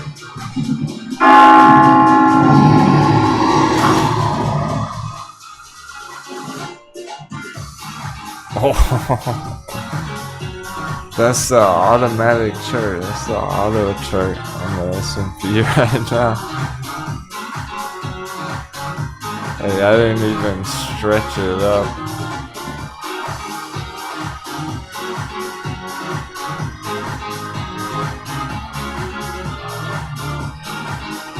Going right to 400. Dropping like a fucking anchor. Dropping like a mighty anchor.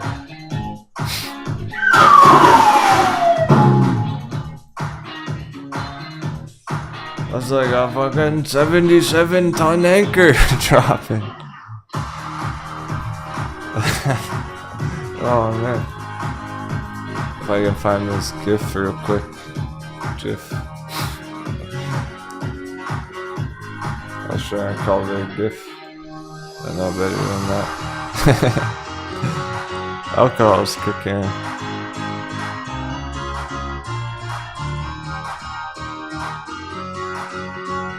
Because it's not really once a video. I'm not gonna play someone else's video.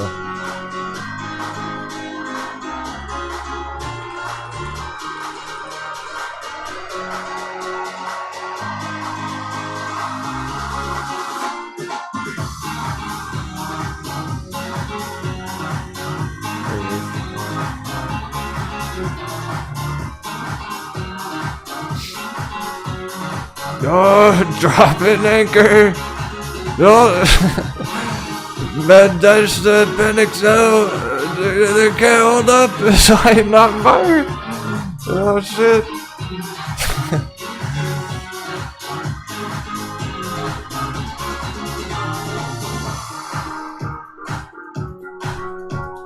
There's no stopping that anchor. It was going down. Out of control.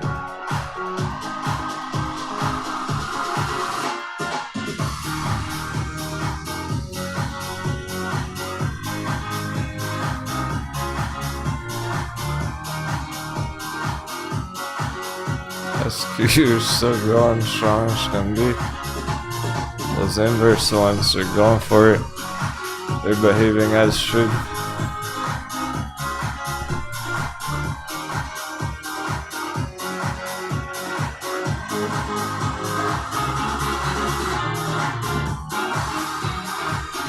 TAL6 is pretty hype. Just the fact that it's not selling off at all whatsoever. Side by side. Tell don't give a fuck.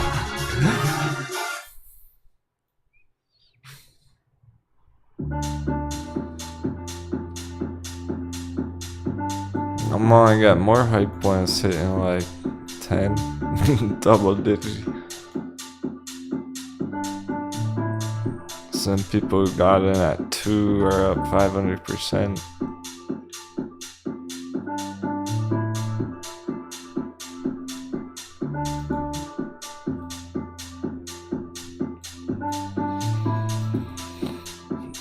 Now the indicators gotta be reflecting this.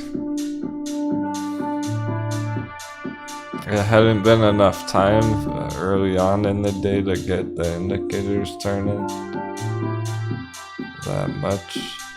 They all gotta be red. Well, they pretty much were getting that way. 30-minute very red, hour very red, 2 hours. Definitely cross. That's all confirming now. Finalizing permanently the 4 hour down as much as it can be. This was only a temporary bump the last couple of days, nothing.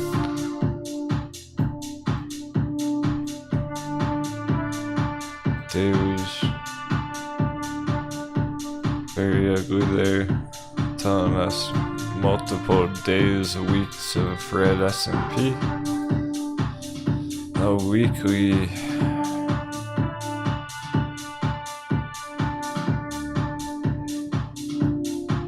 That is what we're gonna monitor for the bottom area in a way.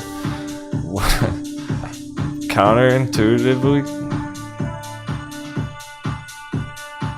777.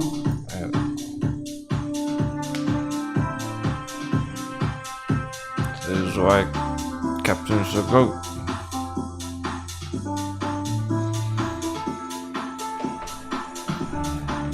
Counterintuitively, like, know how it pretty much just turned green here on the weekly.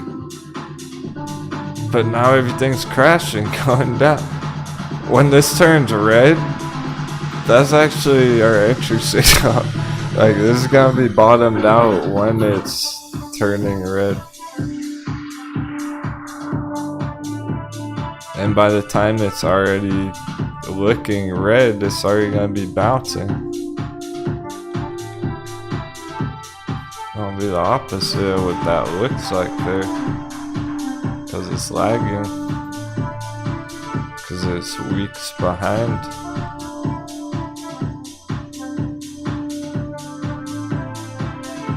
So anyone who entered based on that thinking, oh, this is the bottom of the market crash or whatever, it's not.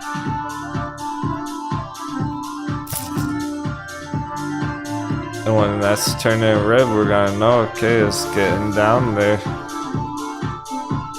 So it's funny because, like, even last year we saw it quite a bit. Where a lot of analysts out there, whatever, they would be like, no, it's a giant bullish crossover or whatever, and then it would go down. Or they'd be like, oh, it's a giant death cross, and then it would go up, and it would do the opposite.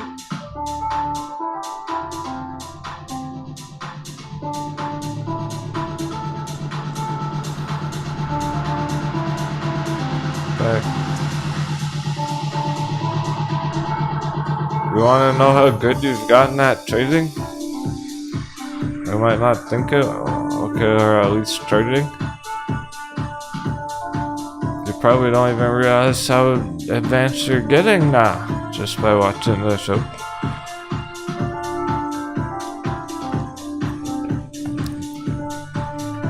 Did you even notice I've not had any moving averages on these fucking charts for months?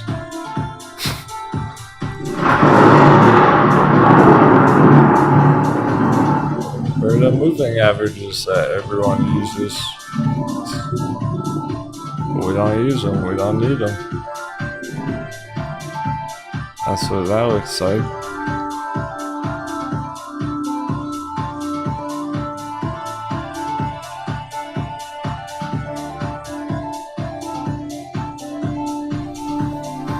Go to weekly.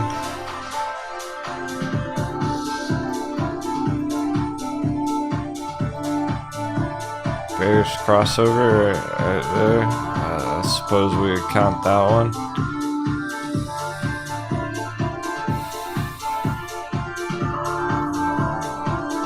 Here's the bullish crossover. So this keeps going down, right? For now, it all kind of coincides and meets it together here. And it's gonna have a bullish crossover at a point. Like that, just like back here, the red and green. By the time it does that, by the time all the noobs see, oh, a bullish crossover, it's already up at all-time high. It's already all the way back up at the top. By the time the bearish crossover happened right here, it had already crashed. So it already crashed, and then noobs see, oh no, bearish crossover.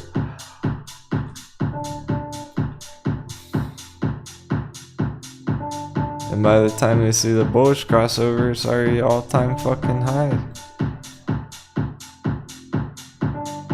So basically, when we see the bearish crossover, it's gonna be the opposite. That's how we're gonna know it's bottomed out, actually. On the indicator.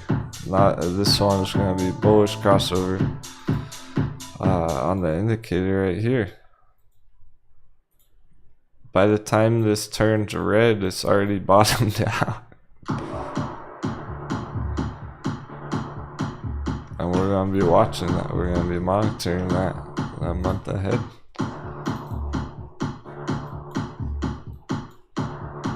So if the S&P on the chart here, right, what it'll look like then, it comes down here, and it's already hitting the lows, it's already crashed, and then this is turning red, and we're gonna see both of that, and then we know it's bottomed out. And by the time that turns green again, it's already gonna be all the way up here.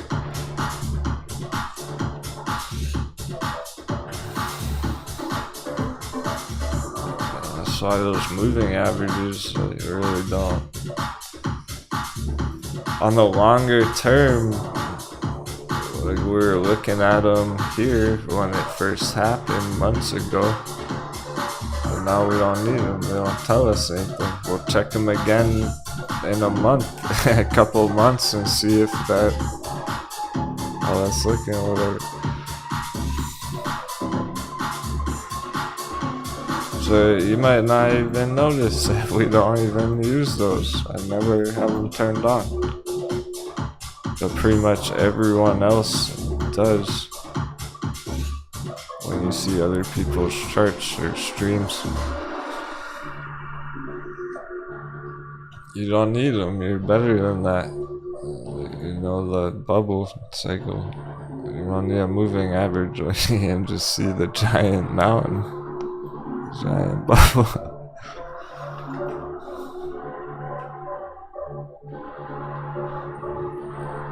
Let's see how far Apple got.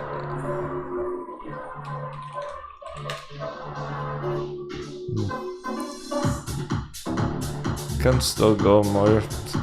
Last hour right here. Oh, we might hit 160 so the last minute, but that was just kind of an obscure goal.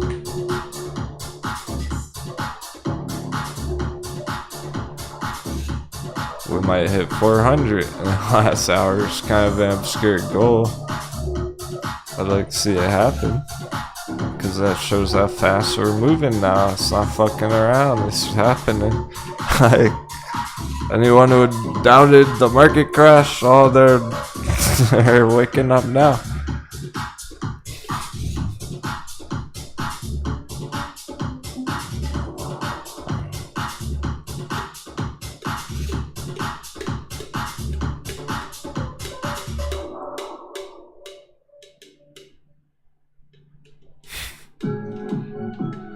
Yeah, there's tons of traders who base everything off moving averages.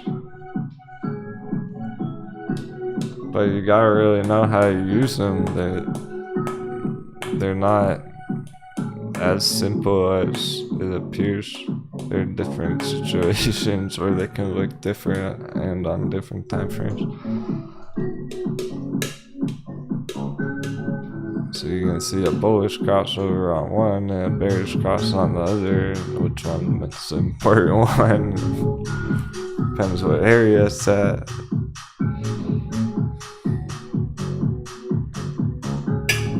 However, the Bitcoin one, the crypto ones are very straightforward. Bitcoins are simple as can be. On the weekly, it's just bottomed out. It's oversold, meaning it's undervalued. These times down here, the last times I was here, like, those were the best entries throughout history on crypto. It was there, and here.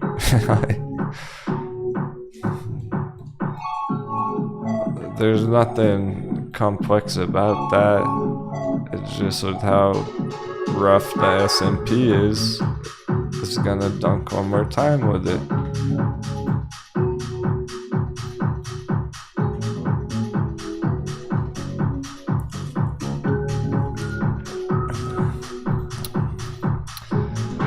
And I say it very matter of fact like that because we had make it or break it a couple weeks ago. It didn't make it, so it broke it, and that's just the reality of it. It's just what it is. And you have to accept that and not have false hope about some miracle bounce.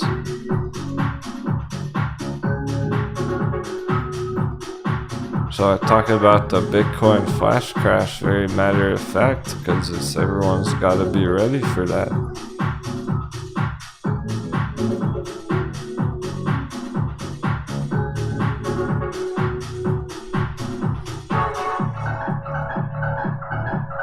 And not just hoping, praying, expecting it to go up right now for some reason. Just letting it do its thing and complete the cycle. And then make the move down there. And it's perfect for those of you accumulating. If you're already accumulating here, you can get more entries down there. I don't expect it to stay down there long. Be like this. Boing, boing. Double jump.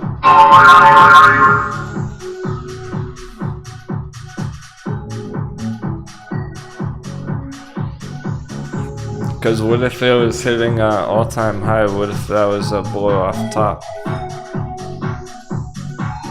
Or just a huge spike up, it wouldn't stay there very long.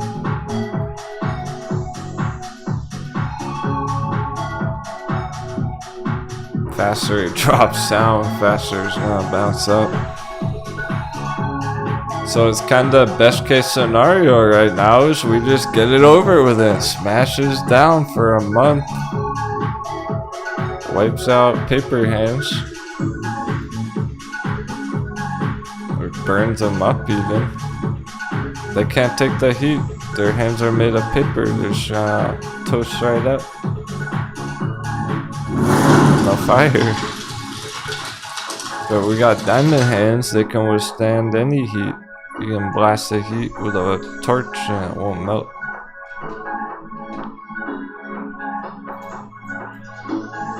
So we can take the heat. We can. We'll be cool if it goes down for a month and then up right after. That's the best case scenario, is it happens quick and vicious and we pillage it one last time and then we're off.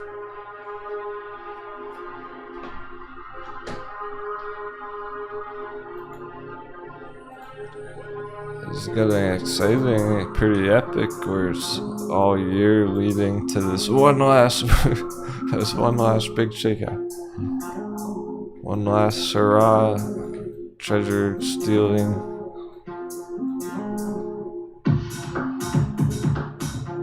It seems it needs to happen on stuff like Dogecoin, right? So that's gotta happen. It just does. In terms of like, this needs to take place to restore the balance of the crypto markets. Crypto is not going to be entirely healthy until Doge hits the bottom.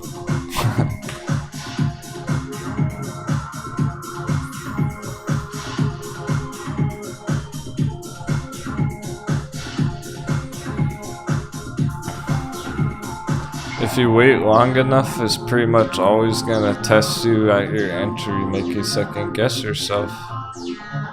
Even on the short time frame, maybe somebody got in right here when it went down and they doubted themselves and sold it. Maybe somebody entered here, they held it green, now they're going red, it's making them second guess it. Somebody got in here, turns red, second guessing and testing their emotions. I don't think they can take the heat. They should have took profits. That's the whole point. Like, anyone who got in down there didn't take profits, already fucked up.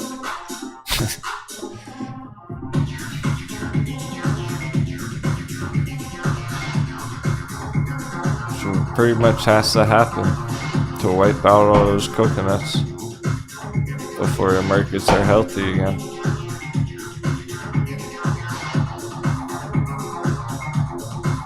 And we'll just get through it and keep on going next year when the markets are healthy. But those coconuts aren't going to make it. They're going to get erased out of the markets during all this, because they're over trading it, they're day trading all that shit. They're like, they're not gonna get the bigger picture.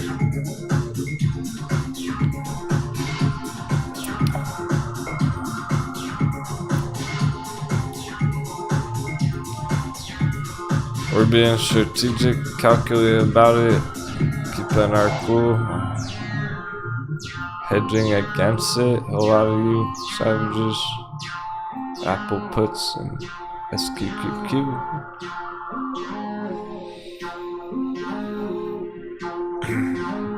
Their emotions are gonna get the better of them. Like, this is the bubble now, the bubble pop now for the dumb money.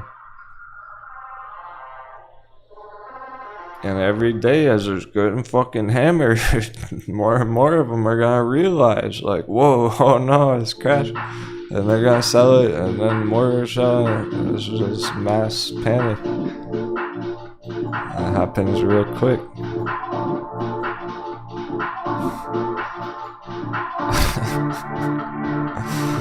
James Sherry says Justice Department antitrust lawsuit on Apple allegedly. Well, how fitting is that? Like, what a timing for that. At the very top resist.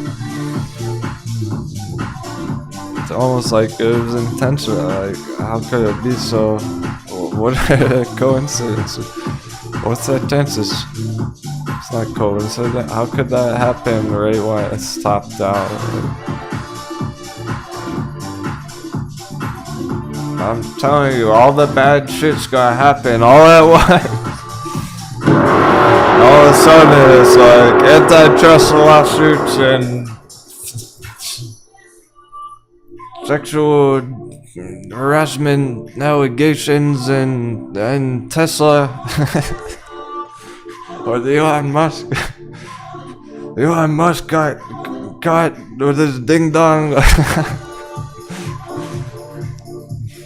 showing his ding dong around the Tesla factory, and all of a sudden World War III and the market's crashing. Like, it's all gonna happen at once, and it just all blows up. Happy trading. Isn't trading so much fun?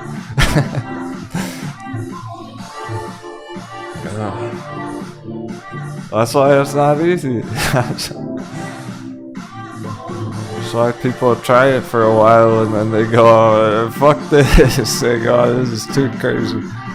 It's too many intense events all the time. Like, but that's just what it is. So when people talk market manipulation, like, yeah, no duh. Of course, like, that's what the markets are. What do you mean?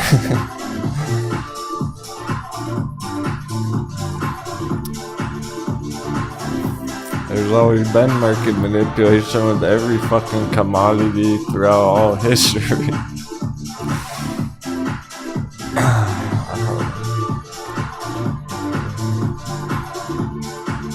About like the Roman emperors taking all the gold from everyone. Are they not manipulating the market, just stealing currency? Like, they're the ones who decide the price of gold because they fucking own it all back then.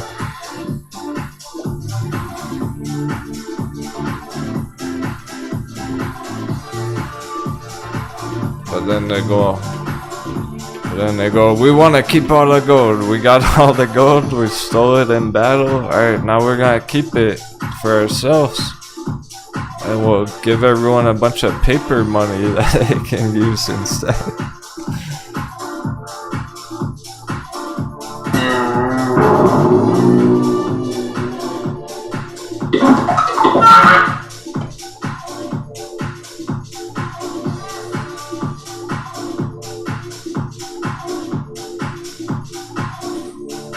They won't know the difference. We'll just tell them it's backed by us.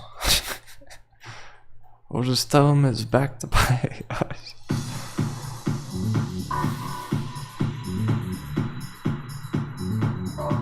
We'll give them a bunch of toilet paper. We'll paint it green. We'll tell them it's backed by us. No one will know the difference, and we'll just keep all the gold.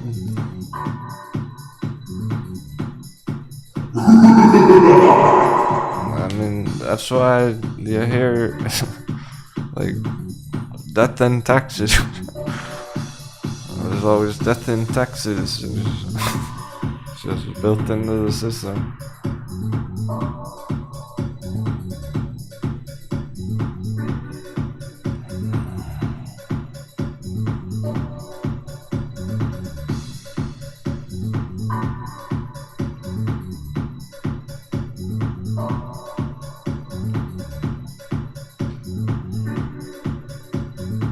Not even that many green charts on that day, so definitely deflating the sentiment of any bulls out there. Like, what could you have even day traded today besides Apple puts? Like, there's not even any bullish day trades or anything. So pretty much no bulls making money today. On crypto, on stock, well,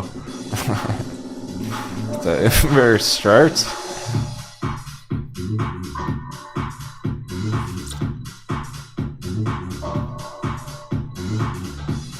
Of course, heading next week.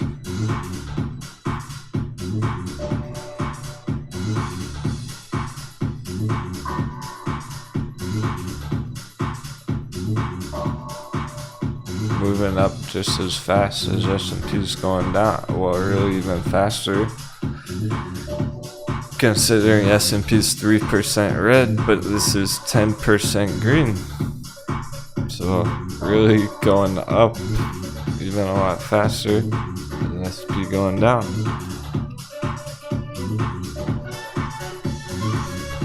S&P drops 10% next week. This can go up 30% or more next week.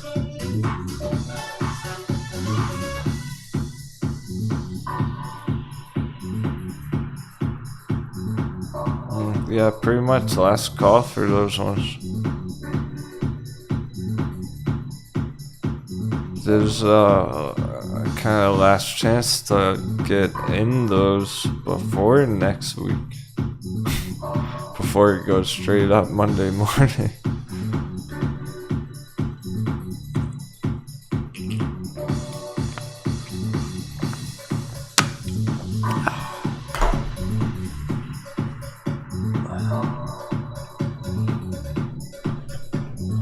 And S&P's 3% red officially. So it looks like we're gonna be able to get the 4% day. Power half hour, powering right down. I get 1 more % down in the next 30 minutes. It'll be 400 already. That was quick, right? That was pretty quick, right? At least it felt it, and it looks it, and it's actually moving. Compared to all this all week long.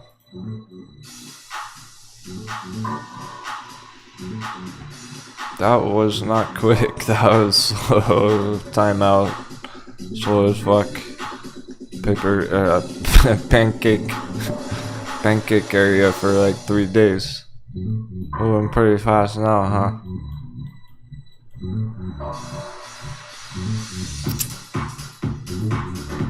Showing how weak it is, how bearish it is. That's why it hits 400 is basically shattering all the hope.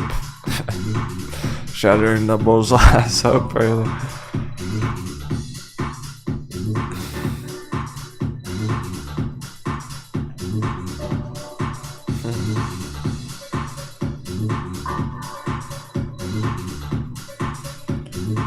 I kinda want another beer at this rate.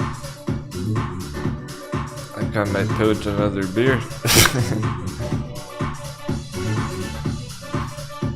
I was gonna hold off. It was like that was enough intensity for 1 day. Oh, it's still going a little. If we're gonna hit 400, we're gonna hit Bitcoin 20K.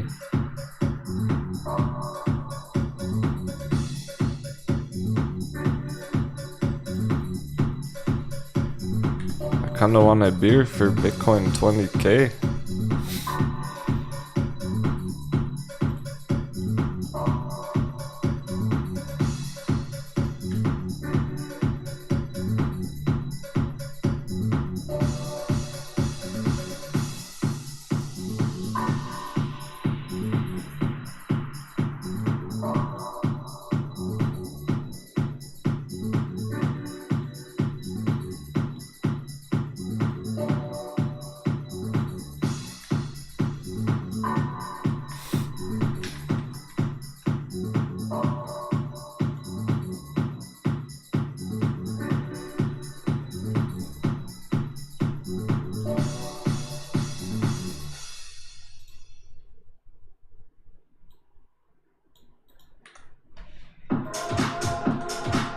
I want a happy, sad beer for Bitcoin.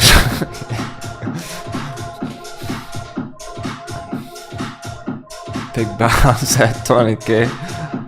Yeah. Straight to the abyss. Straight into my crypto wallet. Big bounce into our crypto hard wallets.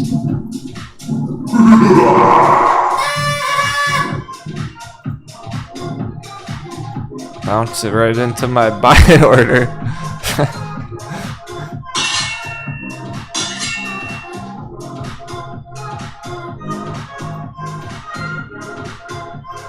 It is just in time for my next accumulation. Planning an entry on something for next week.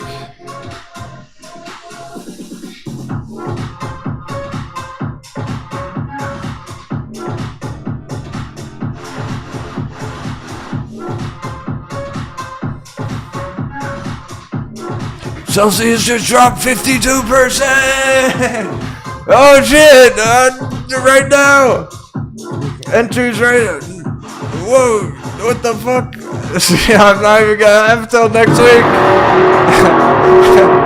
I guess now. Big flash crashing right now. Oh shit. I just got the rug pulled.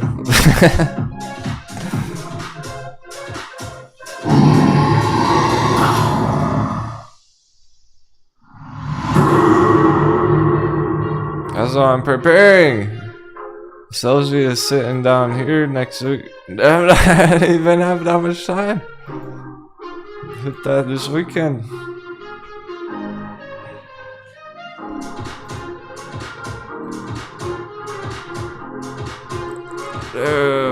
That's what we're trying to catch on Bitcoin, guys.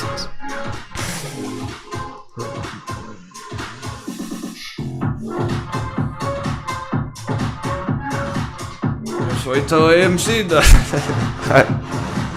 Tesla's next. Oh, Apple. 3 minutes now.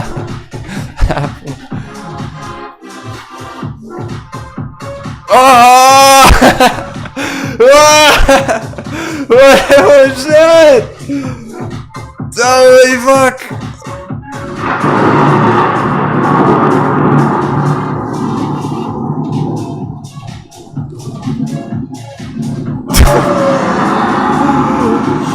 Which one of you is a hedgy watching the show? Who just bought all the Celsius? What the fuck was that? How did that bounce so much? That just bounced huge.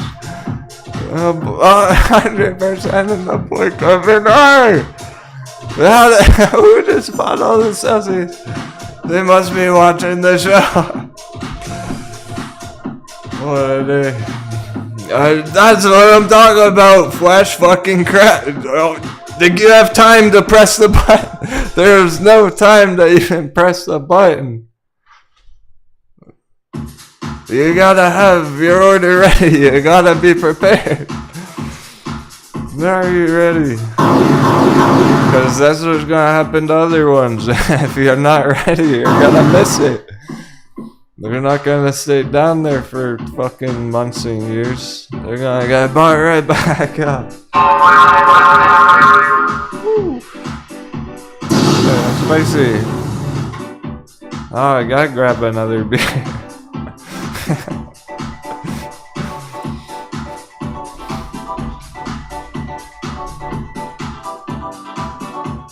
What the wait, powder? No way, powder. On Celsius? What? Holy shit! He goes. My buy order was in at 57 cents. It hit 58 cents. What the? Damn. Oh, he's just kidding. You got me. I would believe you in this kind of market. People have been saying that shit every day.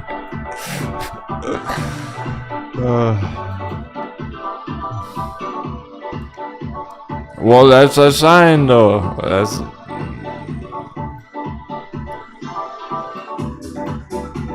It's like funny and fun to joke about and see them watch. It's also a big heads up saying pirates. Now they're like any night, any day you saying Dogecoin smashes down tonight, drops 50% overnight. All I'll send Dogecoin's 2 cents tomorrow.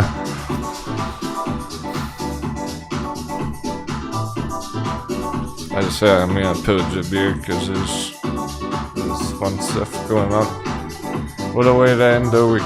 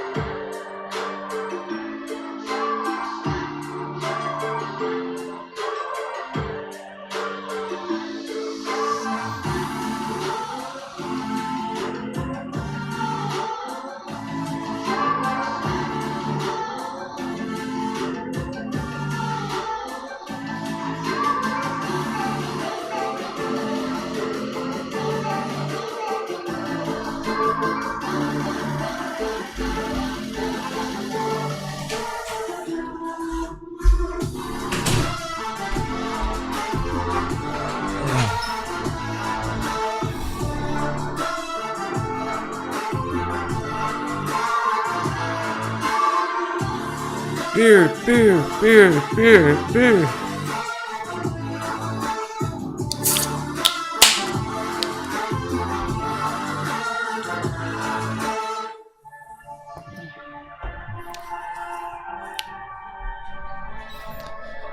I don't always drink, but when I do, I'm on camera.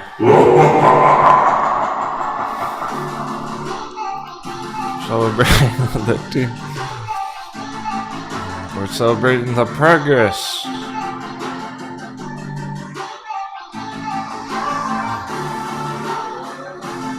Last week was all planning time for this. Cheers, Tribune.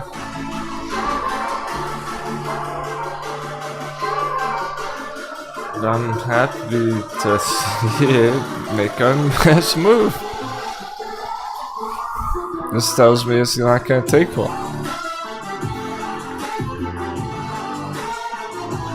The faster it's been dropping today shows us it's not gonna take long to get it all over. And we're likely gonna get these vicious red candles for a month.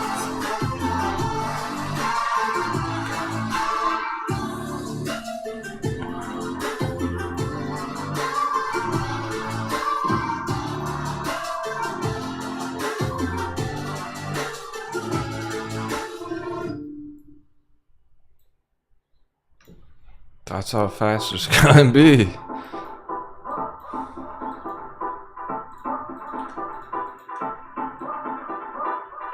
On the projection perfect.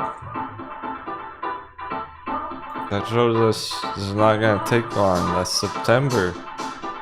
So exactly, it's like it's breaking August now, and then next month, September. Throughout that month, it's going down, down, down, and it started hitting the bottom at the end of September.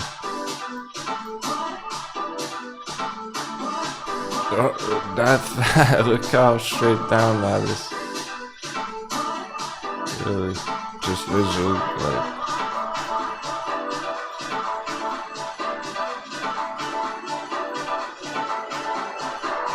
Way faster than any of that.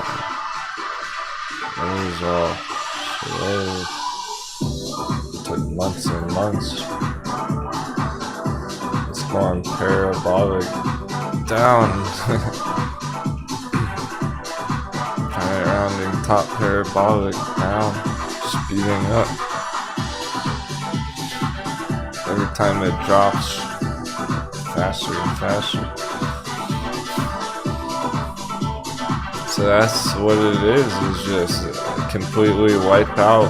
That's what, guys, that's what market crash is.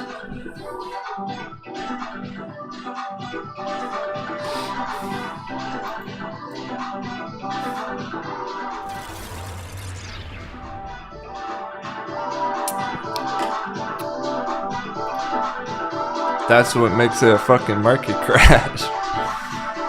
If it was a market meltdown, it wouldn't be a market crash. If everyone was able to prepare for it and trade it effectively, then it wouldn't be a fucking crash. Like, the whole point of what makes a market crash is it happens fast and it drops a lot.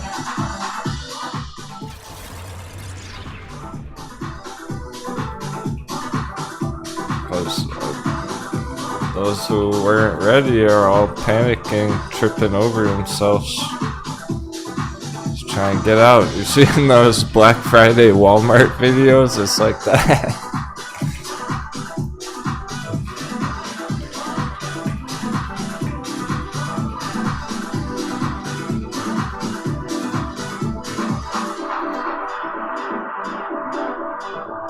Yeah.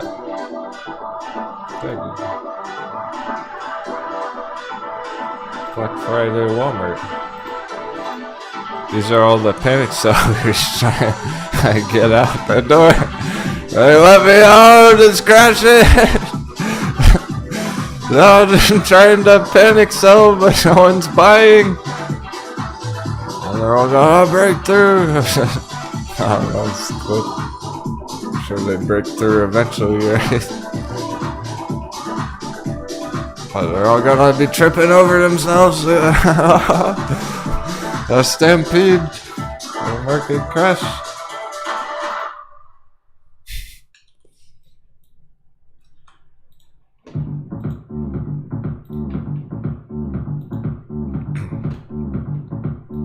There's just a taste of it. Where is everyone?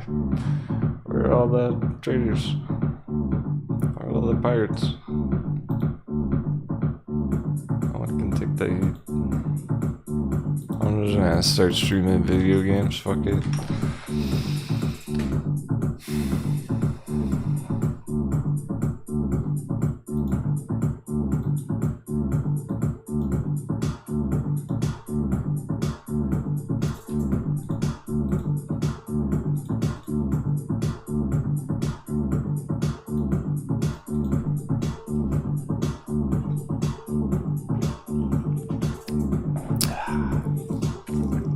Go on vacation for a month.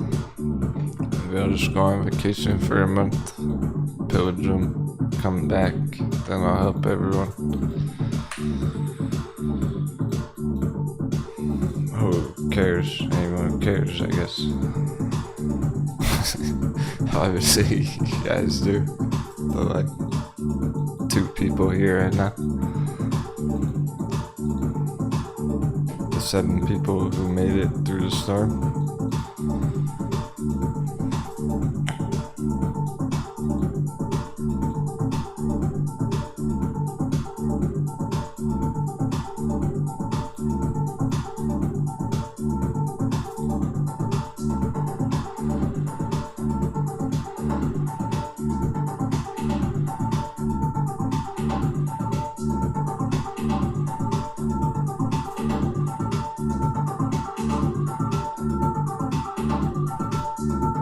Probably all those dudes in Ape, JMC, Coconuts who were here talking about that every day last month. Now that they're gone, I don't care. Now they're trying to get out. I don't know what to do.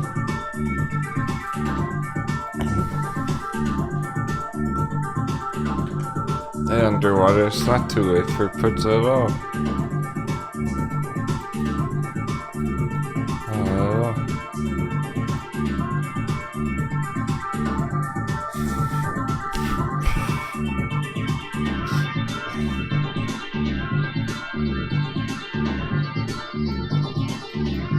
Not even too late for GameStop puts.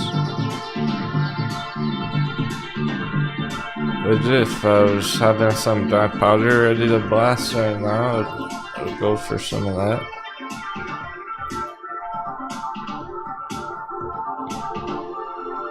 I think what's gonna be the best entry next week?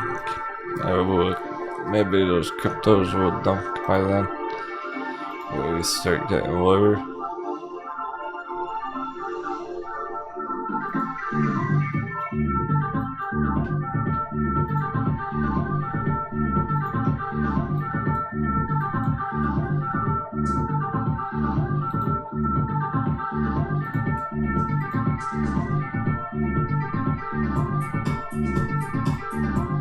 Why, if I could get all the way to 5,000, 4,000 next week.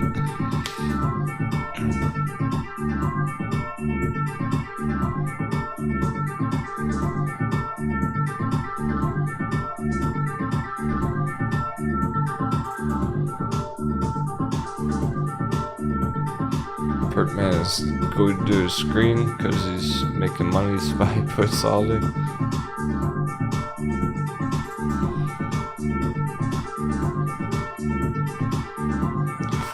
Waiting for a VTHOR entry.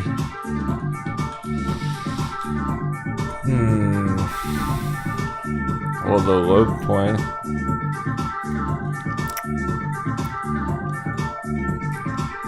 Be able to catch it at the low point again here, but the flash crash, perhaps this other trend line. Here.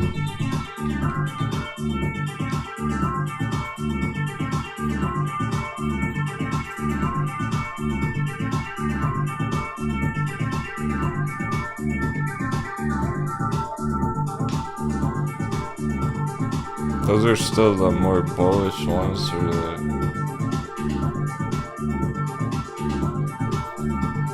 they're ripe for entries, whereas Ethereum not even close for an entry.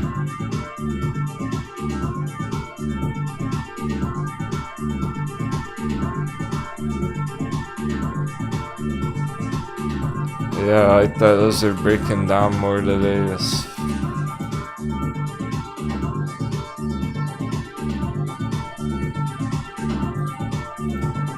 Meaning continuation over the weekend, drop down more just over the weekend.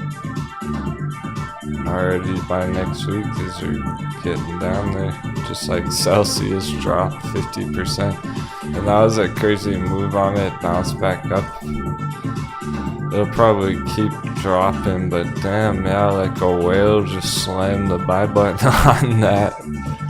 Just bought like millions of dollars of Celsius apparently all at once.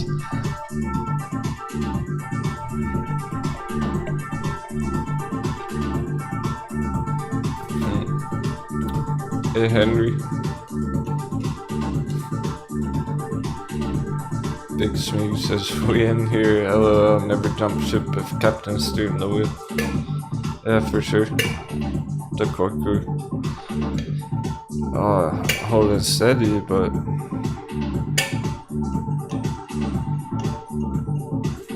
where's the casual crew? I would think they'd want to know about this right now after, like, anyone who was here earlier in the week is what I'm talking about. Like, why was there so many people watching earlier in the week all week long, but then Power Hour Friday afternoon when it's all happening, there's hardly nearly as many. There's only a fraction as many. Like, who cares about all that shit last week? This is the good stuff. So if they were gonna watch at all during mass, like, now's the time to see it happening.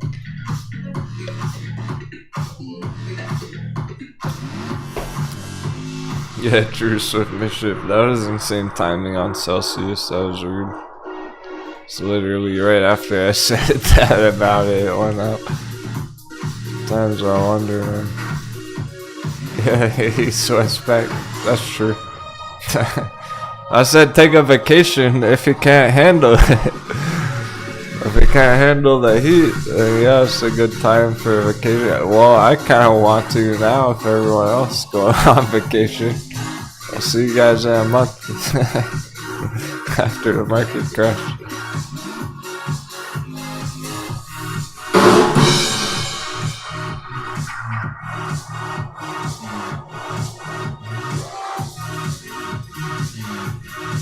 What guy, Denwo?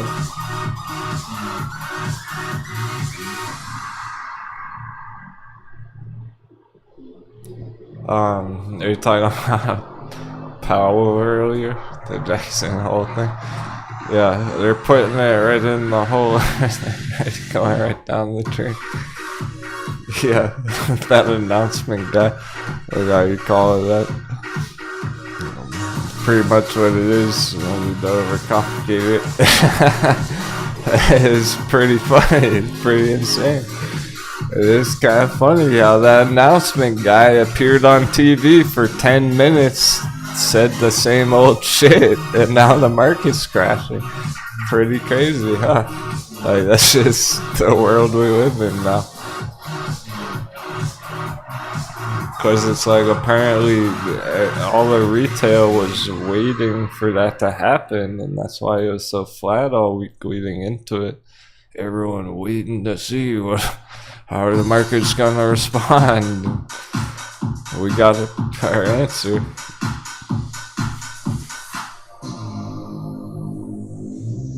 Agreed though, like a perfect world, it should not be all that much riding on one announcement.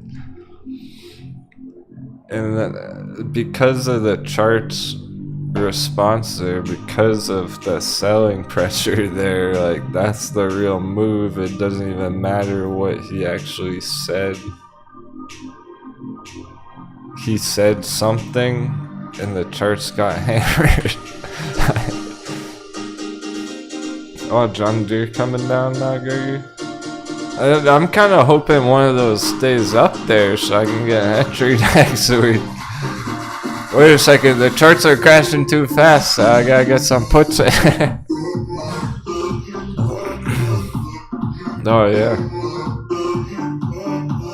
That's a perfect spot for it, so we're gonna have that marked. It's right under the lawnmower.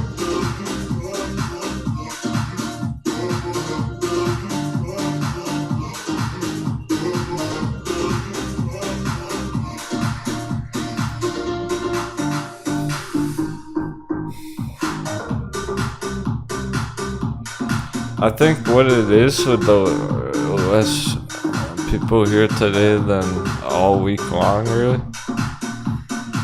I saw in the chat a bunch saying, like, I'm heading out for the week, I'll see you guys next week. Big things happen when always around people are paying attention.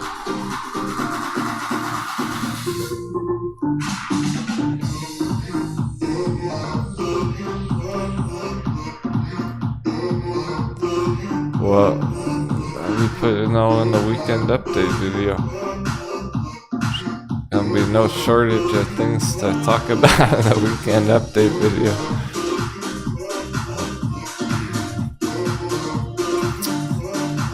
I'm kind of hoping one of these stays up at this point so I can get in on it. John Deere puts it. By the time I'm ready to do it, it'll already be down here next week.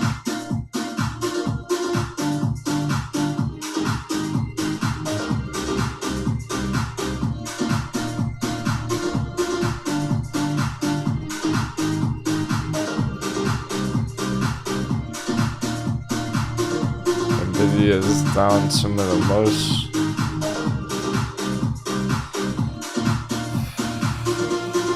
Have any of them hit a new low? It's down a lot on the day, but it hasn't cleared the bottom of the low point. I don't think any of them hit a new low yet. Definitely not those ones. Google. Oh yeah, Google's very close. Like that's gonna be the first one to do it apparently. A lot of those are still up here actually. That's what makes some good entry for puts. Google is already getting the Super Sean took the day off work to make sure he was here today. Call in sick. Call in sick.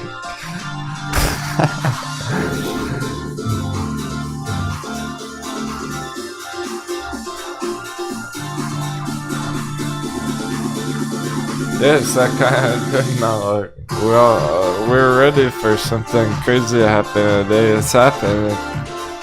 Today's that day. This is one of the most eventful.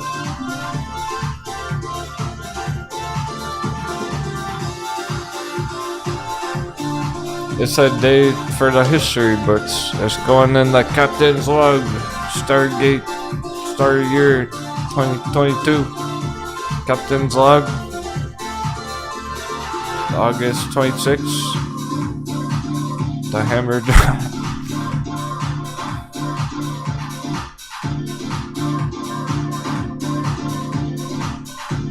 There's only 5 minutes, it's very close to 400. Oh shit. It might hit 400 the last second.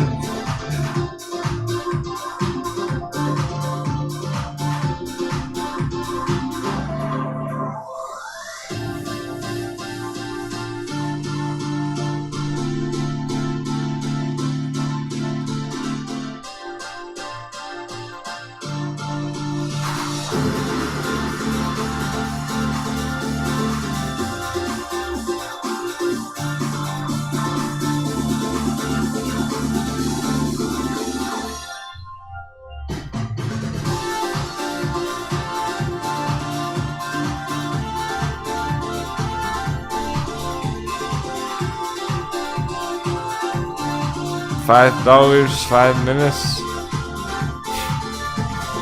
Wow.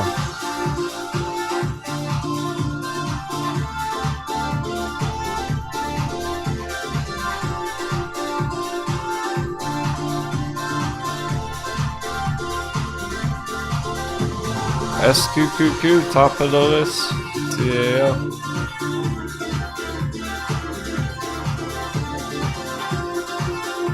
Pretty much what it was this morning. It certainly was, Chef. Can't wait to catch up with you guys on the voice chat party tomorrow night. Of our weekend voice chat.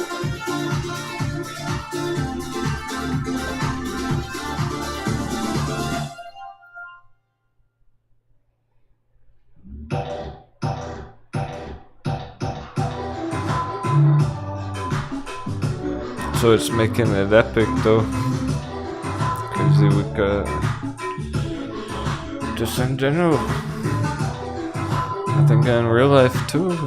I heard a lot about real life things, obstacles getting in the way, and I gotta take care of some real life shit too.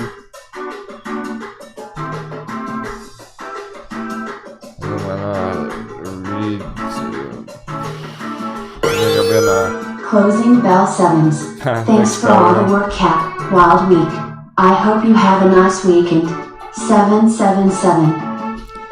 Thanks, you too.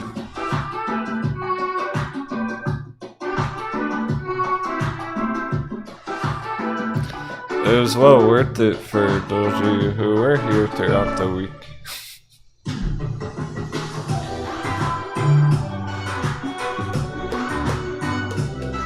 We saw some stuff, we saw some things, and it was pretty wild.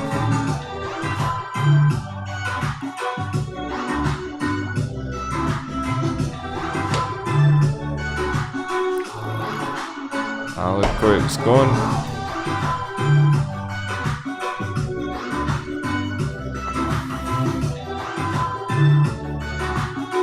This is all his lots of progress. Your progress. We hit our 420 target. It's over.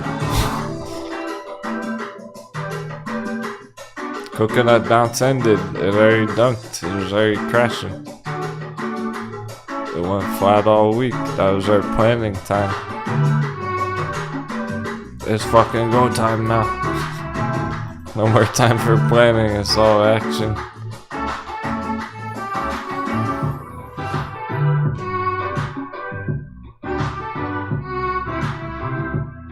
I like that, and it feels that the crew's well hedged, it was well protected for it. Anyone in the puts, anyone in the inverse trades, well protected for it, and then also getting ready for that next pillaging.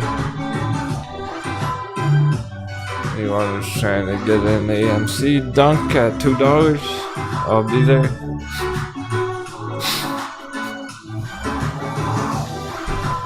Alright, 43. We knew it all along on this thing. It's the master plan from last year. All we had to do was stick to the plan. Keep that. That's the chart. That's what it's gonna get us there. The treasure map.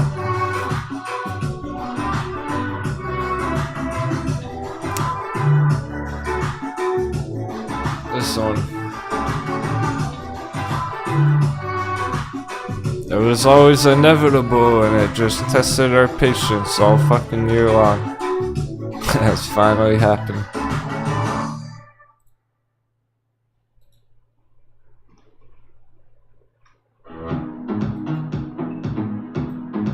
So I say, bring it on down.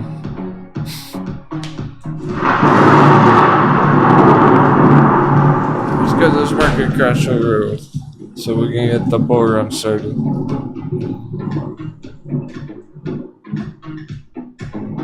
10, 9, 8, 7, 6, 5, 4, 3, 2, 1. Great job, everyone.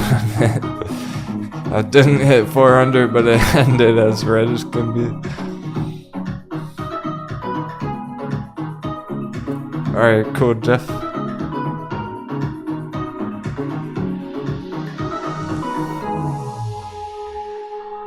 It's good to have you all here today.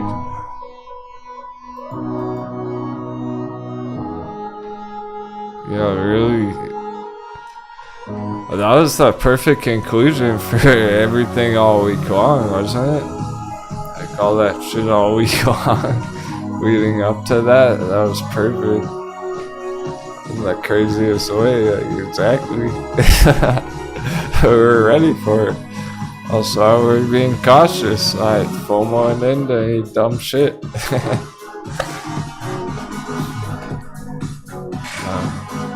No FOMO, stay calm, hold strong.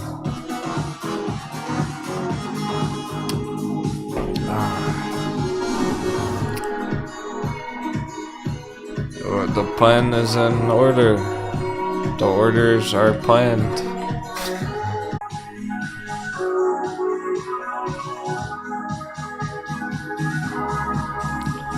Oh wow, that was whack, huh? What should we back now? Eric, damn edges. What was that? They're trying to ruin our moment. Everyone's giving a victory speech. Wow, that really summarizes everything, doesn't it? That's just like the S&P chart this week. Smooth the whole time till the very end, the last minute breakdown. Crazy. Oh, great stuff. Captain gonna just have a smoke rig and we'll keep going for some cryptocurrency. With that Celsius move, wow, Celsius smashed down 50%, then instant bounce 100%. Apparently we're already getting altcoin flash crashes. So let's check those out. Hope y'all enjoyed that day. Happy trading. Thanks so much. All the kind words of support. Have an awesome weekend and take care. Always worthy of celebration.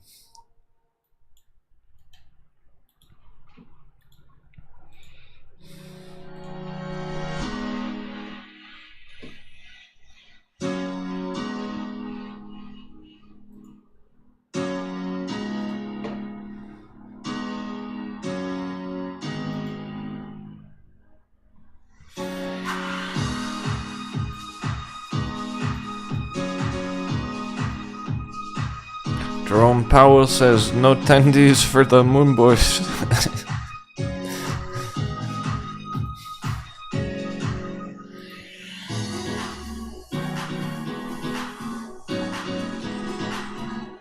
So we're gonna get shaken out. They can't take the heat. Get those dunks. That's what's gonna cause them to slam dunk.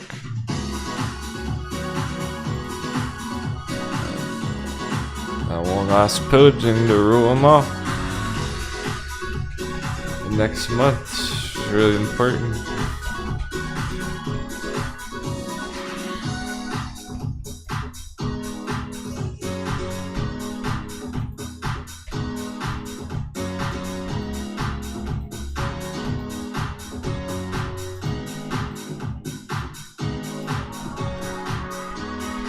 Look how Apple finished. The weekly candle. We'll have to check more of those out. So we'll keep going for a bit.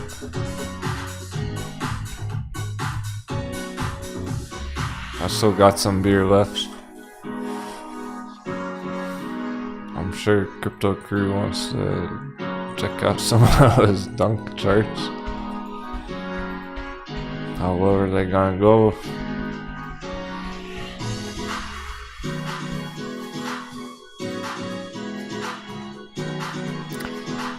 With how insane that price action was throughout the day, Bitcoin might stay around here for now.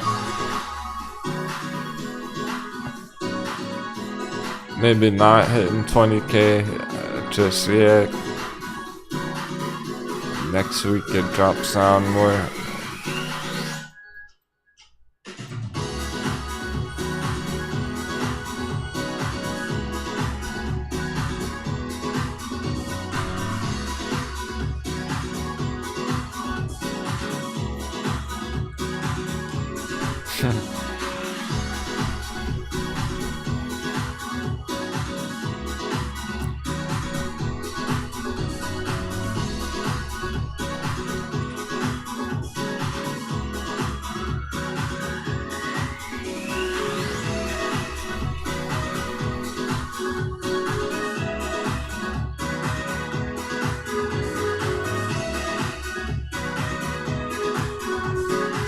Ricky G wants to follow on Twitter.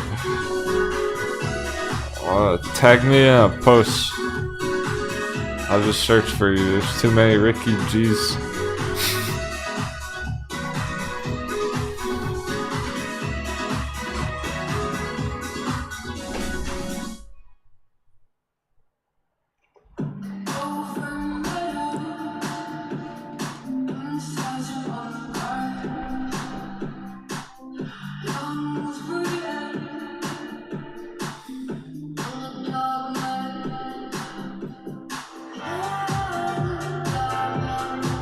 I want to see where some of those other bear charts finish. I'll be right back.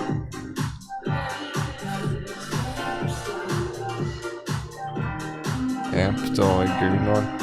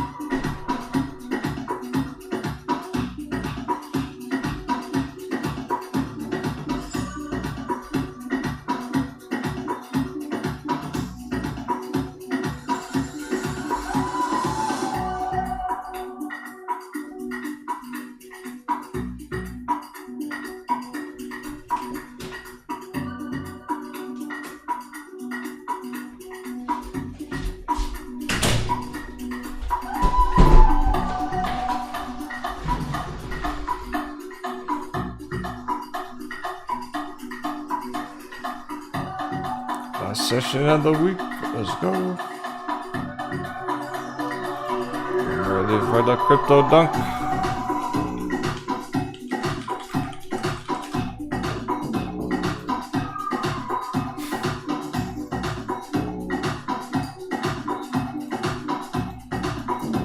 What's a crypto pirate's favorite breakfast cereal? Not Lucky Charms. Captain Crunch. Crunch advertisement, Captain.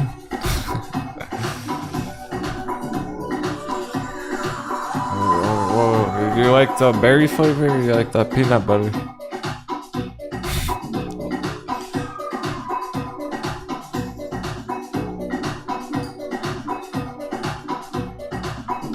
Bitcoin so close to 20k. Likely to hit tonight over the weekend. It could go flat. The market's closed and we had all that events earlier. So Looks like dollar's still moving though. Dollar don't give a fuck. That's right, Bitcoin family knows the deal. Just trying to load up Bitcoin, Ethereum, hold for 6 months. You know what I haven't heard in a long time? That I was just thinking about.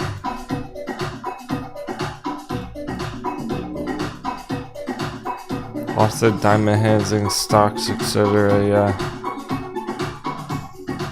Crypto long-term growth. Oh, I haven't heard in a while. Hodl. What happened to hodling?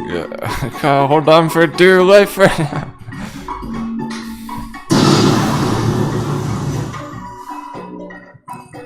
Not enough talk about hodling.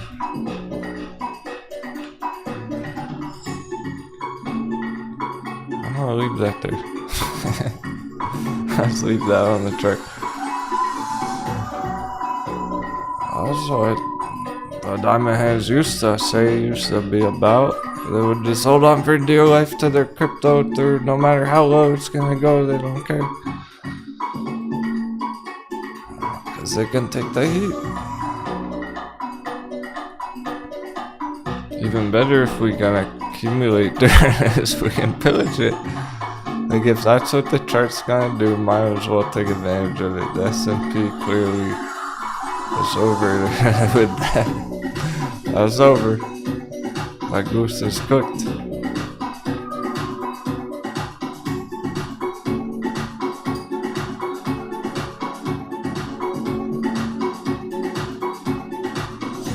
And realistically, with the sentiment, the same traders panic selling both stocks and crypto.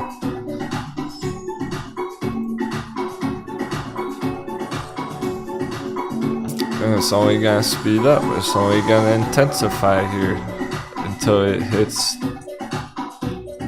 so low they can't go any lower. And we know we've been talking all day about how quick that can happen S&P here just next month.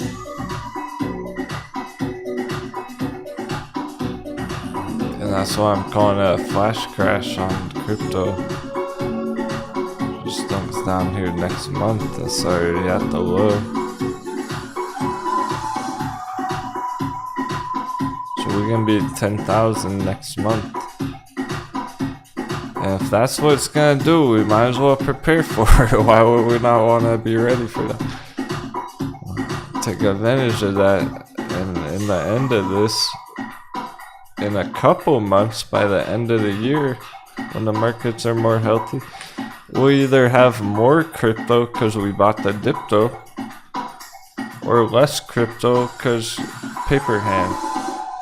And I'm planning to walk away from this with more crypto. Let's get that crypto.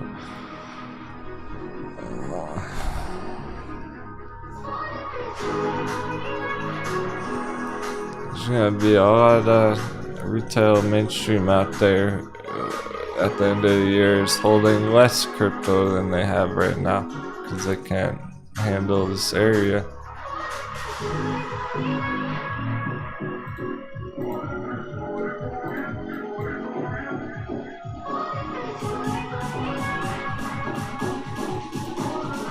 Under 1T, clear as can be. I think we're gonna hit 500 billion on the total. That low. When we see it down 500 billion, then it's hitting the limit. That's under the long-term trend. That would be like this.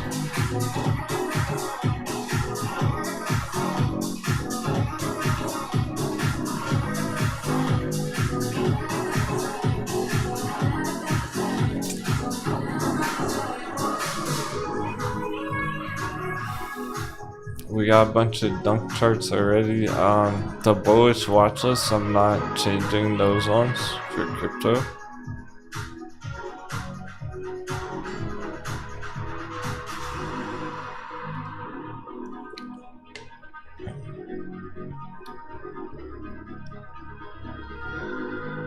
We're gonna leave Litecoin, Dash, Nano all on here, bullish watchlist. Oh, Jasmine break the low point? Jasmine at the very bottom point.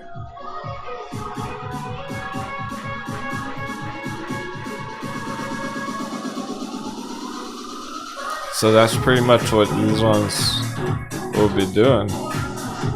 Right now, with all that's happening, like Bitcoin, Ethereum go down a lot, these ones just hit their low point.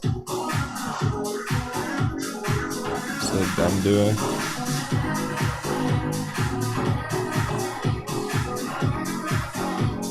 I'm not calling those ones dunks. Those aren't slam dunks because it's nothing new on it.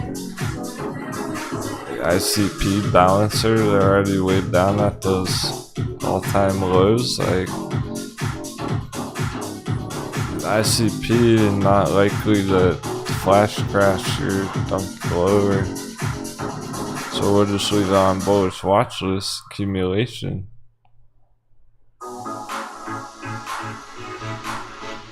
YFI is though, that definitely is.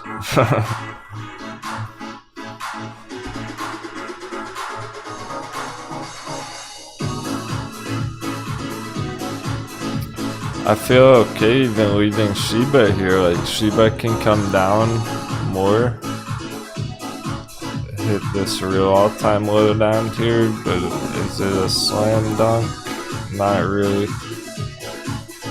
No, it's pretty standard. Even if we caught SHIBA way down there, like it's not even that attractive, that exciting.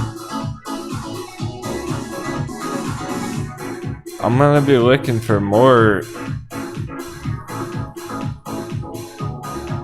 There might even be more on the watch list through out here that could go down more and be a really good entry. So just as we're going along through the next few weeks, I'll be adding more if I find them. Altcoins quite low.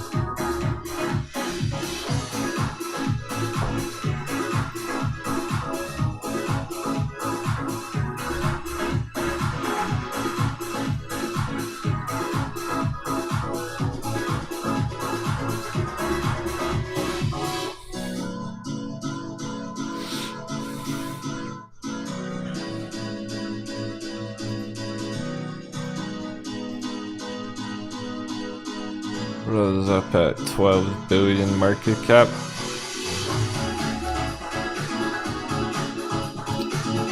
12 billion and we're at 1 billion. Okay. Not as juicy as it looks on the chart, not a 50x. So that's not a dunk.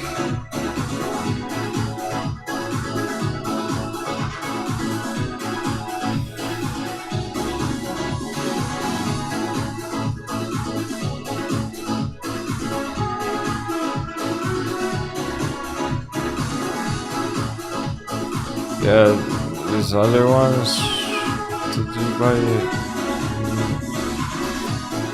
did you buy could dunk? See if it dropped down lower here, how far up would that be? 38?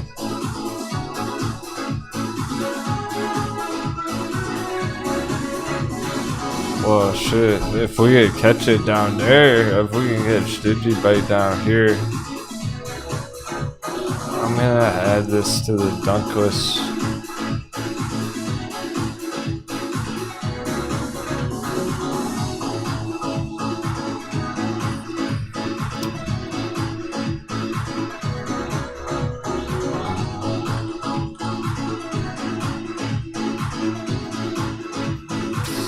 Because in terms of this watch list, is dunk list. Oh, we need to get a better chart though.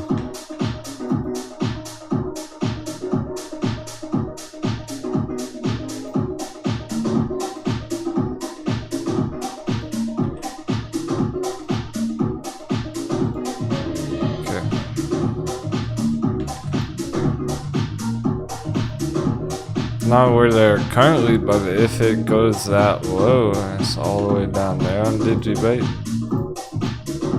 worth it. 50x targets. Where's Ripple at? Ripple, if it went low enough. Nah, it's not even that attractive on Ripple. I would have to go way the fuck down there. I don't think Ripple's gonna go that low. Maybe. I suppose that's possible right now, yeah.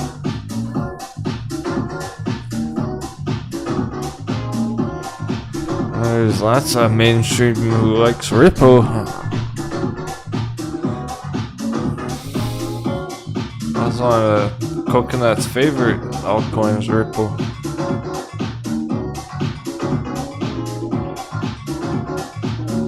I think at this point it's not about like if it will, it's just in a month from now when we're looking at all these and we see one of them down there.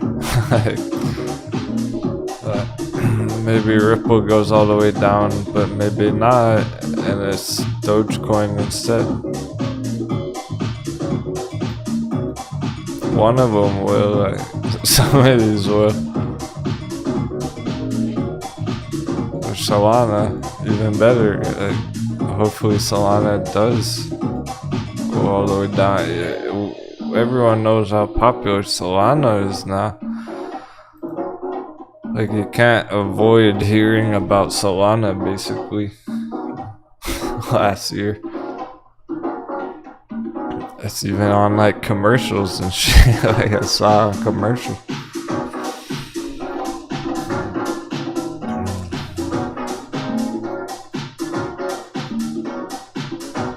People hyping it up as, like, the next Ethereum and all that. Well, bring it on down. Let's wipe out all those coconuts who think they're gonna get an easy ride to the moon. And next month when we're looking through these, if Solana's down there, then that's the one. Maybe it's Solana, maybe it's Ripple, maybe it's all of them. Could be all of these. I like YFI as a contender because the supply is very limited, because it is one of the most popular DeFi projects, and it has been those absurd prices in the past. $100,000 last year. Considering it was $100,000 last year,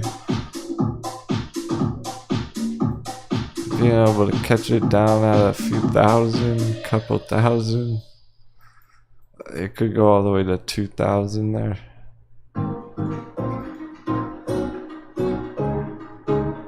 And it would not stay down there long. So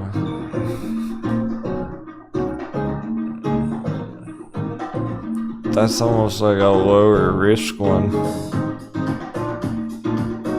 And that's what I like about it.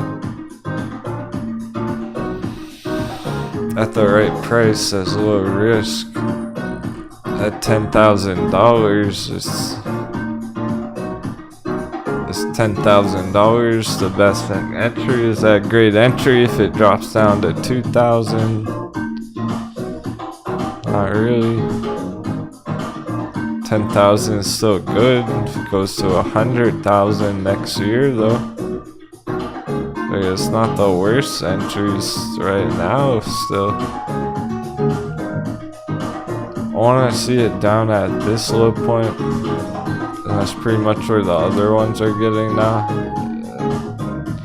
When Bitcoin's breaking under 20k, this will drop back down to that low part, just right here.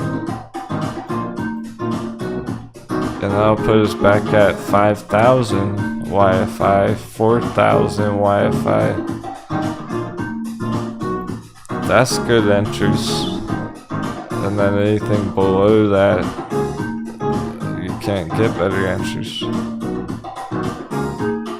So if we can catch these just back at the low here, like 4,000, that would already be awesome. And I'd probably make a first entry on it there. Like I'd probably get half a coin there and try and get another half down there.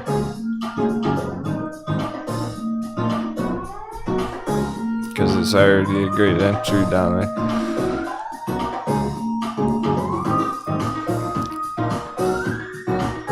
That can hit just next week, so I'm kinda shooting, I'm looking, patiently waiting to see if we can get down here real quick. See it drops down there next week. Maybe it bounces for a week, and then another week and it's already down at 2,000 and that's it.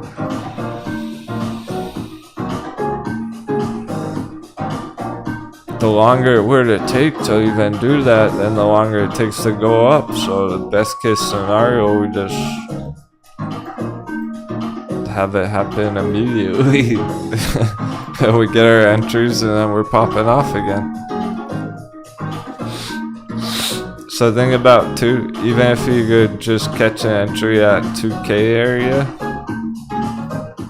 like it's gonna take flash crash for this. Like Bitcoin would be at 10,000 for this, say at 2,000. That's what it needs to get that kind of entry.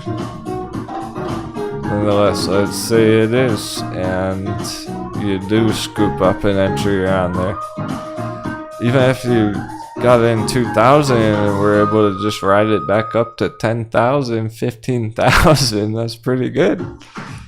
To turn 2,000 into 15,000 profits, like even that alone is a pretty beast trade, let alone riding it all year next year from 2,000 to 100,000.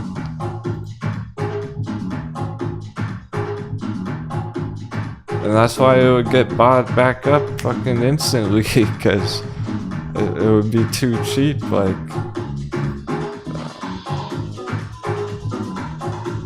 so there would be traders day trading it down there going on. There would be people who've been waiting to buy the dip, like us, entering for later. There would be swing traders going for that 10,000 target.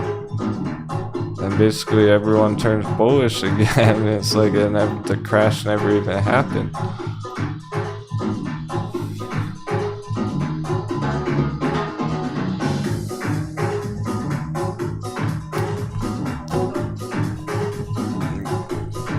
Because whoever is left holding any YFI at 2,000, who's gonna want a paper hand at that price? Like they already gave up on it. So the selling will stop and get overwhelmed by the buying pressure at those levels. And we got a damn good estimate for the timing on it. Like it really is perfect. And it looks like it'll play out with the performance that we got on the stock market today. With how extreme the dollar's been, it's still trying to go up after the bell.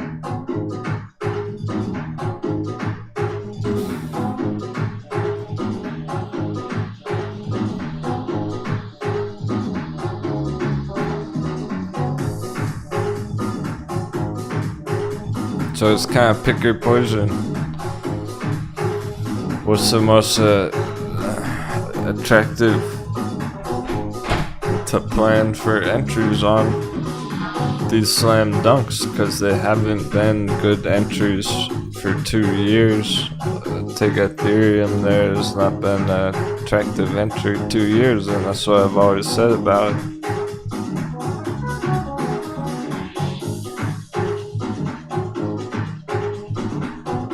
Those would be the ones to focus on, because it's like the one chance to get a dunk on Ethereum. If you like Ethereum, and you always wanted to get in that.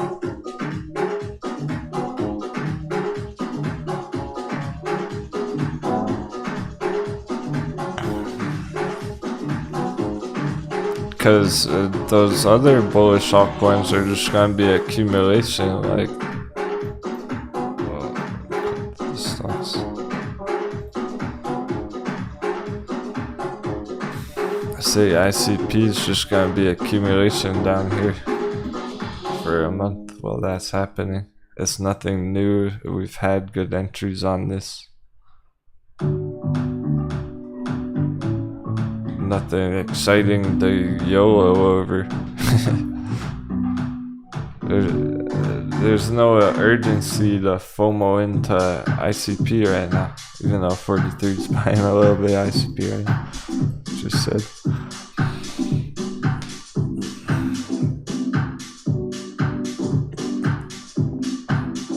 Those are accumulation, and they'll be that way while it's happening. These are drop opportunities where we wouldn't want to trade it. But when mistakes are made, new opportunities arise.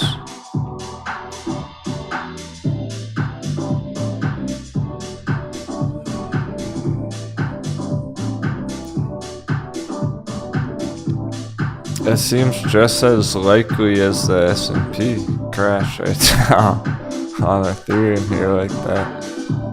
And Bitcoin is very similar, so we can definitely be expecting this at this point. Should be clear. Like, this is the real projection right now. This is the real chart right now. It's not just hypothesis.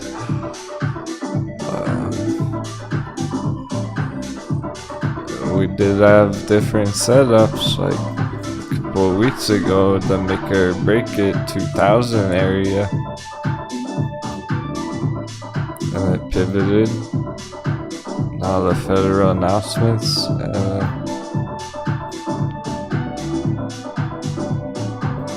I am fully expecting it.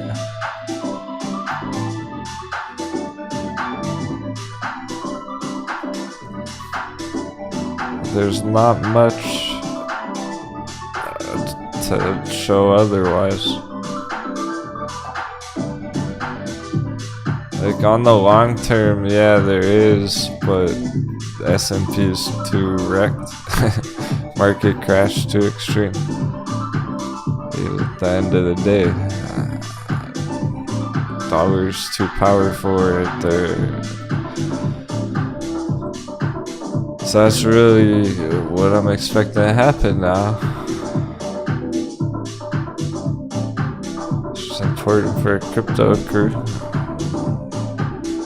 We have had accumulation. We've been trying to accumulate more of that.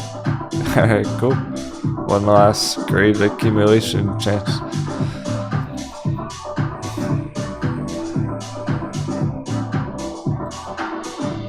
It's still like perfect for end of year. I did want to check a couple of those other stock closes.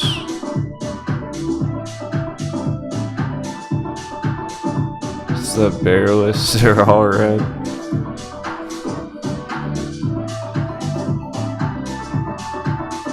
How low did Google get? Looks like we just ran out of time on those things. Yeah, they're likely open right down on the morning, Monday morning. Yeah, 43 lowering your cost average ICP. Okay, at these levels, yeah, like, so lowering cost average, course priorities, but if we can get these new drop opportunities, then they'd be low enough to start new positions on them. So you can get a small Dogecoin position down there. You don't need a large one with those kind of targets. Maybe being able to scoop up a few Ethereum there. Some Solana at $1, and now you have a well diversified altcoin portfolio. Instead of just focusing all on one of them. like I'm just gonna keep loading up on ICP. Yeah, you could, but there's perfect chance to be able to build some new positions, start some new altcoin positions on other things. Binance. Yeah, it'd be cool if we could catch Binance pretty low, because there's nothing wrong with it, like fundamentally or long term. If we can get Binance down there, $30. 20x just on the way back up, and I expect it to go even bigger ultimately.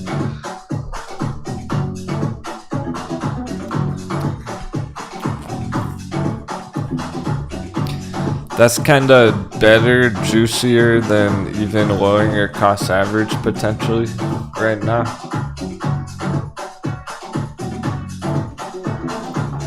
Okay, so Grayscale Litecoin, I might scoop up some more shares of that,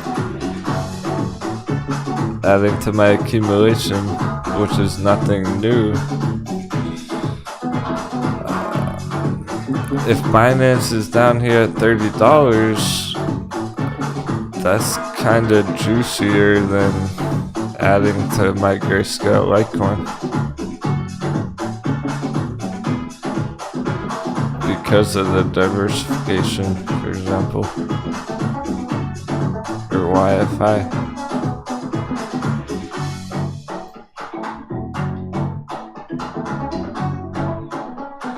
Just something to think about. I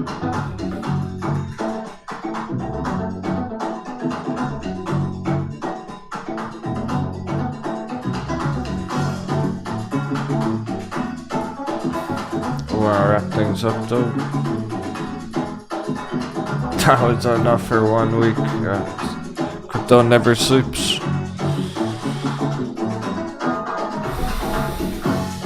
Dollar's gonna close pretty soon, in an hour actually.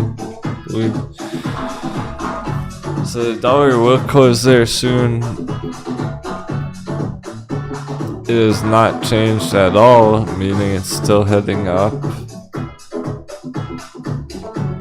Bitcoin, it really almost hasn't even caught up with the S&P. Visually, how parabolic downside. S&P finished dropping like an anchor right there. Bitcoin hasn't even really done that yet. At this point, it looks like it can still happen overnight.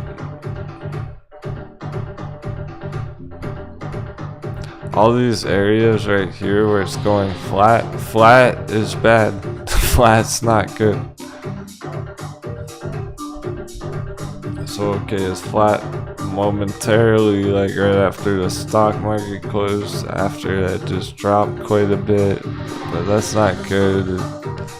Later tonight, just dropped down under 20, and it tricks people. Well, it's good for us. I'm excited for it. So perspective, it's not good for the chart, I guess.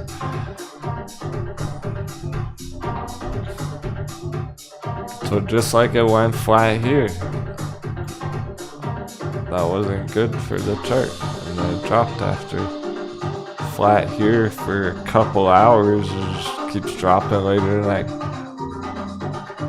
And that's what it is zoomed in. That's that flat spot zoomed in. You can't even see it. It's hardly even flat. Like nothing's changed. It's still going down. So yeah, definitely can't hit 20 tonight. This is right there. It's more likely to stop on people. Kind of irrelevant though. What I really want everyone to recognize is that the flat's not good. So if you're trying to buy that dip, it's a bad idea. And that's what a lot of people are trying to do. So it's stopped going down. There are traders buying the dip right there for the weekend and all that. And that's a bad idea. Because even if it doesn't break 20K right now, it will on Monday morning when the stock market is going straight down, while the S&P's getting hammered again.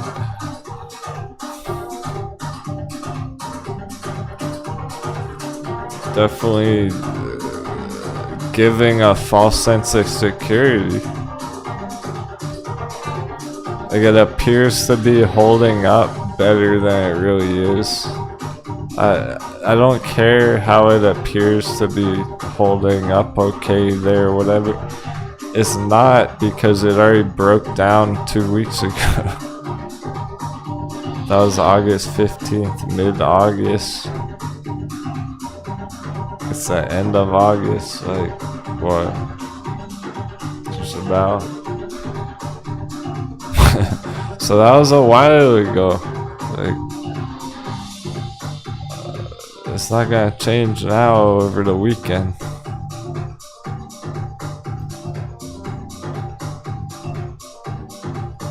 That's why we gotta be realistic about it. Prepare for the pillage. It's not about it going up or down, it's about being on the right side of the trade. Tomasz, you don't even gotta ask Red Monday. What's the question? Was that a comment or a question? For Apple?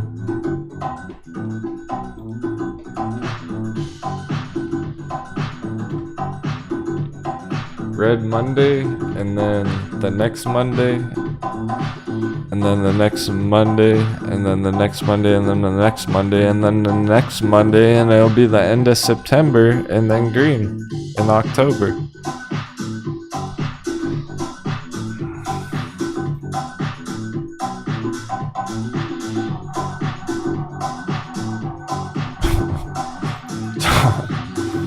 Don't underestimate the panic sign.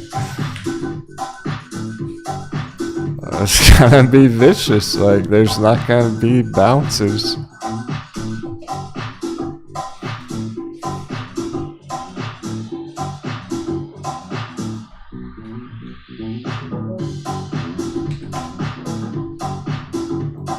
There's not really gonna be bounces here along the way. So,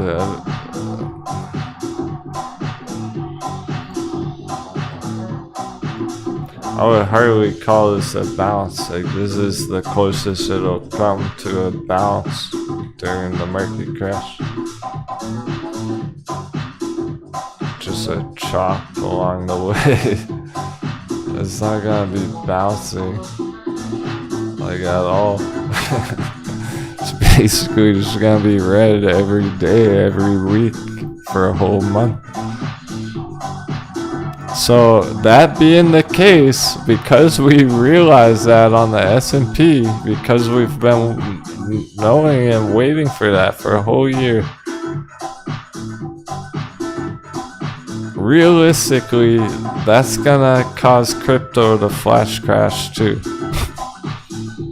Like, crypto's not gonna go to the moon while that's just happening. It just is what it is.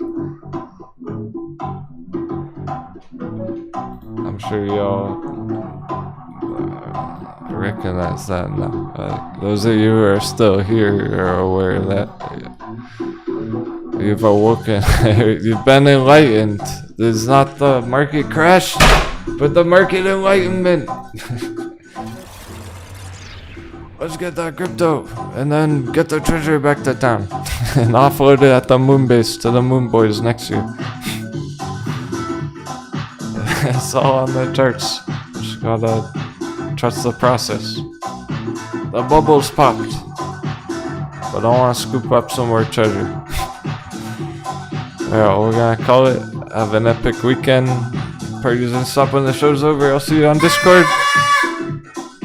Have an awesome night and take care.